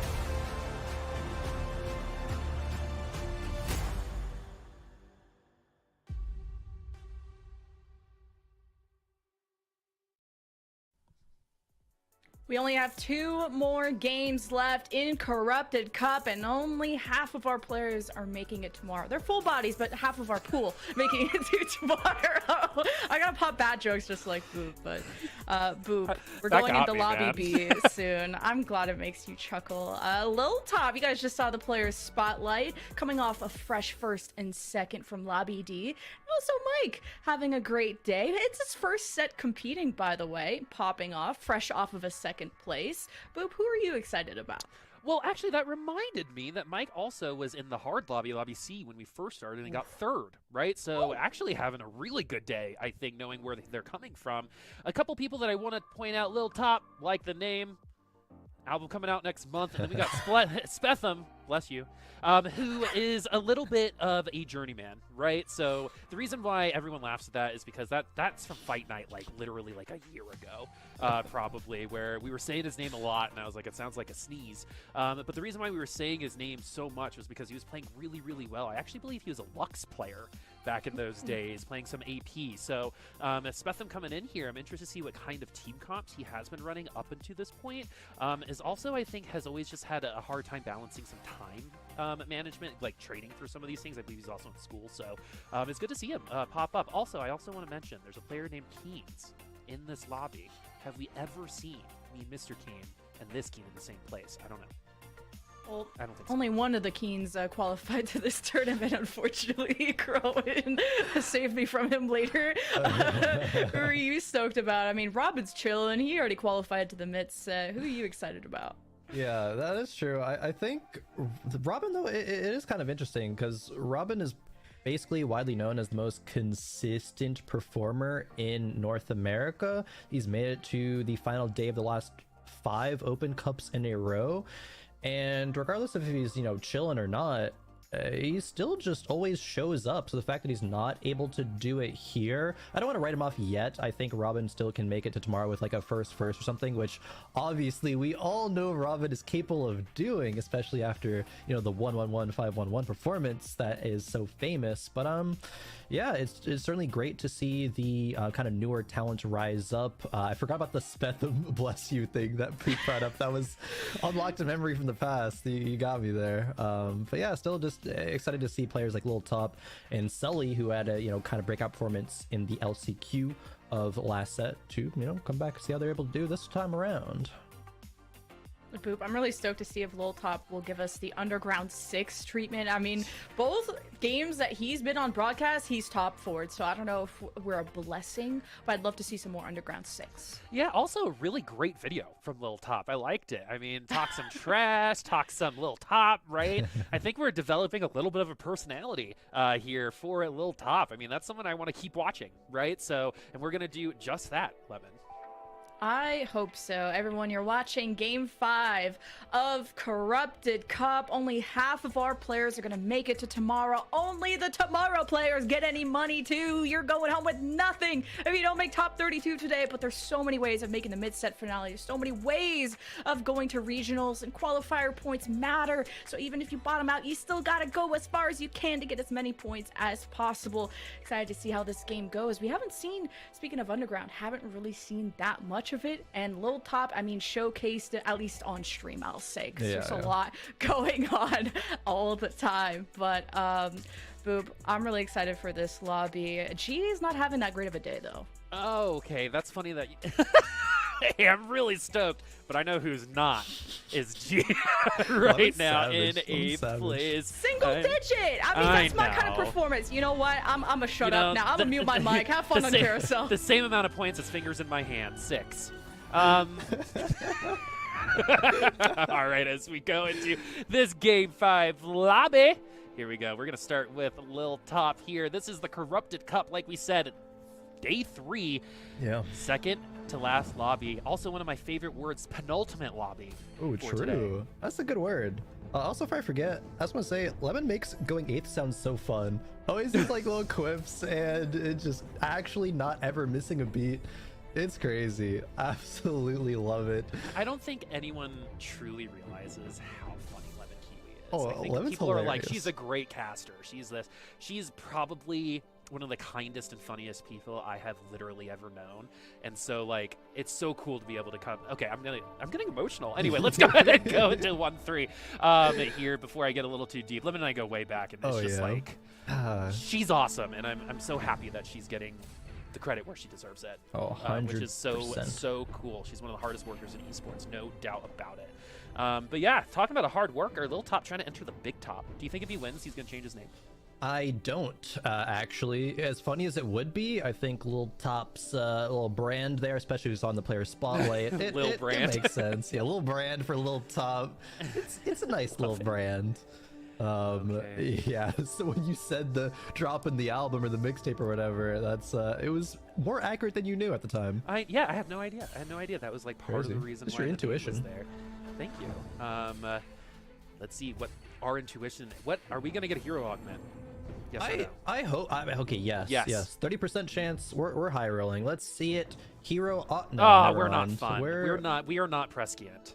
Even going back to Fight Night, we would never see prismatics in our lobbies. Like we're actually just cursed.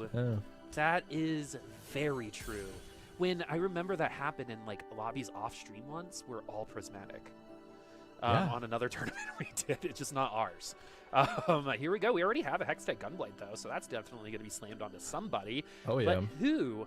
A little top now going to potentially just stay at 3 right now. We've got a really good front line. We're actually going to move to 4 and win these rounds for sure. Yep, the admin online as well. The Death Blade Gunblade coming out because of the salvage bin. Lil Top probably not going to go the direction of a Camille reroll as we've seen earlier on in the day, but still a solid opener here. It's solid enough to stand on, though, right? Like, is a sinkhole gonna appear right underneath a little bit later? We'll find out around stage 5. Yeah, we'll get a chance to see. It should be good enough to win this round. There is a Giant Slayer slam for Mike, and I actually want to take a moment to talk about the fact that an early Giant Slayer seems kind of counterintuitive, right? You're not going to get much value. Units aren't going to be above the HP threshold, but you're probably, with 2 bows and a sword there, going to want to have some amount of power, even if it is small. You're going to get value out of it later, and you're having another bow to flex, whether it's, you know, a Shiv or a Rage Blade or something like that, right? Sure, you neutralize a sword and you can't build a Gunblade right now, but you don't have those components anyway. So I actually really do like a Giant Slayer slam, as it's probably able to save, you know, at least 2 HP, maybe upwards of like 10 or something over the course of stages 2 and 3. Just a little call out there, but like to see it from Mike. Yeah, and we have on Robin right now, Last Whisper. That is an item that usually is built 2nd or 3rd for a lot of people, but we already have the components, so we're going to go ahead and do it. And you know, honestly, with a lot of the high rollers and the hitters that have happened so far, like this Double Lee Sin is going to have a harder time against this particular comp because of that. JI also running calculated loss apparently for the whole tournament. Oh no, oh no. I'm sorry. How are you gonna do it to him like that? I know. I'm sorry. I bet this is going to be the lobby of lobbies for JI. Watch, because there's something about playing spoiler, right? That really motivates some people. You know, if you have a 4 lobby situation, then 3 of them going forward, you know, if you have anyway, as I go forward and recollect my thoughts after that, Mike and JI are going to be leading up on the bottom side here, 88-6 HP. Yeah, the Last Whisper slam early does very much lean towards narrower styles of play. Like a lot of people are just kind of approaching TFT right now in general, like that's going to want to go onto a Samira. There's no way around it. Zed has fallen off. I don't think, at least on stream, I don't think we've seen many laser core players at least try to branch into the like you know, 7+ laser core. It's just not going to be as good as it was in the past, right? Zed's not going to be on players' radars. It is, again, just a lot of Samira. Maybe a hero augment can change things up a little bit, but we haven't really seen those 1-star hero augments as well. If we're going to see rerolls, it's around the 2 or 3 cost ones. Spetham for Underground, I think we got a little sneak peek there. Listening to the pre-show, huh? Yeah. Lemon got what she wanted. I don't think we're going to see a 6 Underground. I mean, unless we get an Underground a spat type of situation with an augment.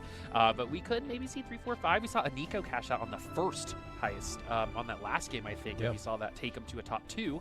So we know that there's different kinds of ways to play this underground. We saw Lil Top do it by continuing into the underground channels for a very long time, and then finally getting that cash out because he had 6. And then we had a Nico who cashed out the first time. So both viable ways to play.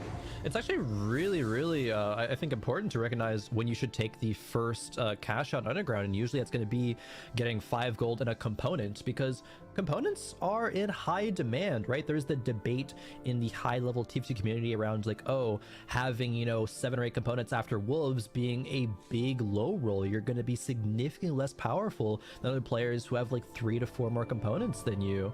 And so being able to kind of at least mitigate that or be that much farther ahead of everybody else with that extra underground component is going to pay massively over the course of the whole game, because you get that at the end of stage 2, right? The amount of value you get over the course of the rest of the game is going to be insane.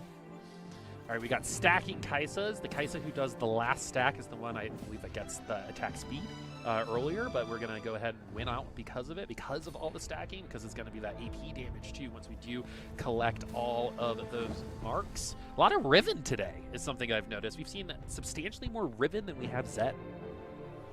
Yeah, that's true. Riven still has a place in some hero compositions. Riven 3, she has some decent hero augments as well to kind of bridge that power. One of them is awkward. It's the one that like makes you stack, and it gives kind of, you know, stats to everybody else around her, but then you clump up for things like, you know, Sejuani, Janna, Shrouds. It gets a little bit awkward, but certainly can find its place in Anima Squad comps. I think I was watching last game, Kurum played a kind of Riven Jinx reroll, I believe it was. I managed to, I think, top 4 with it. Yeah, I think Anima Squad is also one of, if not the best tempo comp if you're ahead at this point in time. So if you're already ahead and then developing extra stats, you're already going to be feeling a lot better about that. But we're not feeling too bad about just this Riven right now. The dummies, though, causing some umption right now when it comes to Liquid Robin, as the Kaisas are able to get their stacks on stacks. Oh yeah, they're doing work right now. 5 win streak. Or Groxy. Currently sitting in 47th place, so has a lot of catching up to do. Probably in that situation where you need like a first or first second or something to even have a chance. Okay, we There do you go. get a level 1 heist cash out, so it was with a bow.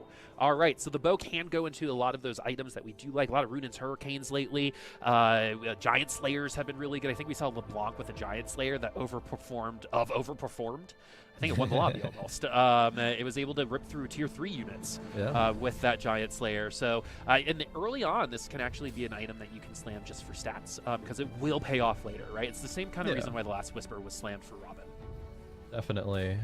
It will pay off later, assuming you're able to actually hit the hit the Samiras. I think Sully's in the same situation as well. I'm very certain we're going to see multiple Samira players this game, so it's just a matter of who hits and who doesn't.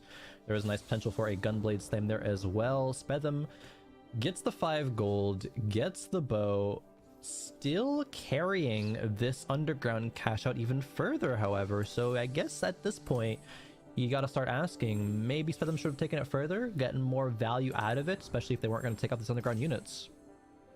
We go with the Last Whisper on the Senna. Again, we've seen so many items get trapped on the Senna because the Samira never comes. It is interesting that we cashed out on the first underground. Maybe we didn't initially plan to keep playing it, potentially. Yeah.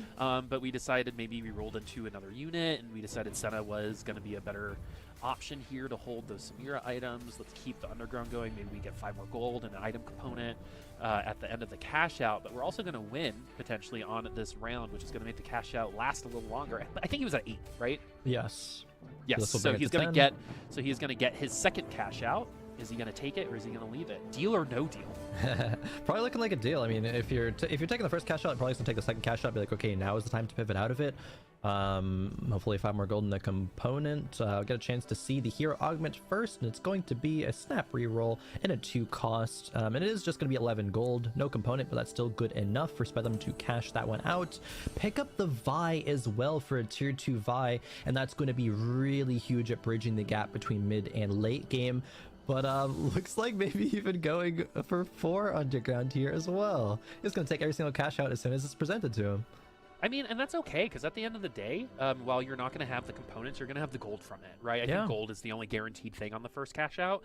So, or 5 gold, 1 component, or gold, yeah. Yeah, and so you know you're at least getting 5 gold, and if you're trying to get best on board and not necessarily too worried about items, especially since you've got your Senna itemized okay at the moment, right? I think you're going to be okay with cashing out on the first heist every time. Yeah.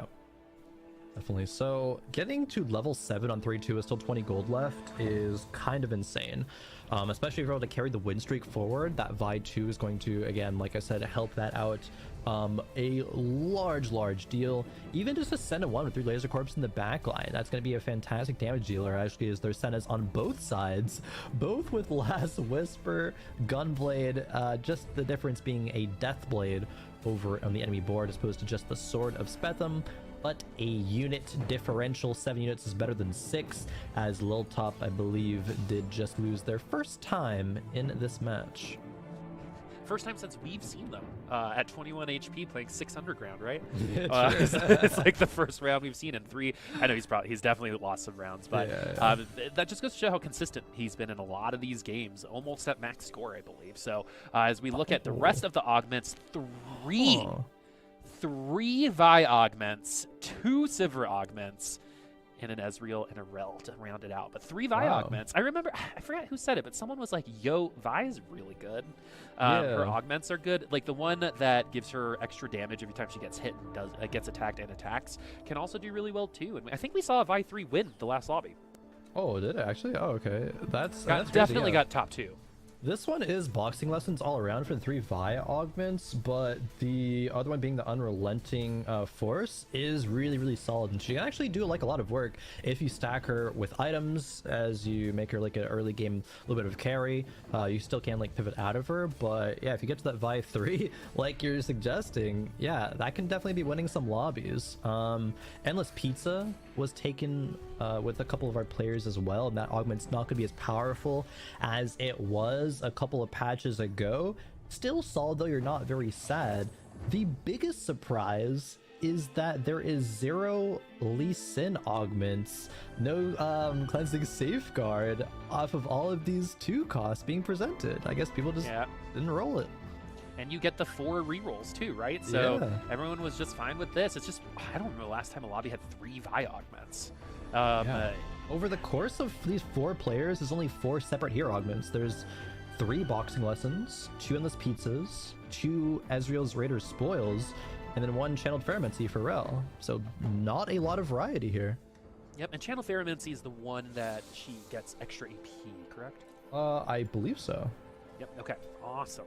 And looking at the board too, we actually have already some finished Hextech Gunblades this time around. Usually they're just rods that are, haven't quite graduated to Hextech Gunblades, but we've gotten 3, I think, total in the lobby so far. It is the extra stats. It's armor and MR that does stack when cast ability, but yeah, it's armor and MR for the channeled Fermency. Awesome. All right, so we do have a really good front line here. Yasuo's ult can be super challenging. At the early game, 3-5 is a little late, but if we do get it off, that little bit of pause might be enough for our front line to live that much longer and get that Samira that much more time. But we are going to potentially slam some more items on her. Yep, there we go. There you go. The Ezreal's Raider spoils getting a Randuin's there, which had a lot of value. Not quite enough, though, as Sully, pushing to 7. Has a Samira, which is going to be a little bit better than even a Vayne 2 from Mike for Mike. 4-unit win there. 30 gold still is going to be comfortable enough. As we're looking at Mike for Mike. And this cluttered bench. Ian was talking about this augment earlier, that it's just kind of not as good as clear mind for that bench. It's going to kind of make your econ a little bit harder to just kind of get going. It does allow you to keep a bunch of pairs on your bench too, but yeah, generally it's not seen, I suppose, as good. Okay. But I mean, we are going to get some extra XP, so we could hit our thresholds a little earlier than others. This was a 3-6 is an interesting time to level up. Sometimes people wait, but we like the units, and we're going to put an extra one in. We are running Anima Squad as well. I've seen the Vayne at least get it's got at least 10 to 15 stacks at this point. We also have Last Whisper Giant Slayer, which isn't going to be the best right now, but during Stage 5 might be one of the better itemizations for a unit that we see, but they just don't have the stats to rip apart just yet. Yeah, not just yet. We see Azonia's there coming out for the Raiders spoils. Didn't do enough work, unfortunately. But now taking a look at Robin. Robin is definitely in that do or die situation. The most consistent tournament performer in all of North America. Could be going out on day 3 of a tournament that I think no one expected this to be the case. What do you think the guy behind Robin is thinking right now in his picture? Is that like at dinner? I actually don't even know what this picture is from. He's pretty wiping his mouth. He's like, oh, I got something on my face. I gotta make sure I'm looking good still. Or he just ate something awesome. I mean, yeah. Right.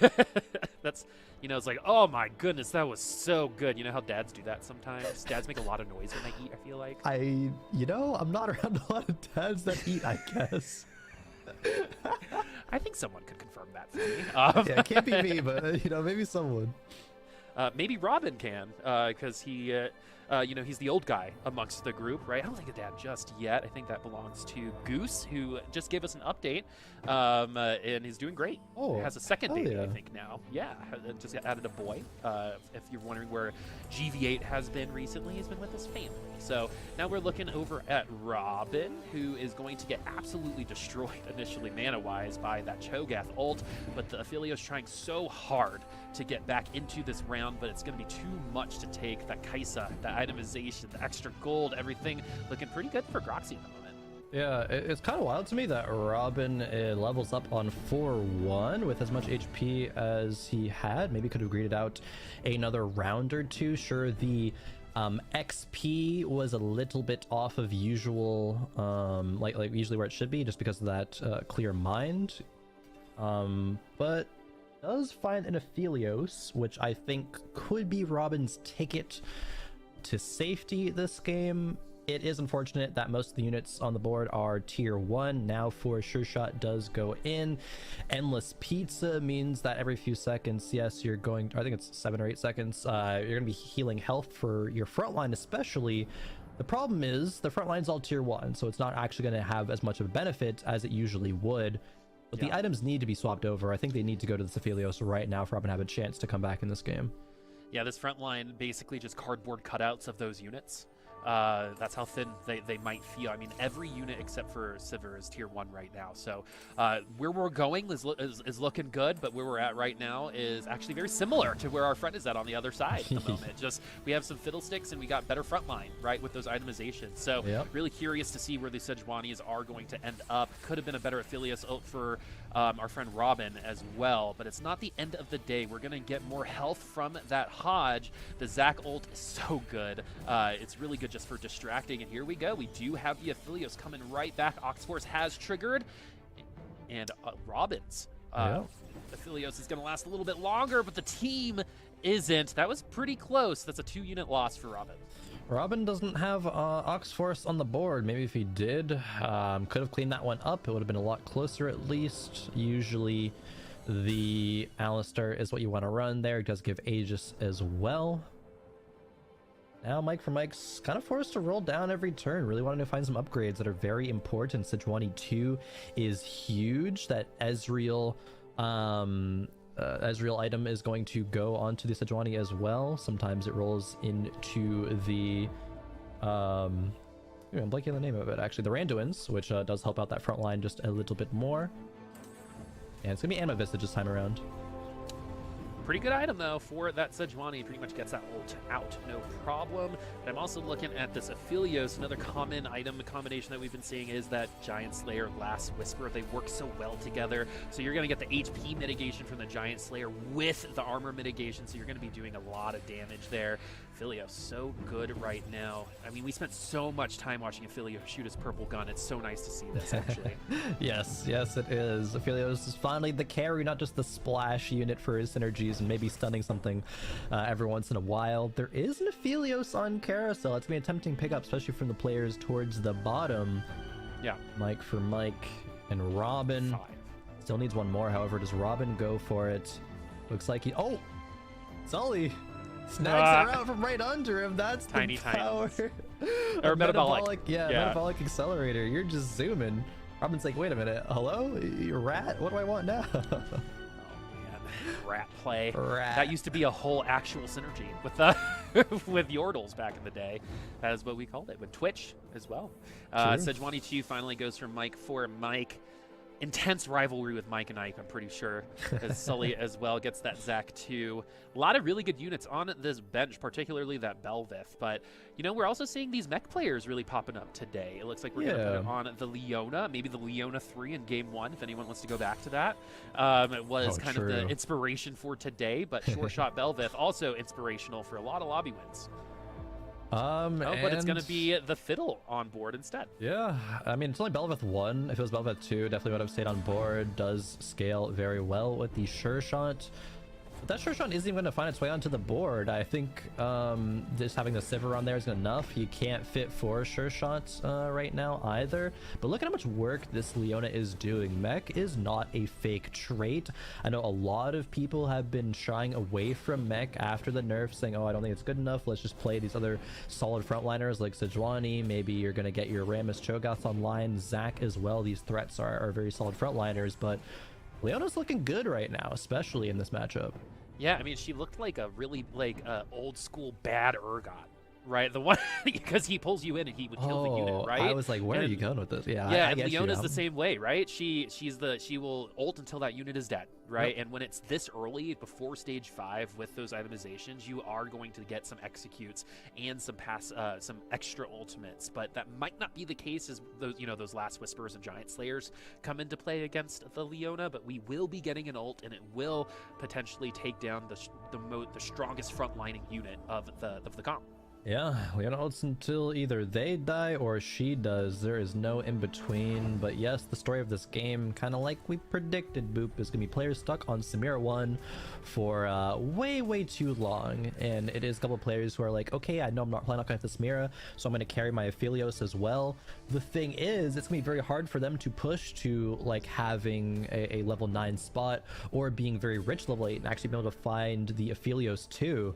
So this lobby win might be a comp that you're like, huh, that might go like 4th or 3rd in another lobby, just because everyone's just contested so much. And Mike for Mike dies even before neutrals. That's way earlier than we expected. Yeah, and has actually had a pretty good day so far, but there is something about newer players playing well at the beginning and then having a harder time at the end of the day that seems to be a pretty common juncture that we see, right? It's a marathon, not a sprint. Yeah, exactly. The vets know exactly how long they're going to be here, right? And so they're able to maintain throughout a 6-game lobby for 2 days. But I do sense that if Mike for Mike has had a pretty good day, the rest of the day, this is an outlier scenario, and that's unfortunate based on where they were in the standings, because that's going to give them a substantial amount of nerves going into this next game. But we do finally have our Samira 2s. Yeah. Some good itemization as well. Not a lot of gold, though. Not a lot of gold. Skeen rolls down, tries to hit some more upgrades. For Mike, that's actually even more devastating because they were like middle of the pack. They were 31 coming into this game, so they're going to be really hard pressed to break into the top 32 now, and that just comes with one poorly timed 8th place. Oh man, maybe instead of having maybe a top 4 bringing you into the top 32, maybe it's just a top 1 at this point in time, which is really unfortunate because Mike for Mike survived the tough lobby C, the lobby of death, even at the beginning of the game, and to have them here after such a hard day, maybe we just spent a lot of our effort earlier on, but we aren't in that seat, so we will find out in lobby 6.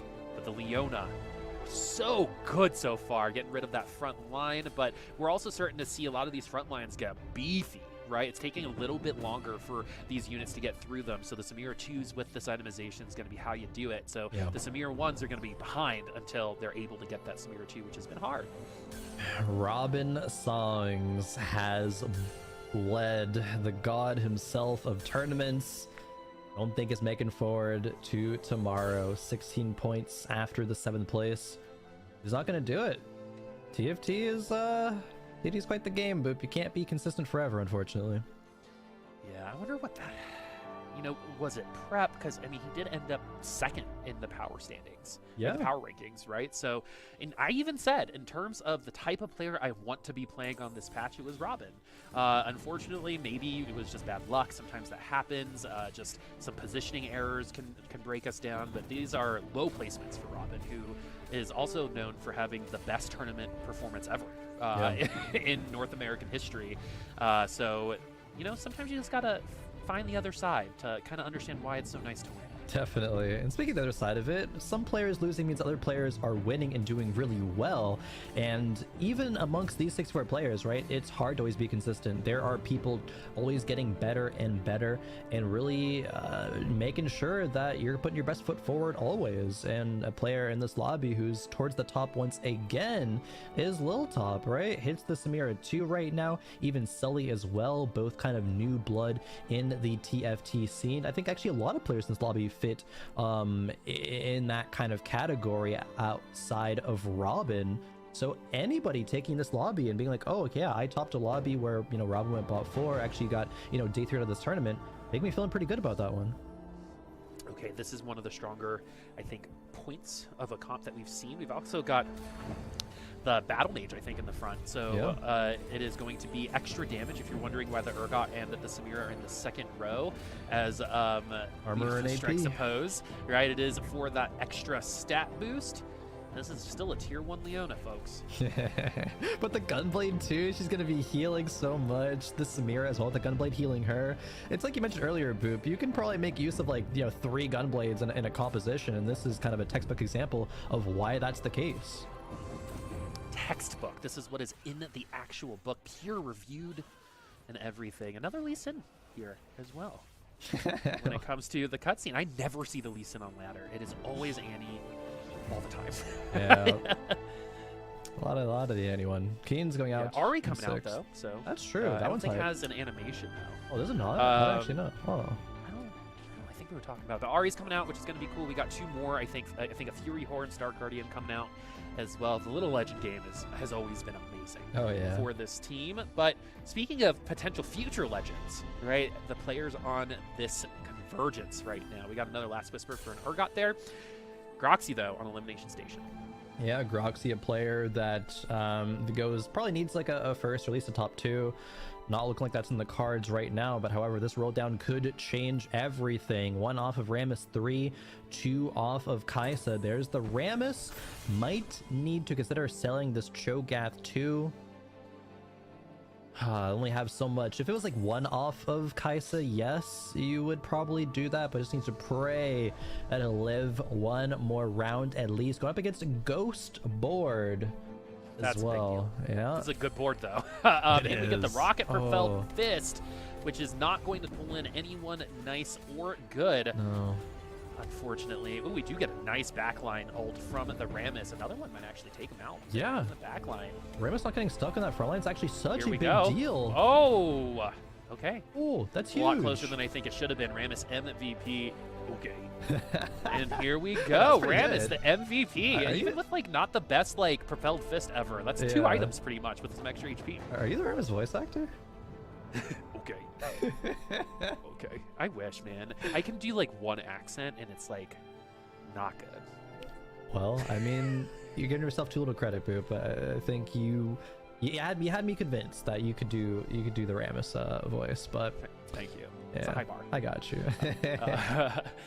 So can you explain, so like Hextech Gunblade was another thing that I was talking about, like that might be hard for newer players to kind of transition into TFT. Like there is a little bit of that mental break of, okay, Hextech Gunblade can go on my AD units, right? That I think some people that might be struggling in Diamond and below just need to kind of get over, Especially- right? That is something that is a problem, I think, in those ranks. Yeah, especially coming from League as well. There's a lot of overlap there. It's like you don't really see Gunblade as a AD item, and even when it first got changed as well, as I think, yeah, Groxy's gonna fall in bottom 4 here.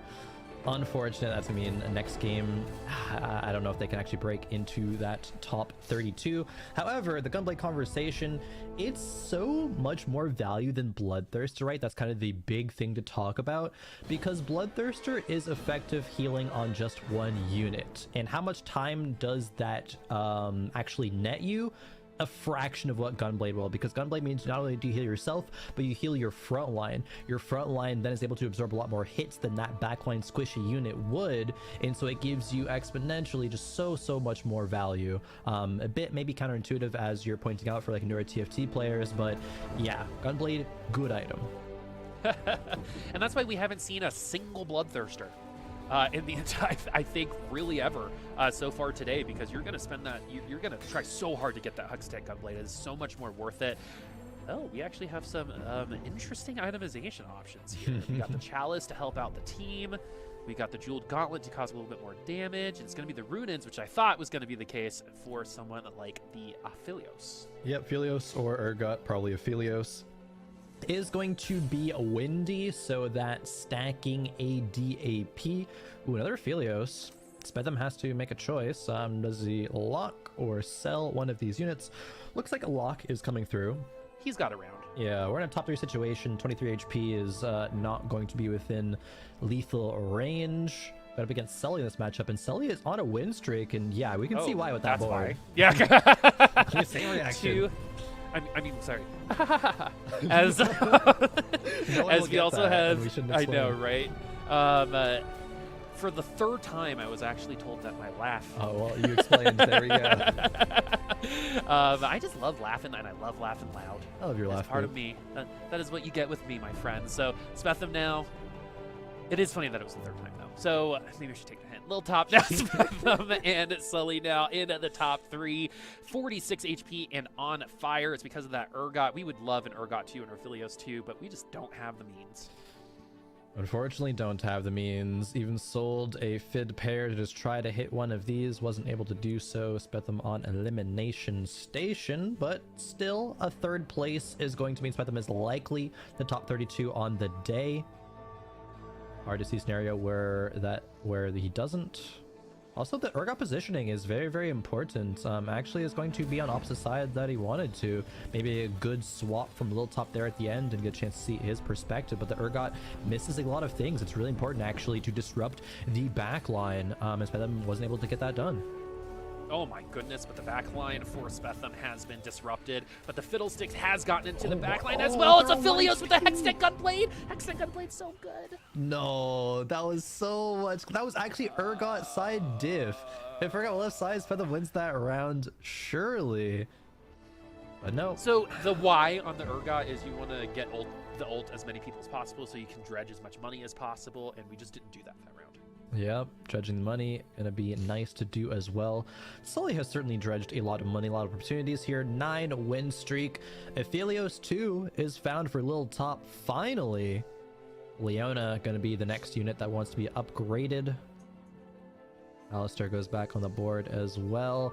Ooh, the TG roll in the Samira as well. IE BT, sure, BT's kind of whatever. But the IE is still a very solid roll there. See if Lil Top is able to contest this 9 win streak from Sully.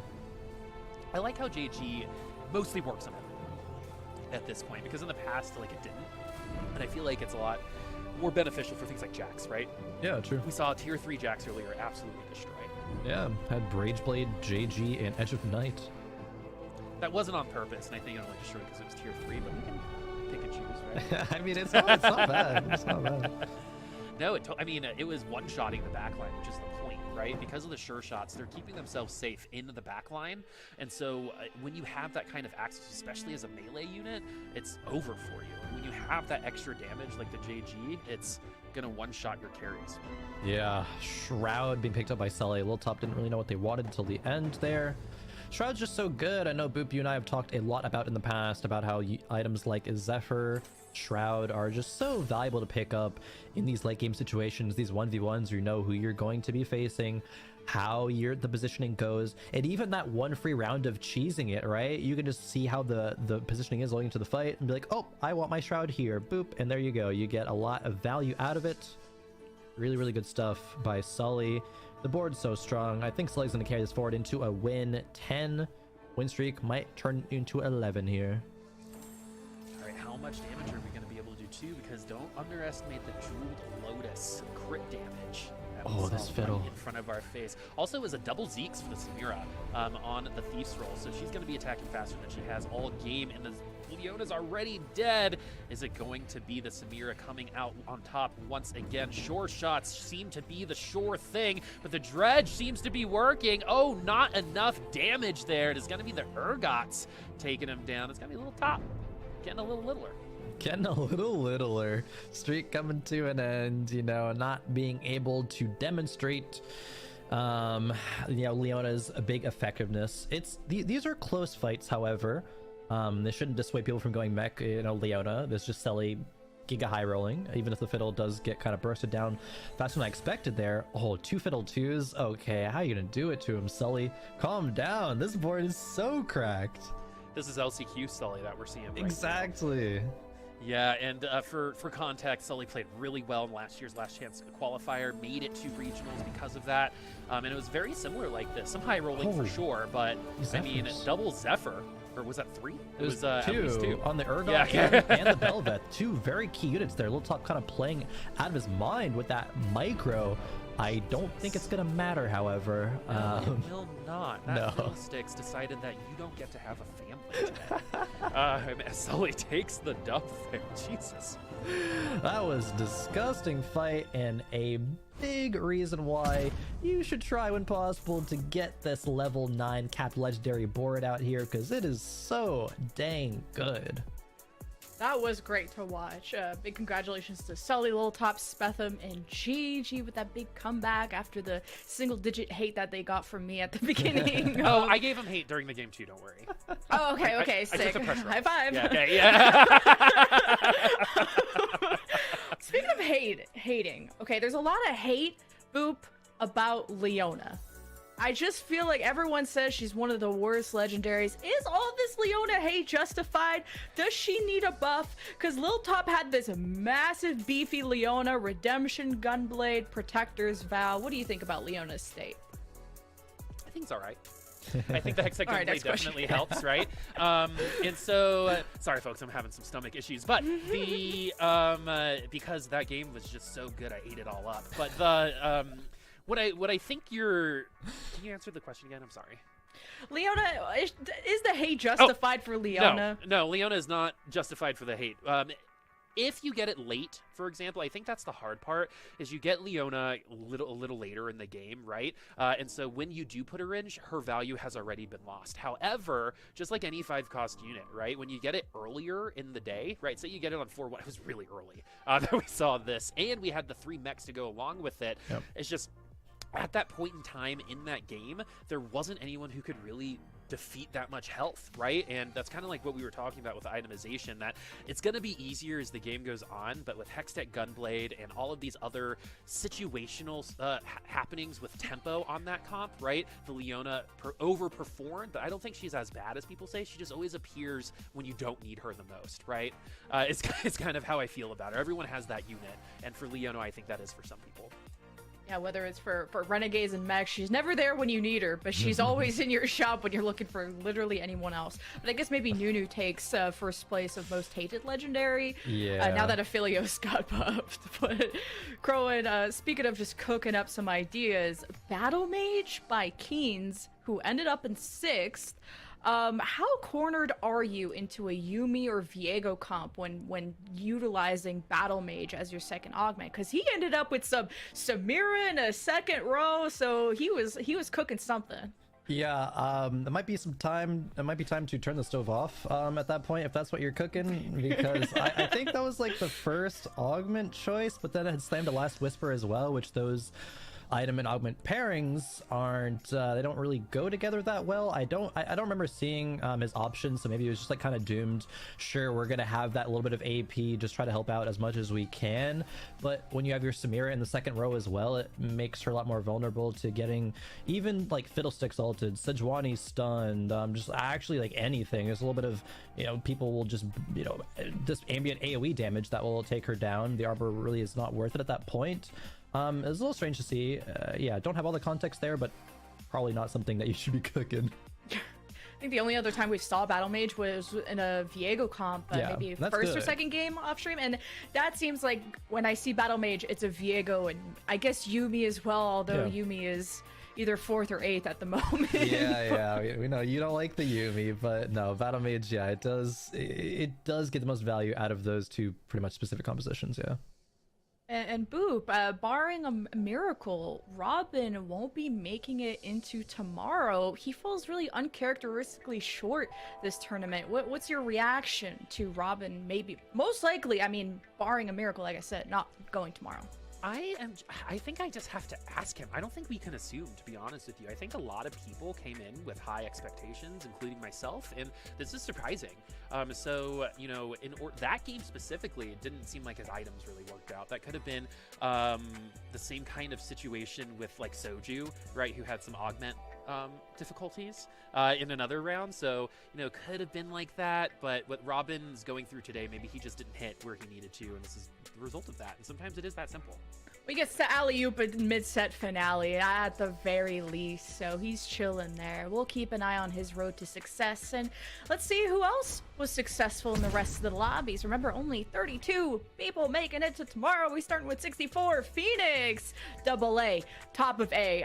Maybe there's a buff there. Sully, top of B. You witnessed that. Garchomp, a veteran in the scene and the veteran at the game, top of C. Stellar Mini, another first place. Keep an eye on them at top of D. And you have Nick now having a great day. Mike for Mike, first set, but kind of uncharacteristic bottom there. Cottontail, our winner of Defender Cup, having a weird 8th place there, and Pitsy not having the best of luck. Let's see our other 4 lobbies, because it's coming down to the wire, folks. We just finished game 5, and after this, we only have 1 more to go. Setsuko, another first place. He's racking up another one. Roby Van Knob, top of F. Prestivan with a big bounce back with a first place in G. DQA, another top 4 at top of H. Common Quail, an uncommon L there, weird. Xiao Dan Dan, another bot too. What's up with that? Jabem, we had never seen them 8th place. You bounce back, boo boo. Taco Bell, another 8th place. That's strange. But what's not strange is who may not make it to tomorrow. Boop, I want to get your reaction on who is in the danger zone. The cutoff at 23 points with Noster and Goobum still sitting there. Noster has been at that cutoff point, but anyone here that you're surprised to see? Yeah, outside of what Keen said, which was, I quote, "I think I've been seeing Soju play the worst TFT of his life." At 12, after listening to that, maybe not as surprising. I don't know if that's necessarily the case, but I mean, it's surprising when anyone with that kind of name falls to this point, right? I know we used to meet on 8875, right? But this was kind of that Soju coming back, which was unfortunate. But again, just like I said with Robin, I gotta say the same thing for Soju, right? With this patch, sometimes it is just not hitting, right? That you weren't the one who got the Samiras, and that is awful for some people who come in, say you have a huge plan and then you just don't get to play it, right? And that kind of adjustment can be really hard. Other people that I'm a little intrigued by, I thought Broccoli would actually sail through today, to be honest with you. And Clear, who was at the end of set 7.5, was starting to be talked about as maybe one of the best, now needs a good result here and maybe some help to get into the last day. And Crowan, I mean, we'll let the admins do the crunching of the math. At least my vibe is that the 17 points and above, they pull out some miracle first place. Maybe they're still chilling, but anyone here that you're sad to see not be in a good spot? Yeah, I think usually the math checks out to like 27, 28 points is the cutoff around there. So maybe like Prestivan up their kind of fates in their own hands. Maybe if they get lucky, Mike for Mike and Groxy. But I think 17 and lower, they're probably just no hope, barring a miracle. But definitely, yeah, I mean, at the competition, I think I say this point a lot, of 64 of like really good players, right? You're gonna have some unfortunate exceptions there. Even players like Robin, who are the most consistent, have a bad day sometimes, right? That's just the nature of TFT.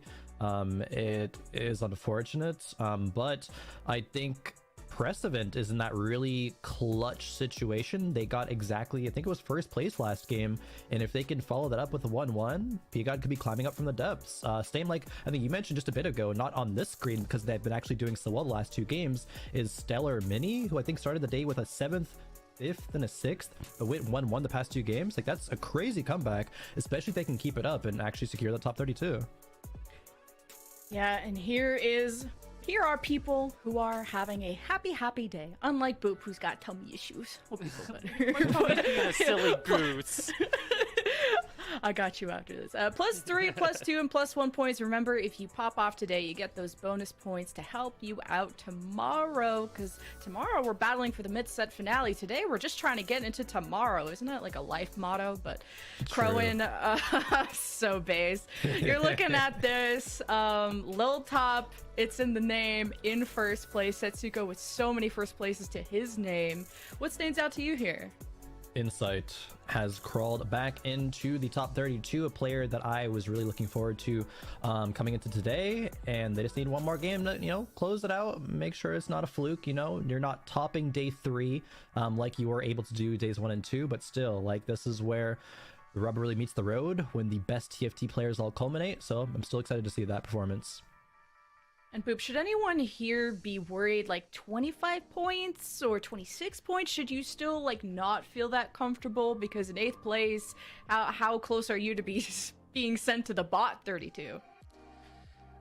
You want to control your own destiny, right? So I think I would rather just be at 23 points DGraph right now, right? Because I know if I top 2, I'm in, right? Potentially a top 4 is enough, right? And I don't want to depend on other people to do a poor job in order for me to succeed. So I think as I kind of not answer your question and answer it the way I want to, I think that's kind of where my mind goes when it comes to that. That's okay. I'm used to getting donut walled by you. Love you. But Crowan, you could do the opposite. You could talk to me a little bit. This is your last game of the day before I see you tomorrow.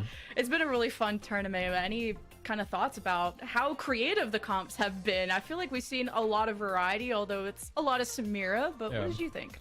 I mean, we kind of saw what we expected with the Samira stuff. There is still instances where there's able to, play reroll compositions or play more niche styles. That's why I was kind of really excited to come on here earlier and talk about Lobby F in game 2. Because this is a 3 players in the top 4 all rerolling. There was no Samira in sight there, and it wasn't even any crazy situation where you weren't going to be expecting, Samira everywhere. But no, this is just good TFT. I'm liking it, especially seeing new talents rise up and do really well. I always personally get really excited about that. So players like Lil Top at the top right now, really looking forward to see if they can carry it into tomorrow as well, because consistency is the name of the game in TFT. I've been having a lot of fun. The only thing I'm slightly sad about is not seeing that many kind of one-cost rerolls, like your niche stuff, like maybe a Lulu carry or Lux or Gangplank or what else? Yeah. Poppies is... there's a lot of comps that are so niche depending on the augment that you get, but it's been an interesting day of, although like I said, a lot of Samira, we've seen a tons of variety. Yeah, I think Raka is actually the one that's kind of rocking and rolling right now. Potassium going everywhere when it comes to Soraka. We saw Soraka 3 win a lobby. We saw Soraka get 2nd, I believe, and LeBlanc actually doing really well. I'm not sure if it was more of a itemization situation with that LeBlanc, because the Giant Slayer there was a really good pickup. But other than that, right, we have seen some AP. Yeah, I was actually scrolling through all of my notes, and an AP comp, at least one AP comp has made it into the top 4 in every single game on stream. So AP viable in quotations, although the other 3 comps are AET. But you guys did an amazing job. You've earned this rest, and we're gonna throw you to a break, because when we get back, we'll bring Admirable and the mean Mr. Keen, bring back them to roast our players for the final game to see who moves on to tomorrow. We'll see you then.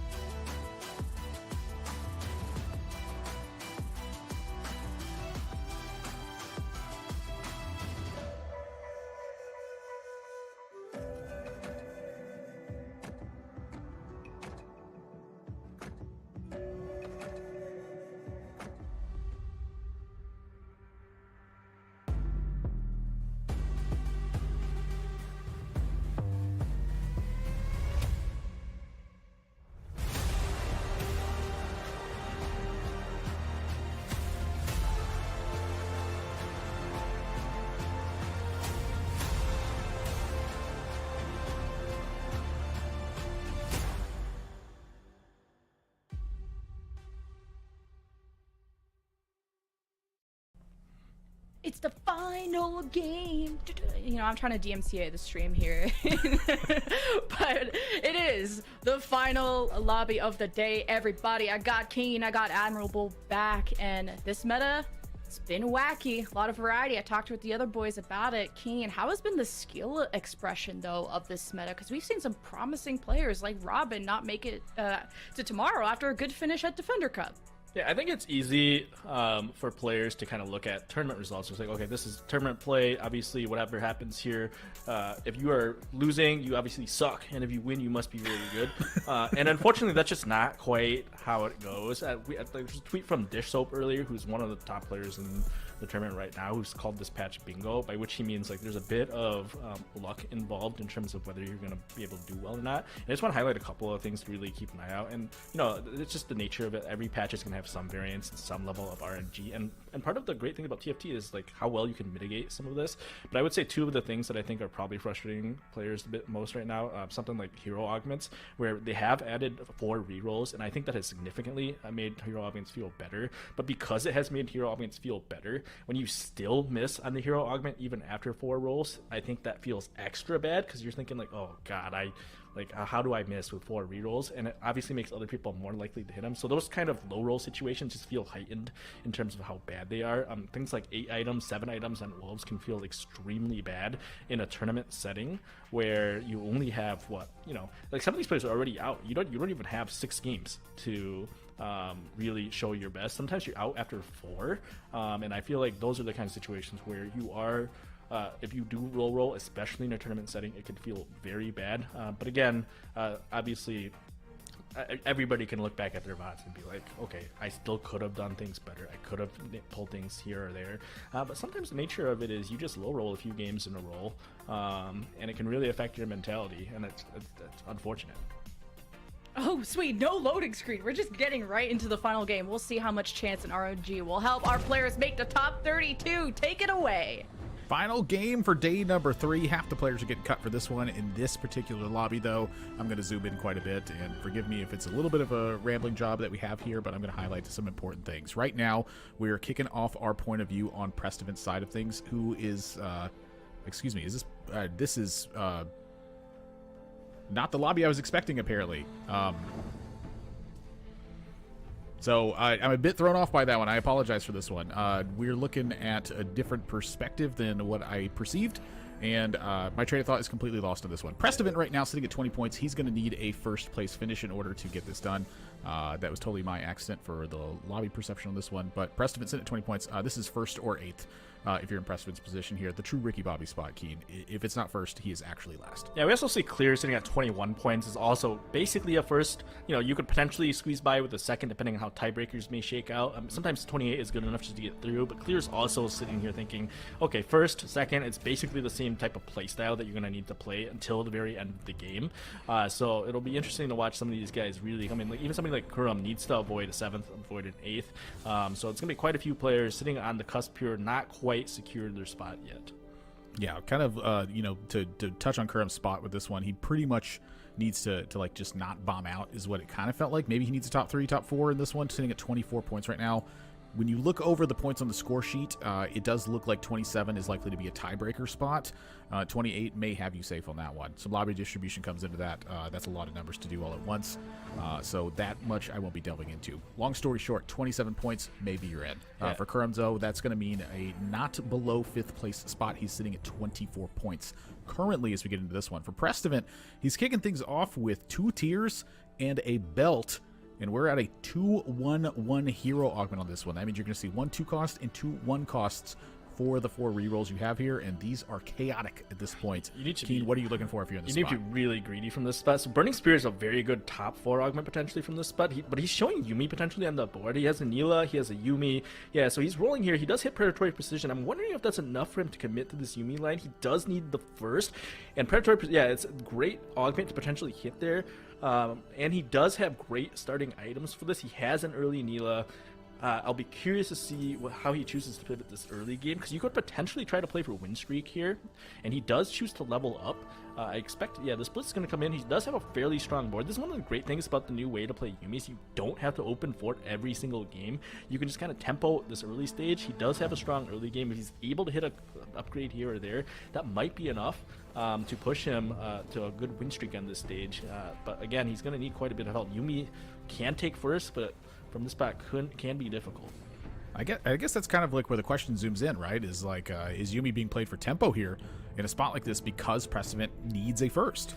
Well, one of the reasons that it's more likely to go first here is because we already seen the hero augment. This makes it impossible for other people to hit, like, you know, Daredevil. It makes it impossible to hit Heartstopper on the Diego. Stuff like that can really put a dent into Yuumi's plans, but because we've already seen the hero augment, he's sitting in a spot where he has 2 more augments that can come through. If any of them happens to be, let's say he hits Golden Ticket on 3-2 into a Battle Mage on 4-2, that's going to be best in slot Yuumi augments, and that is going to be enough to get a first. And so he does, he's sitting here wanting to hit some high prismatic type of augments, but I think the Yuumi is actually quite good early. You do see him take a 4-unit loss, though, so it's kind of a rough spot to start. You do see Clear as well take an early loss, and Clear is playing, I believe this is just going to be Justice Punch, and it's looking like he's going to try Justice Punch. Again, he's going to need first or second. Justice Punch I've seen do quite well, and especially in a lobby where a lot of people are playing 1 cost, 2 cost, you might get a few rerollers that will help him clear some of the pools so that he can hit this a lot easier. Yeah, Galio also just tends to be like it's a unit where, like, if you don't have a 2-star Galio, a lot of times this just doesn't make your board. It's one of the first units you end up selling for the extra income that you can get from having gold in your stock, because it's tough to hit on your board if you don't have a 2-star one, or you don't have a pair of mascots to put on your front line, or even you're just going a completely different direction. Say you already have Laser Core in play, pretty tough to put a Galio in your board at that point. And like you mentioned, players going to be rerolling for 1 cost stuff. It empties that pool, helps you hit the Galio sooner. I've spoken a lot with Clear in the last couple of weeks, and one of the biggest strategies that I've heard a lot of players put together is that for Galio on Justice Punch specifically, a lot of times your goal is to get a 3-star Galio, and then you push levels from that spot. Galio does a lot of damage, and you can hold a lot of front line, and you can really put just about any good items on him. Like, some of the best in slots for a Justice Punch reroll team is going to be like Ionic Spark and Redemption. It's items that you don't necessarily expect a carry to be able to hold together, but Galio puts that together well and lets you push those levels. So we're going to see if Clear can cobble that one together, or if he chooses to take a different direction. For Kurum here, again, 24 points. He needs to not be in the bottom 4 to secure the spot, I believe. When you're looking at a spot like this and you have the Reign of Chaos here, this is a very powerful augment, but I feel like there are some high highs and some low lows to playing a spot like this. But I'd say stage 2 is definitely not where your low lows are. Yeah, he already has the Renekton 2 as well. Reign of Anger has been very strong every time I've run into it in solo queue. You can really save a lot of health early. This is one of the issues with some of these reroll comps. You just end up bleeding a lot early, and then just a couple bad losses later on can ruin your entire game. But Reign of Anger actually lets you keep a very stable health pool throughout, not just stage 2, but even through stage 3 and stage 4, because it's such a strong augment, even at just a 2-star Renekton. And he's also sitting on a spot where, you know, we got a couple bigger, better buckler poppies. We got the Galio Justice Punch. We got the Yuumi player who's going to be rerolling a few units. So it should make it easier for him to hit the Renekton. If he's able to hit the Renekton 3 in a timely manner, then I think it should be a fairly easy way for him to pivot into top 4. But as you said, it can be a bit volatile if you just get unlucky and you just miss. Yeah, I feel like this is the nature of a lot of the 1-cost rerolls as well. Is again, the ceiling is very high, but your floor, even though it appears less frequently, it can be pretty low. KCI, meanwhile, 27 points. Oh, yeah. You are pretty comfortable if you're in KCI spot. This is like a don't go 8th kind of spot, and I'm staring at 8 poppies with bigger, better buckler, and one of them's holding a bramble. There's also 2 other people playing bigger, better. So this is one of these situations where if I'm one of the other poppy players, I go over to this board, and then I'm zooming in on his poppies. And then I'm looking at chat. You know, this is where you do the Setsuko BM, the classic zoom in, and you kind of like you start dialing up Mortdog on Twitter. And it's like this is tough. They get all the poppies. Oh, this guy has 5 poppies. Like, holy crap! Like, everybody just has like it's just a poppy lobby. More poppies. Does that mean the other bigger, better buckler player just has like negative poppies? Like, what's going on? Well, there's a lot of 1-cost stuff here. What it looks like to me is that some of them may just be stuck on 8 poppies or something. Oh, you know, one of my favorite things is I would have played 3 poppies here. Actually, he could have played 4 poppies because the board's not better, but it looks so funny that I feel like he really missed an opportunity to play 4 poppies here. Don't talk to me or my poppies ever again. Yeah. Because then you can take a screenshot, you post it on Twitter, you can get some likes, you know, and that's way more important. That's true. That does describe a lot of what I know about me and Mr. Kane. Yeah, it's all about farming the likes. That is actually wild to have 8 poppies in a lobby that's discontested on the poppies, and it doesn't seem like he rolled either based on his econ. But he could potentially just natural poppy 3 from the spot. It already has a Bramble vest as well, so we're sitting on like basically best in slot poppy already. Just very, very good spot to be in. This poppy is gonna one tap any of the backlines. So you're looking at this board and you basically are like, okay, if I'm going Samira, I'm gonna hate my life because this poppy's gonna one tap it every single time. Oh, wow! This feels like a fairly brave move, I would say, from KCI to level here when you're sitting on the 8 poppies already. Because the difference between level 4 and level 5 on hitting these 1 cost is a big deal. So what KCI is saying in this spot, it feels like, is going, you know what? Poppy 3 is not my premier. This is something I want, but this isn't what's going to like complete me from getting a bottom, you know, a literal bottom 1 in this lobby right now. Because at 27 points, again, that's the situation you're trying to avoid. Don't go 8th. So if that's the case, how does that change your perception on little spots like this? This is something I love about tournament play, is that stuff like this seems like it's wild, but in a position where your goal is literally to not go 8th place, a play like that can be a complete game changer in that spot. Like maybe you go 7th or you go 6th instead. That level up right there could have changed the whole scope. Oh, I think the level up's straight play no matter what. He's staying on a 4 streak, and the level up just spikes him pretty hard, especially getting the Warmogs in there. And because he's staying on 8 poppies and it's super contested, you're not really going to want to roll that hard on 3-1, even at level 4, because you can really just send your game away. Like, at this point, he's just hoping, you know, I got 8 poppies, I got a long game ahead of me. Like, what are the odds I don't hit this poppy naturally? And I can guarantee my streak going to neutrals, which I think is more important. But as I say that, you know, hopefully he isn't stuck on 8 poppies the whole game, because I would feel very bad. Well, then you could put 4 poppies in play that way. Oh, true. The 4 poppy is the hidden tech. They don't teach kids in school these days. about the hidden 4 poppy tech. Yeah, they teach useless stuff like history and math, and they should be teaching you about 4 poppies. Just all the time. So zooming back in on Carvex's board, it slams a giant slayer onto this Renekton. And it's looking like an aggressive roll down here. So he will roll. Mathematically, and I don't even know if this is true. I heard Kiyun talk about this on his stream, and I don't know if anybody's ever checked this, but Kiyun said his friend who's good at math did the math and said if you should roll to 30 gold here. And I think since then I've taken it as gospel. I've told all my friends about this. I don't know if it's actually true. I'm assuming it's true. I'm going to trust Kiyun's good friend or a good math buddy. And you see Kurum roll, he's going to be able to sell a few things, get back up to 30 here. He's sitting on 4 Renektons. It's a very low amount of Renektons, especially in a lobby where a bunch of people have 1 stars. You know, maybe he'll start hitting them. It's definitely a bad roll down the B, but his health's not too bad. So this is an interesting position for me because I've been watching a lot of VODs from international play, and I would say that some of the most aggressive rolls that I've seen actually come from a lot of VODs that I've seen from China. And in China play, I'll tell you what, they're 1 cost reroll is very high performance, and I feel like they execute it very well, even though at times it can look wild and reckless. But in a lot of these spots when, again, I'm not like a math genius expert who understands theoretical math and stuff, but I can do a lot of the basic numbers. In a lot of spots like these, when you're missing on these rolls, again, that number jump, look at, if you saw it on that bar in the bottom left, your chance to roll a 1 cost unit goes from 55 to 45%. What that means is you're losing about 18% of your gold efficiency in that spot. That's a lot of gold to spend to now try to hit a 1 cost 3-star reroll. In so many of those positions, when I watch the top players in China, they double down. When they miss in those spots, they actually spend more gold. They will send it to 0, and they will do so, again, seemingly recklessly to try to hit these spots. I think it's very difficult to decipher in the moment, and if that's an answer you want, you have to do that outside of the game and commit to what that position is going to be. I don't have really a feedback on what's right or what's wrong here, honestly. I'd say to play for your comfort level at this point, because for Kurum, again, he needs a top 4 position here.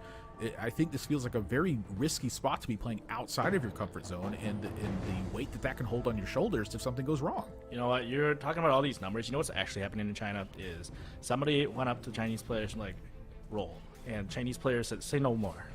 And then they press D. Chinese players love rolling. You know, you don't need math or any sort. You could tell them the math is wrong, but the rolling is right. That's just how it is in China. Well, that's where I'm not saying that they did run the math. I'm saying that I have run the math on it. I was like, wow, I was surprised by how powerful that recklessly rolling in those spots actually was when you do run the numbers on it. If you're at all into that sort of thing, I encourage you to try to look into it and see what it's like. I'd be surprised if there was anything that was even remotely close to a right or wrong answer considering the variables of the game. Like you just mentioned, a lot of ones being eliminated from the pool. From Clear's point of view, he's taken a little bit of a slower approach to this. He's going for multiple things at this point. It looks like he is just committing to supers with the Justice Punch here, and frankly, this is a line that I have not seen run yet. Yeah, so there's 6 Gallios. He's definitely...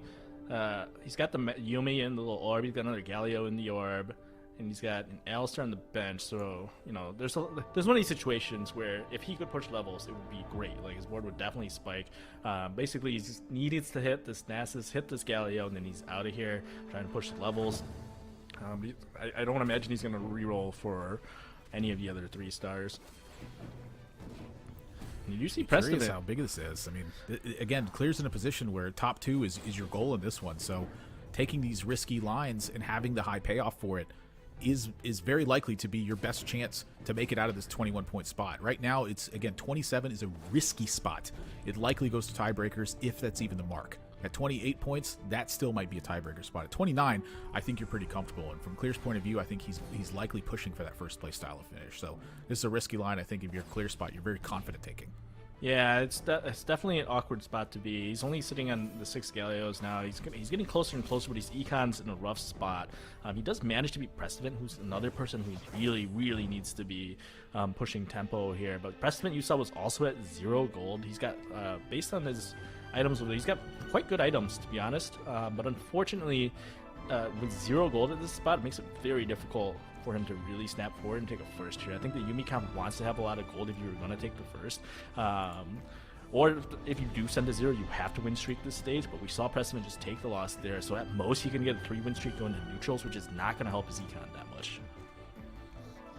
Tough spot to be. You know, this is the game 6 spot. Very oftentimes you'll see players take plays that look like, what are you doing? Oh, and the answer is they need the finish. For Garrett here, sitting at 29 points, Garrett is sitting comfortably to make it into the next day. This is locked in my head. What heist level like was he on? That was 99.9% sure, but I don't know. That's the point I wanted to zoom in on, is the heist level here. That Garrett's playing for bonus points, so you go big or you go home. That should be a 3 heist. Based, I believe those items indicate a 3 heist.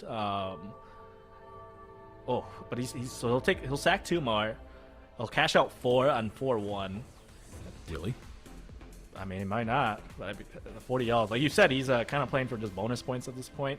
So the pressure is certainly a lot lower for Garrett.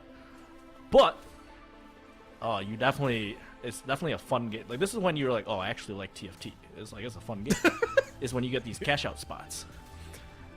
You are correct. I do actually like TFT. Man. Yeah, Kurub's here. Even despite the fact that Kerm's board, I wouldn't consider exceptional by any means just yet. It's not bad, but he kind of ran over that spot right there, and it gives you a glimpse of where Garrett's spot's at right now. If you're playing against a lot of level 5, level 6 players from this spot, let's say players are rerolling, it's going to take them a little bit more time. Maybe you can stretch another cash out. Seems unlikely, though. 36 life for Garrett. Going to need a big pickup here. Yeah. Voidson spot, same thing. Sitting comfortably at 30 points. You're playing for bonus points at this point. Don't stress yourself too much over it. Push for a strong line and try to get as many points as you can for tomorrow. Yeah, he's just chilling. Unfortunately, he took bigger, better Buckler, but 2 other people contested, including the guy who had 8 poppies early. The other guy had 5. And so you're going to see... Actually, Voidson might have been the one that had 5. Either way, obviously you have to pivot out. As soon as you see somebody else have 8 poppies, you also have the poppy line. You're like, okay, I'll just play tempo. Let's just push some levels. I'll just collect whatever place I get. Again, very little pressure on him as well at this point. And you see Kurum over there sitting on, I believe, 5 Renekton's now. He's still at 50 gold. He's still at very good health, so he's able to just chill for a while. You do expect him to get much closer as we hit to neutrals. We hit to, for 1, he's over 50 gold. So Kurum, I think, is in quite a good spot, even if he takes this loss here, and he does. Yeah, just still pretty decent spot over there. For the record, there are 3 players in this lobby with bigger, better Buckler. Do you want some T, KCI, and Voidson? So there's the cash out. That'll be the 4 cash out. Let's see. It's a bunch of gold. It'll be 2 items. One of them appears to be... Is that Radiant, or is that an Ornn item? Okay, so it'll be an Ornn item here. And Eternal Winter is going to be quite good, but... Yeah, Randuin's is hard to give up. good as well. It's pretty much it's just it's the balance at this point. Like what is the Mana Zane going to do in that spot? Okay, we've narrowed it down. Let's take a frontline item and get going here. This is Garrett is this is just an embarrassment of riches at this point. The thing that he's lacking right now is the HP, 23 HP. But when you get a cash out that big, you're taking a major spike. If Garrett can assemble any sort of good-looking board here, I imagine this is a spot that the rest of the lobby needs to be terrified of at this point. He does hit a Velvet. He's actually, I'm very impressed by this APM. Like, I like to watch other people see how fast they roll, and this was a very quick, very good roll down. Oh, there's an Urgot, there's an Aphelios. Oh, can you get the Urgot in? Wow. Okay, that was an excellent roll down. He did it very quickly. Another board though, so we got stuff in the orb. Unfortunately, he wasn't able to position for the Randuins, but good enough. We can start slamming some items here. I think he has a bunch of items in his board. Seems to be missing a few components. Unfortunately, he wasn't able to get it done quick enough, and he's facing a rather strong board from Clear here. Looks like Clear has hit this Galio. I don't think Garrett will have enough money to beat through this Galio. This Galio is very difficult to take down. It's also a 3-star Nasus. A lot of stuff. But they're all Dragon's Claw focusing. helping a lot here, though. Yeah, this Dragon Claw is a very fortunate roll, especially with the BT. It might be enough in the overtime to get the win, especially with this Sunfire going off. And yeah, he's going to be able to win thanks to the overtime. It was very fortunate rolls on the Urgot there. Otherwise, that Galio, I think, typically does one-tap it. But because the Bloodthirster, because the Dragon Claw, he's able to survive there. Garrett now getting a glimpse. More items. Yeah, Jeweled Lotus is just way too good. Yeah, now he gets the rest of his items slammed, so that was a fortunate win. He was able to grab that. This is a very scary looking board here. I expect him to sell his Belvath and just start pushing Temple a little bit here. I think you just sit on Econ here until you hit some pairs. So if you can hit a pair of Echoes, you hit a pair of Sejuanis, then you probably roll again. But sitting on just a new pair, you probably aren't going to roll here. Wow, he does roll. That's a second roll for Garrett in this round as well. I am pretty surprised by that because frankly, you are literally rolling for like a perfect shop. Yeah. It's like either the new you were looking for, I don't know, I guess you could compromise this with 2 Aphelios showing up. You could, like, with 2 Echoes, 2 Sejuanis, like, you need a perfect roll to roll there in my head. It feels like kind of just rolling for fun, honestly. Yeah, I'm a little surprised he chose to roll there as well, but, maybe sometimes you roll, you hit 2 Aphelios. It's been known to happen. Yeah. I mean, this board is ridiculous right now. In terms of the way the lobby's shaping out, it's really tough. So Jebim actually contested the Yuumi line, and Precedent needed a first. And so Precedent's playing contested Yuumi in a spot where he needs a first. Man, if I'm Precedent, I am looking at this Jebim guy. I'm pulling out my notepad, and I'm starting a list. And first name on it is Jebim. So looking at the end of this one right now, when I take a look at the augments, they are pretty skewed, I would say. There are 3 Ascensions, there are 2 Ancient Archives, a Jeweled Lotus, and 2 Big Friends. A couple of big buddies. Big Friends is cool. I'm going to move items around here. I think I would too if I hit a Vi 3 in this spot. I'd say, you know what, Riven, you've done a great job. These items are moving, though. Yeah, we also have the Renekton 3 online. Kuram was somebody who just needed probably a 5th even, and he would be fine. And this spot's looking great for that. This Reign of Anger augment is extremely good. If you have not a chance to play this or seen it in action, I would highly recommend it. It looks very strong. You watch this Renekton just really go to town. This is like enemy Renekton. There's a lot of stuff you can put on Renekton, too. That's the thing that interested me a lot about this. Bloodthirster is going to be one of the premier items because he's a frontline carry. So that means he's going to be in the mix of things very often. So that little shield you get from there, plus the additional natural healing that Renekton gets from the ability, Bloodthirster becomes a key item on a spot like that. So if you haven't played Reign of Anger and you come across it, Bloodthirster, some damage item, and then something that helps. It can be a number of things. QSS, Rageblade, RFC, take your pick. Just something that helps him in the mix of that fight. Bloodthirster is going to be your premier item on that one. As we take a look at the items, Do You Want Some Tea is looking pretty comfortable right now, I would say. Preston, though, being contested, that is really one of the big concerns I have, because like you said, he needs a first place coming into this one. Being contested, not the spot you want to be right now. And I'm looking at Preston's little legend over there on the left side. It felt like he was trying to break through that barrier to grab this belt right now. Yeah, even without the contest, you're in a lobby where somebody cashes out a 4 loss. It's so hard to beat that. I think the 4 cash out on Underground is so strong to the point where I think I have actually a 100% win rate when I am able to cash out 4, and I would not be surprised if that wasn't true for most challenger level players is once you do get the 4 cash out, just the boon you get from it is just so strong. KCI still sitting on a bunch of poppies. That's the 8 poppies. You're talking about it earlier. It's like, I wonder if this is the right play or not. And you do see his health has really trickled down. Unable to hit the poppy. Maybe it was actually right. Just sack that stage potentially, or sack that fight and keep yourself at level 4 and just send it for that poppy 3. It's tough to say. And again, KCI's goal, I think, in this game was don't get 8th, but you're kind of on the brink of destruction here. Yeah, because you know who's in 8th? Pull the collar a little bit. In 8th place right now is the underground guy. And you know who's not going 8th? Is the underground guy. Well, I mean, they could sneeze and sell the board. I mean, that's, you could always do that by accidentally smashing that E button while your cursor's I think we've all accidentally sold something we didn't mean to sell before, so it definitely could happen. But it is incredibly unlikely. If your tournament game plan is to hope the person below you sells your board, honestly, people have probably had worse tournament game plans than that. Look, but it's pretty bad. You play to your outs, okay? That's all I'm saying. Do you want some tea? Sure Shot Emblem from Tome 143. We're getting a little updates from around the horn. As we see KCI, it feels like that they're kind of panic rolling at the moment, but frankly, rightfully so. There's your admin pickup. You have 7 LeBlancs. You got 8 poppies. Yeah. Like, what's the biggest spike you can hit right now? It's big stars. Yep. Get the poppy, get the LeBlanc in here. And if you can take a 2 streak into neutral, it's not too bad. Something needs to happen, though. Oh, so he goes against Clear, who did sack and hit a couple 3 stars. Oh my god, that poppy just basically got 1-tapped. Yeah, so this is kind of like one of the crazy parts about this is with, again, the Galio and the Justice Punch. Ionic Spark really heavily impacts the damage of this. The reason behind that is because the Galio damage is double. And so when you add an Ionic Spark to that in your Shred and MR, this thing is going to smash units that are not prepared. You double that up with 4 Mascot. You put that on top of Big Friend. You have a beefy board that is unlikely to lose without a tremendous amount of scaling damage from your opponent. So Clear, I think, looking in a reasonable position for this one, on a streak as we go into stage 5 to close this one out. Prestivant, he's going to need the time to roll on this one. Oh, interesting. So he sent it here. So the idea of sending it here, so some of you are wondering, why would you roll here? It's a neutral round. It's because he's contested. He's thinking, okay, I need to roll before this other guy rolls, because it doesn't look like the other guy's going to die. You see Jebum sitting above him in health, actually at 39 HP. So Preston's thinking, okay, I need to hit some of these before this guy does. Fortunately, he does have a Nico's help, which will make it easier to potentially hit this Neela, which is usually too expensive to hold, but because of Nico's help, you might be able to do it. He's also got excellent items. Yeah, so you should see. He's big. So he's 2 Neelas away.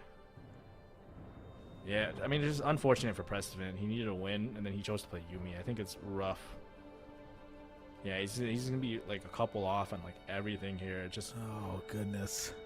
To the point you basically have to give up on something, but he needs a first. I feel like you can't give up on something because you need to hit everything to get a first. It's basically just a doom situation. Like, I'm not gonna say it's over until it's over, but if I was a betting man, I would definitely bet on it being over for Preston. Unfortunate to play Yuumi in your last game and then be contested. It's just these are the spots. It's right to make these kinds of calls, and just you're going to have bad outcomes a lot of the times. Preston, I think, has had a good run in this one. The fortune's favor is certainly on his side with the way a lot of the cutoffs work.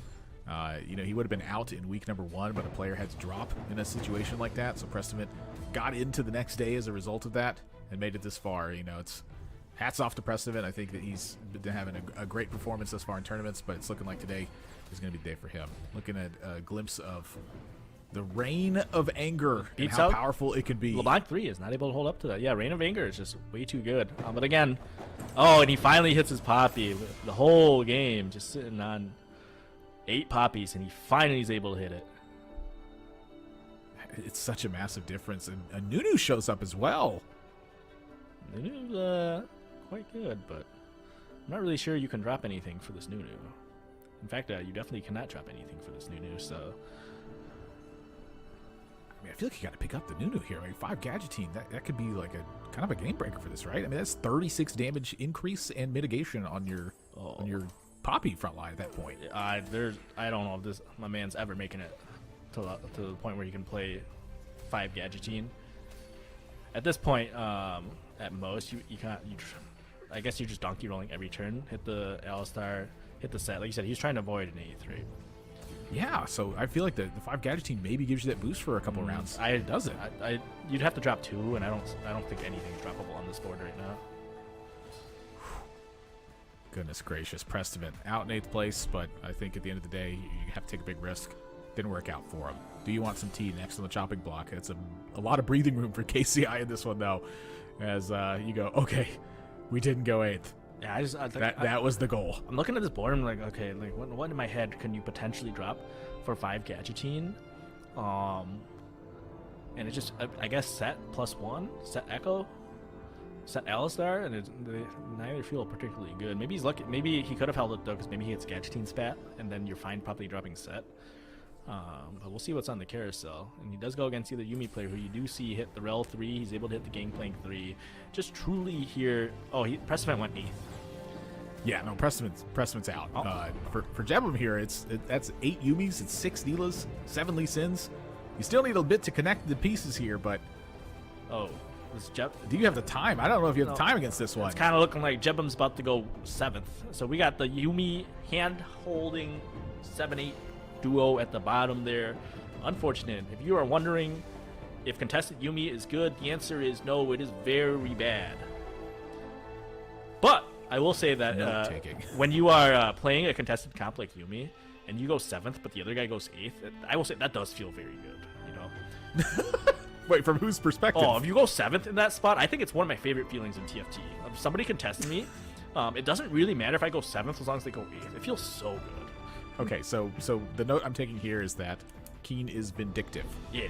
And vengeful. Okay. Yeah, but if I go 8th and they go 7th, you already know I'm surrendering before they have a chance to ping me. I ain't sticking around for that. Ain't no way. I had a remover here. Let's stack this poppy a little bit differently. Yeah, for KCI, I feel like, again, this was a big relief at the end of this one, because this game was feeling like there was a lot of question marks floating around when you're sitting at that low of life total with 8 Yumis the entire game until the very end, it felt like. Yeah. Kurum sitting at the top of the board right now with just 29 health, but Garrett continues to go. We saw a 2-star Philios show up on the sideboard for Garrett. Yeah, Garrett, you know, he's coasting. We do see Kurum still sitting in a good spot here. He did win this fight last time. That was before the Poppy 3. I'm wondering if Poppy 3 will make a big difference here. Poppy will soak up a lot of damage. Renekton does do mostly AD. A lot of damage come through, though. And they just are getting on Poppy now as LeBlanc is still firing away. Renekton enough to 2 redemptions? It's quite a lot of damage on this Renekton. Oh, boy. I don't think it's going to be enough. Unless Renekton just 1v9s. Overtime? Oh my. Okay, yeah. Not enough. Not quite enough. Renekton, good unit, not that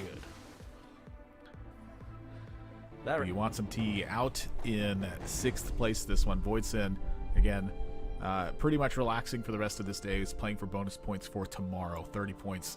Pretty strong board that was put together here, though. Turns out Heart Emblem with a Soraka 2 with a blue buff and a Gunblade. Pretty good comp. Yeah, it's not too bad. Yeah, so I mean, this was the other way. So we saw both ways of kind of playing this. So this is kind of what happens. If you see a couple, like if it's a 2-1 hero augment, and you see that you're contested, oftentimes the right play is just to not contest them on the reroll, and you just push tempo instead. Because a lot of those 1-cost hero augments are still very strong for tempo as long as you're able to hit that unit early. In this case, we see that he's completely forsaken the Poppy, and that's the other way to play. You know, it's okay to not play your augment, and I think that's something that a lot of newer players in particular aren't ready to do, because it feels bad to drop your hero augment especially, but it is often the right play. Big difference here in the positioning too for Voidson. He played around exactly the bigger, better buckler in this spot, and as a result, it did not lose the Soraka right away. A lot less damage you end up taking in KC in that spot. Kurum does go out in 5th, and I believe that, but that's going to be tight. He's going to be right on the cusp there, so it's unfortunate that he took a couple bad losses in a row. It seems like that was a very bad loss. He might have unluckily drawn Garrett right at the end there. And we do see clear. Here's somebody that we said needs to get the first, needs to get the second. It's unlikely he gets first in this lobby with the 4 underground catch out. Garrett streaking at the top. But a second definitely still in play for him here.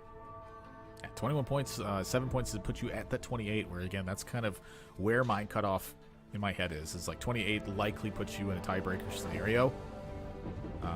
Clear knows what's up though on this one. I feel like he's played this line pretty well. I feel like he understood what he needed in order to get to spots like this. 21 health, I think, is more than enough to survive a round from Garrett. Yeah, it's an excellently played game for him. His augments are also very good. He's level 8 now. He's got the Ergot in, and he has some stuff that he can still hit on his bench to potentially get stronger. You know, it's not impossible to hit the Lee 3 here. But yeah, should be rolling. Does hit Yumi 2. I'm holding 2 stars, looking for this Lee Sin. You know, it's and just hit the Ergot instead. That is quite a good hit here. This actually gives him a secondary carry in the back line. If he probably takes this hot. Oh, actually, the Shroud is very good in the spot where you just need a couple placements. But it's a 2-star Ergot. Titans is quite good as well. Yeah, so the Ergot for the the Hodge for the Ergot just gives a little bit of extra punching power here, and it gives him again a secondary carry instead of just having this Galio. I guess Nasus was potentially a secondary carry, but now he's got an actual backline DPS that can really help with this Galio punch through some of these units instead of just having one unit. Poppy as well. Yeah, and that could be a big difference. It also knocks the LeBlanc forward. The LeBlanc is still stuck on this guy, but the Ascension does go off here, and yeah, it's just not enough damage from this LeBlanc. This Galio just does not die. It is just popping off. That's Justice Punch in a nutshell, honestly. It's so good. KC is going to go down here. Void Sin goes down as well. Clear has hit the mark on this one. The second place, I think, was the initial goal, and now first place is the secondary one. But my goodness, is that a board you have to overcome? Garrett has pretty much everything in play. He's got the Zephyr for the front line. He's got a fully stacked Randuin's with the weather up. 2-star across the board, except for the little cow that's hanging out in the top right, but he's doing his job pretty nicely. And look at the Leona that's ready to start taking this down if you can't chew through it. It's actually Let's go ahead and put in a Fiddle here as well. It's actually a bad board from Garrett because he doesn't have Fiddle 2 in, and you really just really unfortunate. Yeah, only 11 win streak here from Garrett right now. And if you really think about it, like the actual high roll would be if he still had like 50 gold and Garrett and Clear also had like 50 health, and you could really push for 3-star legendaries. Isn't this kind of boring otherwise? No, it's not. He's just absolutely destroying Clear in this round, and Garrett goes from a big heist into a big first on that one. What was the round that he lost after that cash out? Whatever it was. Whatever it was. Very impressive. Underground. We love Underground. Good dodge on the answer. I like Dona Wall and Boop in that same way too. But I was so excited for this game because finally we got a stage 2-1, 1 or 2 cost hero augment, and this is. Oh, I thought you just high-fived me. At least you fixed your camera. High five back. But anyway, Admirable, this is such a peculiar situation because now we have more hero augment rerolls. You have more chance to really choose the destiny that you want at stage 2-1, where you really have to commit to the one that you want. But in a 1 or 2 cost hero augment, what factors do you consider when deciding when playing tempo, you know, going fast 8, or wanting to reroll stuff like Poppy, Renekton? Everyone seemed to hit their 3 stars, but a lot of people, like you guys pointed out, leveled up a bit early. Yeah, so I think the big one, like if I'm just playing generally, let's say I'm playing on ladder, I'm not in a tournament scenario where I have to go first, right? I'm going to take pretty much the first strong available option that I'm comfortable with the line. Unless I'm trying to learn. If I'm trying to learn, I'll pick some wacky stuff and try to do some things with it. Justice Punch for me has been one of my highest performing 1-cost rerolls. The Poppy one was performing very well for me, I think, before everyone knew how strong it was, because I was the only person in the lobby who was playing bigger, better Buckler. I think it was incredibly powerful before multiple players realized it. It was so easy to hit your Poppy at 3-star. Nobody was taking the unit at all. They'd play it early on for a pair of defenders, and then they would sell it all, and you're comfortably rolling on 3-1 and hitting your 3-star Poppy. That's not the case anymore. We saw 3 players take it in this lobby, so it's a little bit different. I'd probably still tend to take it, but I think I would play it more for the tempo side of things, as we saw in that one. For stuff like Justice Punch, though, it's pretty much in the same position. If players cannot put Galio onto their board, they're going to be in the pool, and the pool's getting thinned out. There are just a wide range of options available for 1-cost rerolls, but the difference on whether or not you're going to play it as a carry or play it as a tempo, ultimately, I think, is up to you at that spot. I think they're powerful in all the scenarios. Where's the ceiling and where's the floor? That's a difficult question to answer. You know, again, with so many options available, I'm going to tend to play lines that I'm knowledgeable about rather than lines that I speculate are pretty powerful. Hey, you really got to read the lobby. Sorry, Keen, go ahead. I was going to that was a great answer from Admirable, but you know, I am re-rolling until I hit Underground, and we're open for Underground, baby. I ain't playing for no top 4. We're going for the big cash out. I mean, we saw it in this lobby, right? I mean, that's exactly what happened for this one. If you need the first place, Underground is one of the most powerful ways you can do it, but you still have to be able to navigate it at the end. Even despite the fact, I think, that Garrett played that round pretty fantastically after the cash out, we still see errors on top of that. We see how much stuff you have to do and how much you have to go through in a slow round in a spot like that. It is not easy to navigate, and you can very quickly get lost and take one big loss, and then at some point have a bad matchup and everything goes awry in that spot. You still have to keep your head on your shoulders and stay calm in those spots, or otherwise everything still goes wrong. It's one of those spots where you have to know what a win out comp looks like. I feel like you have to read the rest of the lobby too, because if everyone's choosing to reroll, they're going to spike a lot earlier. You're going to lose a lot of HP trying to get to level 8. And whether you want to play Temple or reroll, people have different perspectives. And that's kind of the beauty of TFT, is your perspective on what is strong at the moment. Keen, what is not feeling so strong at the moment is the state of AP. Although there's always one or two compositions making it to the top 4. LeBlanc Soraka seems to be the most popular and successful one.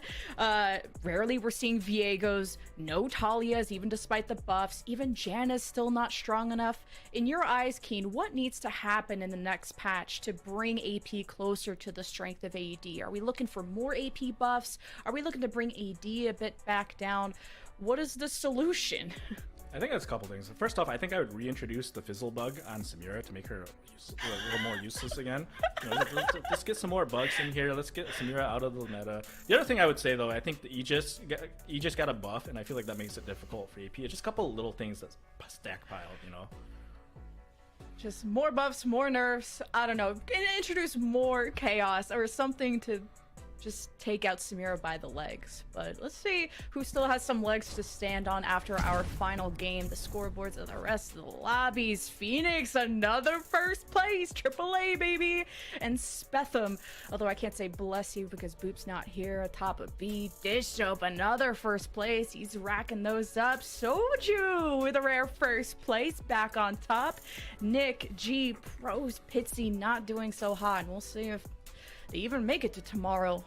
Let's see the other 4 lobbies too, because it all comes down to this, and we showed you guys the cutoff, and we'll update you on the standings right after this. Quail, another first place. KPK, his first place in lobby F. Garrett, you witnessed that. Top G. And JD making a turnaround in lobby H. And at the bottom, we have Covert Sloth. Wasian, another 8th. What's going on? Prestevant 2.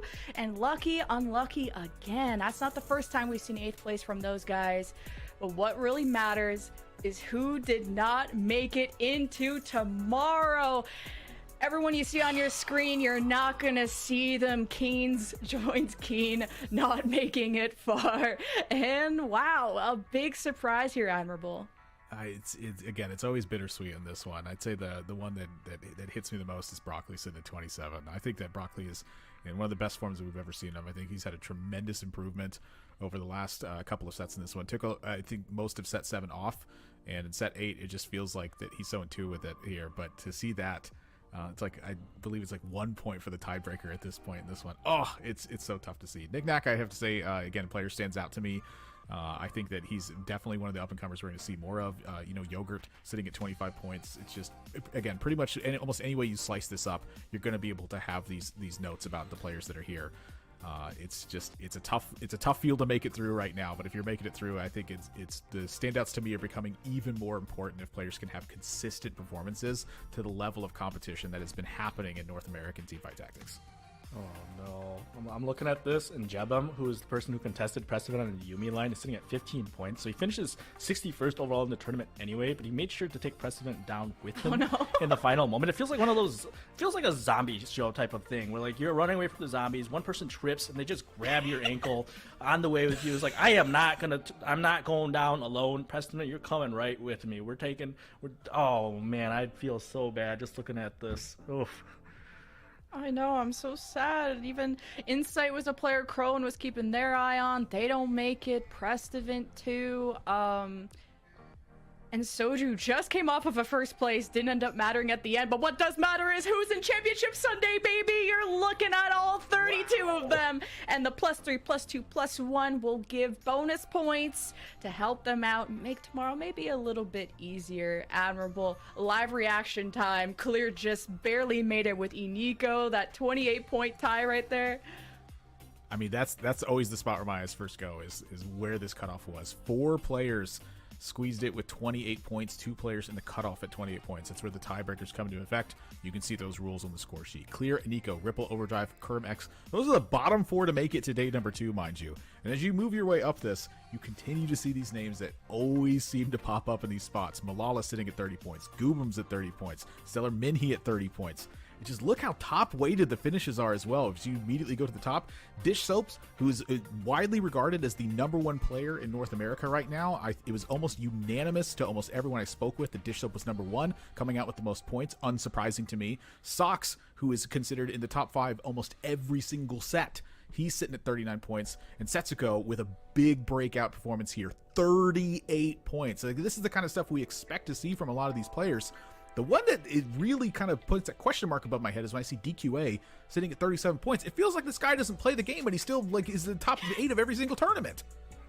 Just high roll Omega lol. And Bunny Muffins started the day with back-to-back 8th places and manages to qualify in the top 32. So the mental is very important. How about you, Keen? Was there anyone that was there or not there that you're racking your head about? Yeah, I think obviously a lot of the top players, as Admirable said, a lot of names you expect. Like, if you ask people, just make a power ranking. It's almost top to bottom. It's like a ton of players that were in the power rankings ended up making it to the top half of the lobbies today. The player I want to give a quick shout out to is Phoenix. It's Phoenix AA, Phoenix. But because basically I don't know if I've seen him on TFT in the last week, but every time I log into Valorant, he's been in a Valorant game. And so to finish that high, even though he's just been playing Valorant, and he's an immortal level Valorant player. This is a very good Valorant player. So whatever the case, if you're giving your favorite streamers crap for playing other games, let me just say maybe playing Valorant is the way to prep for this tournament. So shout out to him for playing Valorant and still finishing so high on TFT. Very impressive. Yeah, TFT is what you play when you're a mechanic, when you're like a boomer and you don't have any mechanics anymore. At least that's my excuse. At least maybe he's been trying to become the king of all Riot products. So next he should go and sign up for the LCS, I guess.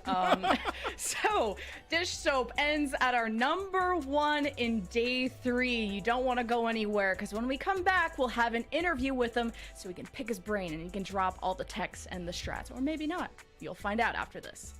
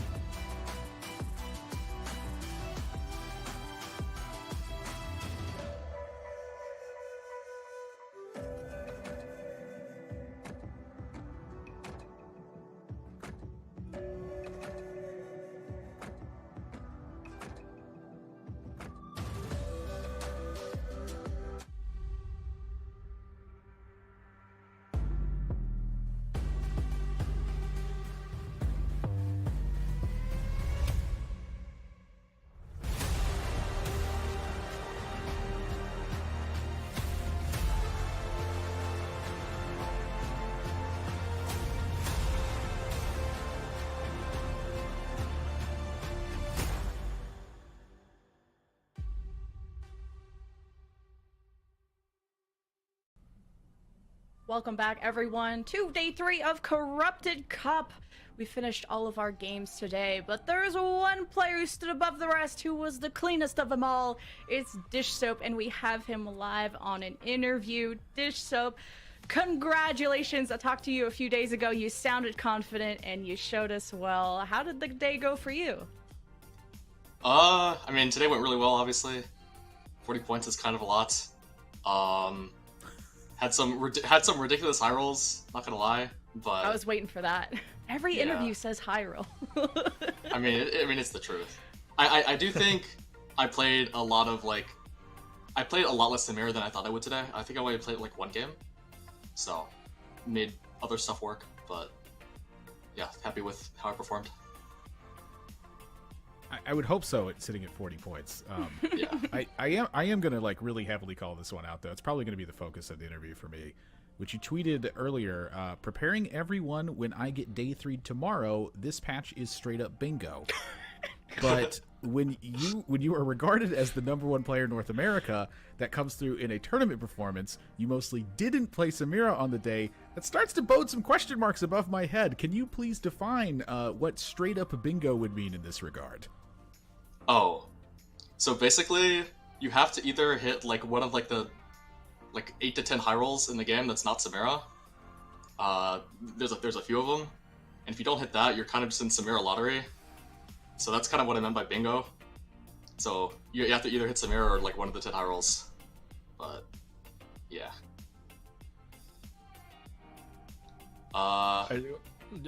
I'm just kind of curious. Are you willing to share some of this tech when you say 8 to 10 other things? When you say 8 to 10 other things, you just mean like different augments or different hero augments? Like what you don't have to be specific. I'm just kind of curious about that. Oh, I mean like common ones are like the Lee Sin cleansing safeguard. People know about that. Like 7 anima can do really well.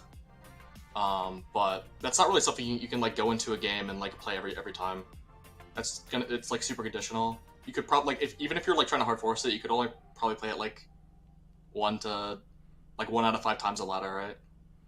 So, just uncommon things that can do well, but you just can't really have a game plan to like play for them consistently. It feels to me like I'm hearing that preparation and knowledge and management of the situation while under time pressure are very important factors for this bingo game you're describing. Sorry to be so forthcoming with the questions here, but I mean, my gosh, Dish Sub, it feels like this has been a long time coming. You're hitting #1 on ladder, you're being ranked #1 among your peers, you're #1 for day 3 of a tournament with the top players here. Like, I don't feel like this stuff kind of happens by accident. Oh, you know what the actual tech is I dropped like 300 LP yesterday, so now I don't have the rank 1 curse. Oh, okay. We found the answer. Most people don't even have 300 LP to drop. So I just want to like Twitch chat sitting over here. It's like, what do you mean by 300 LP? I've got 10. So it's gonna be a hard tech for other people to try, but I will make sure to keep that in mind for everybody else. If you got 300 LP to drop, just send it the day before the tournament. I mean, the GM buff is well known. I don't know if I'm gonna do that, but like losing a little bit to like remove the curses is generally a good idea. Do you think that's why Setsuko had such a strong performance today as well, kind of running it down earlier this week and then putting up a very strong performance here in day 3 for Corrupted Cup? Yeah. Okay. Honestly, this might sound crazy, but I actually think these, like at least for me today, these tournament games are like easier than the ladder games. Like I don't know. Like on ladder, they do not care at all. They will just 5-way contest you. It doesn't really matter. But these tournament players like actually like pivot and like play different things. So usually people are like uncontested in these games. Also, NA ladder tech is like sometimes people do things and you have no idea what they're doing. Versus on tournament, you generally have a good idea of what other people are doing. So yeah, for sure. It's, NA players are special. That's all I'm gonna say. You did mention curses. Though. One of the things that has been known to happen is oftentimes the day 3 person who finishes first can struggle going to tomorrow. Is the bingo tweet still true for tomorrow, or do you feel a little bit better about yourself going into tomorrow? I feel like about this honestly about the same. I'm just gonna hope that they call my number tomorrow. Just running down 300 more LP. You got plenty of it, right? Yeah. There's gonna be some tough competition tomorrow. I'm just curious, who are the players like you respect the most? That if they're in your lobby, you're either a little bit worried or you make sure that you're at the top of your A game. Who are the players you respect the most that are making it to tomorrow? I mean, you obviously have to give props to Sox and Setsuko. They both popped off today. I think Sox went like top 2 in both lobbies I was in with them. Did really well. Outside of people that just scored well today, Kerm has been a beast in this patch. I don't think I got to play any games with him today, but definitely would be happy if he was not in my lobby tomorrow. Well, I think you're the true beast, and anyone should be worried about you being in their lobby. A big congratulations again, being at the top of day 3. Do you have any shout-outs that you want to make beyond the players you already mentioned, who helped you out or who supported you on this journey? Oh, I want to shout out to like Solus and Nico. They're the two that I share and like ask questions with the most. I share them my tech. They share me their tech. Yeah, learn Infinite from them, and I also go to them to like complain about the game a lot. So they're there to like listen to me complain. So yeah, shout out to those two. I can't imagine you complaining about TFT. No TFT player complains about TFT. Well, yeah, everyone is so wholesome, yeah, at TFT. And, you know, shout out to you, Dish Soap. If y'all want to be at the top of your TFT game, he also offers lessons of TFT on Metafy, so go support him there and also on his stream. Thank you so much for the interview, Dish Soap, and best of luck tomorrow. Thanks. All right, guys, that was the end of our interview. It's the end of day 3 with huge names at the top, and Keen is fading out into existence. Reach back out to me. If we high five, you might focus in. Either way, I'm trying. Admirable. Thoughts on the day? I think that this patch is incredibly difficult, and there are some easy lines you can take where it's like, oh sure, I'll just default to Samira at the end, but again, that all comes down to missing opportunities for things. You know, Dishlub said there were 9 or 10 high rolls available at the end of this, and I'm like, what? Like, what? That seems like a lot. And then to have to default to Samira afterwards being the case, you know, he said he played Samira like he thinks once today. I'm going to go back and look at a lot of these VODs tonight and tomorrow morning to see what's actually going on here. But if you're playing Samira 1 out of 6 of your games and you're sitting at the top here, tells me that a lot of players are missing a lot of opportunities, perhaps. And Keen, we talked kind of in the middle of the day about how top heavy and how much skill expression there is in this meta, and a lot of the players at the top racked up a ton of first places. This feels like a really tough meta. Yeah, I mean, we saw a few of the other lines throughout the day. He didn't quite mention them, but things like there's plenty of good recon lines that are still going to be open to people. There's a few good Viego lines that are still going to be open up to people. And of course, in the last lobby, we saw a couple of the one-cost rerolls are going to still be available to people. We saw Justice Punch do well. Reina Banger unfortunately went 5th, but I think it was because the lobby was a bit high roll as opposed to it actually being a bad spot to play it. So there's a few other things that you can definitely play. But based on having that competition with Dish Soap, he's rank 1 on ladder. He's not rank 1, but he's been rank 1 for most of the set. A lot of players are ranking number 1 in their power rankings, and then he finished the day with 1st place. I think that is proof, admirable, that this game is all luck. I gotta say. And so you just gotta go hit bingo tomorrow, and it's easy, right? No, Dust your heads and call it a day. Just play Samira. Close your eyes, roll, pick units. It's basically the same thing at that point. Yeah. Jeez. You get more dogged or you don't, right? The notion's ridiculous to me. The game is incredibly difficult. Introduce someone you don't know how to play the game. Let's see how well they do in the first few months of playing. You just build a gunblade, you stick it on your carry, you build some front line, you build some back line. This is not a hard game. Ain't no way. Don't give me that. Maybe it's not hard and we're just bad, Admirable. We'll have to figure it out after the show closes. If you guys want to see more high rollers, tune in tomorrow, 1 p.m. Pacific, 4 p.m. Eastern, for Championship Sunday of the Corrupted Cup. We're sending 4 people to the mid-set finale. Dish Soap already qualified, by the way. So who else will be joining him? You'll have to find out tomorrow. From everyone here, thank you so much for watching, and we'll see you tomorrow.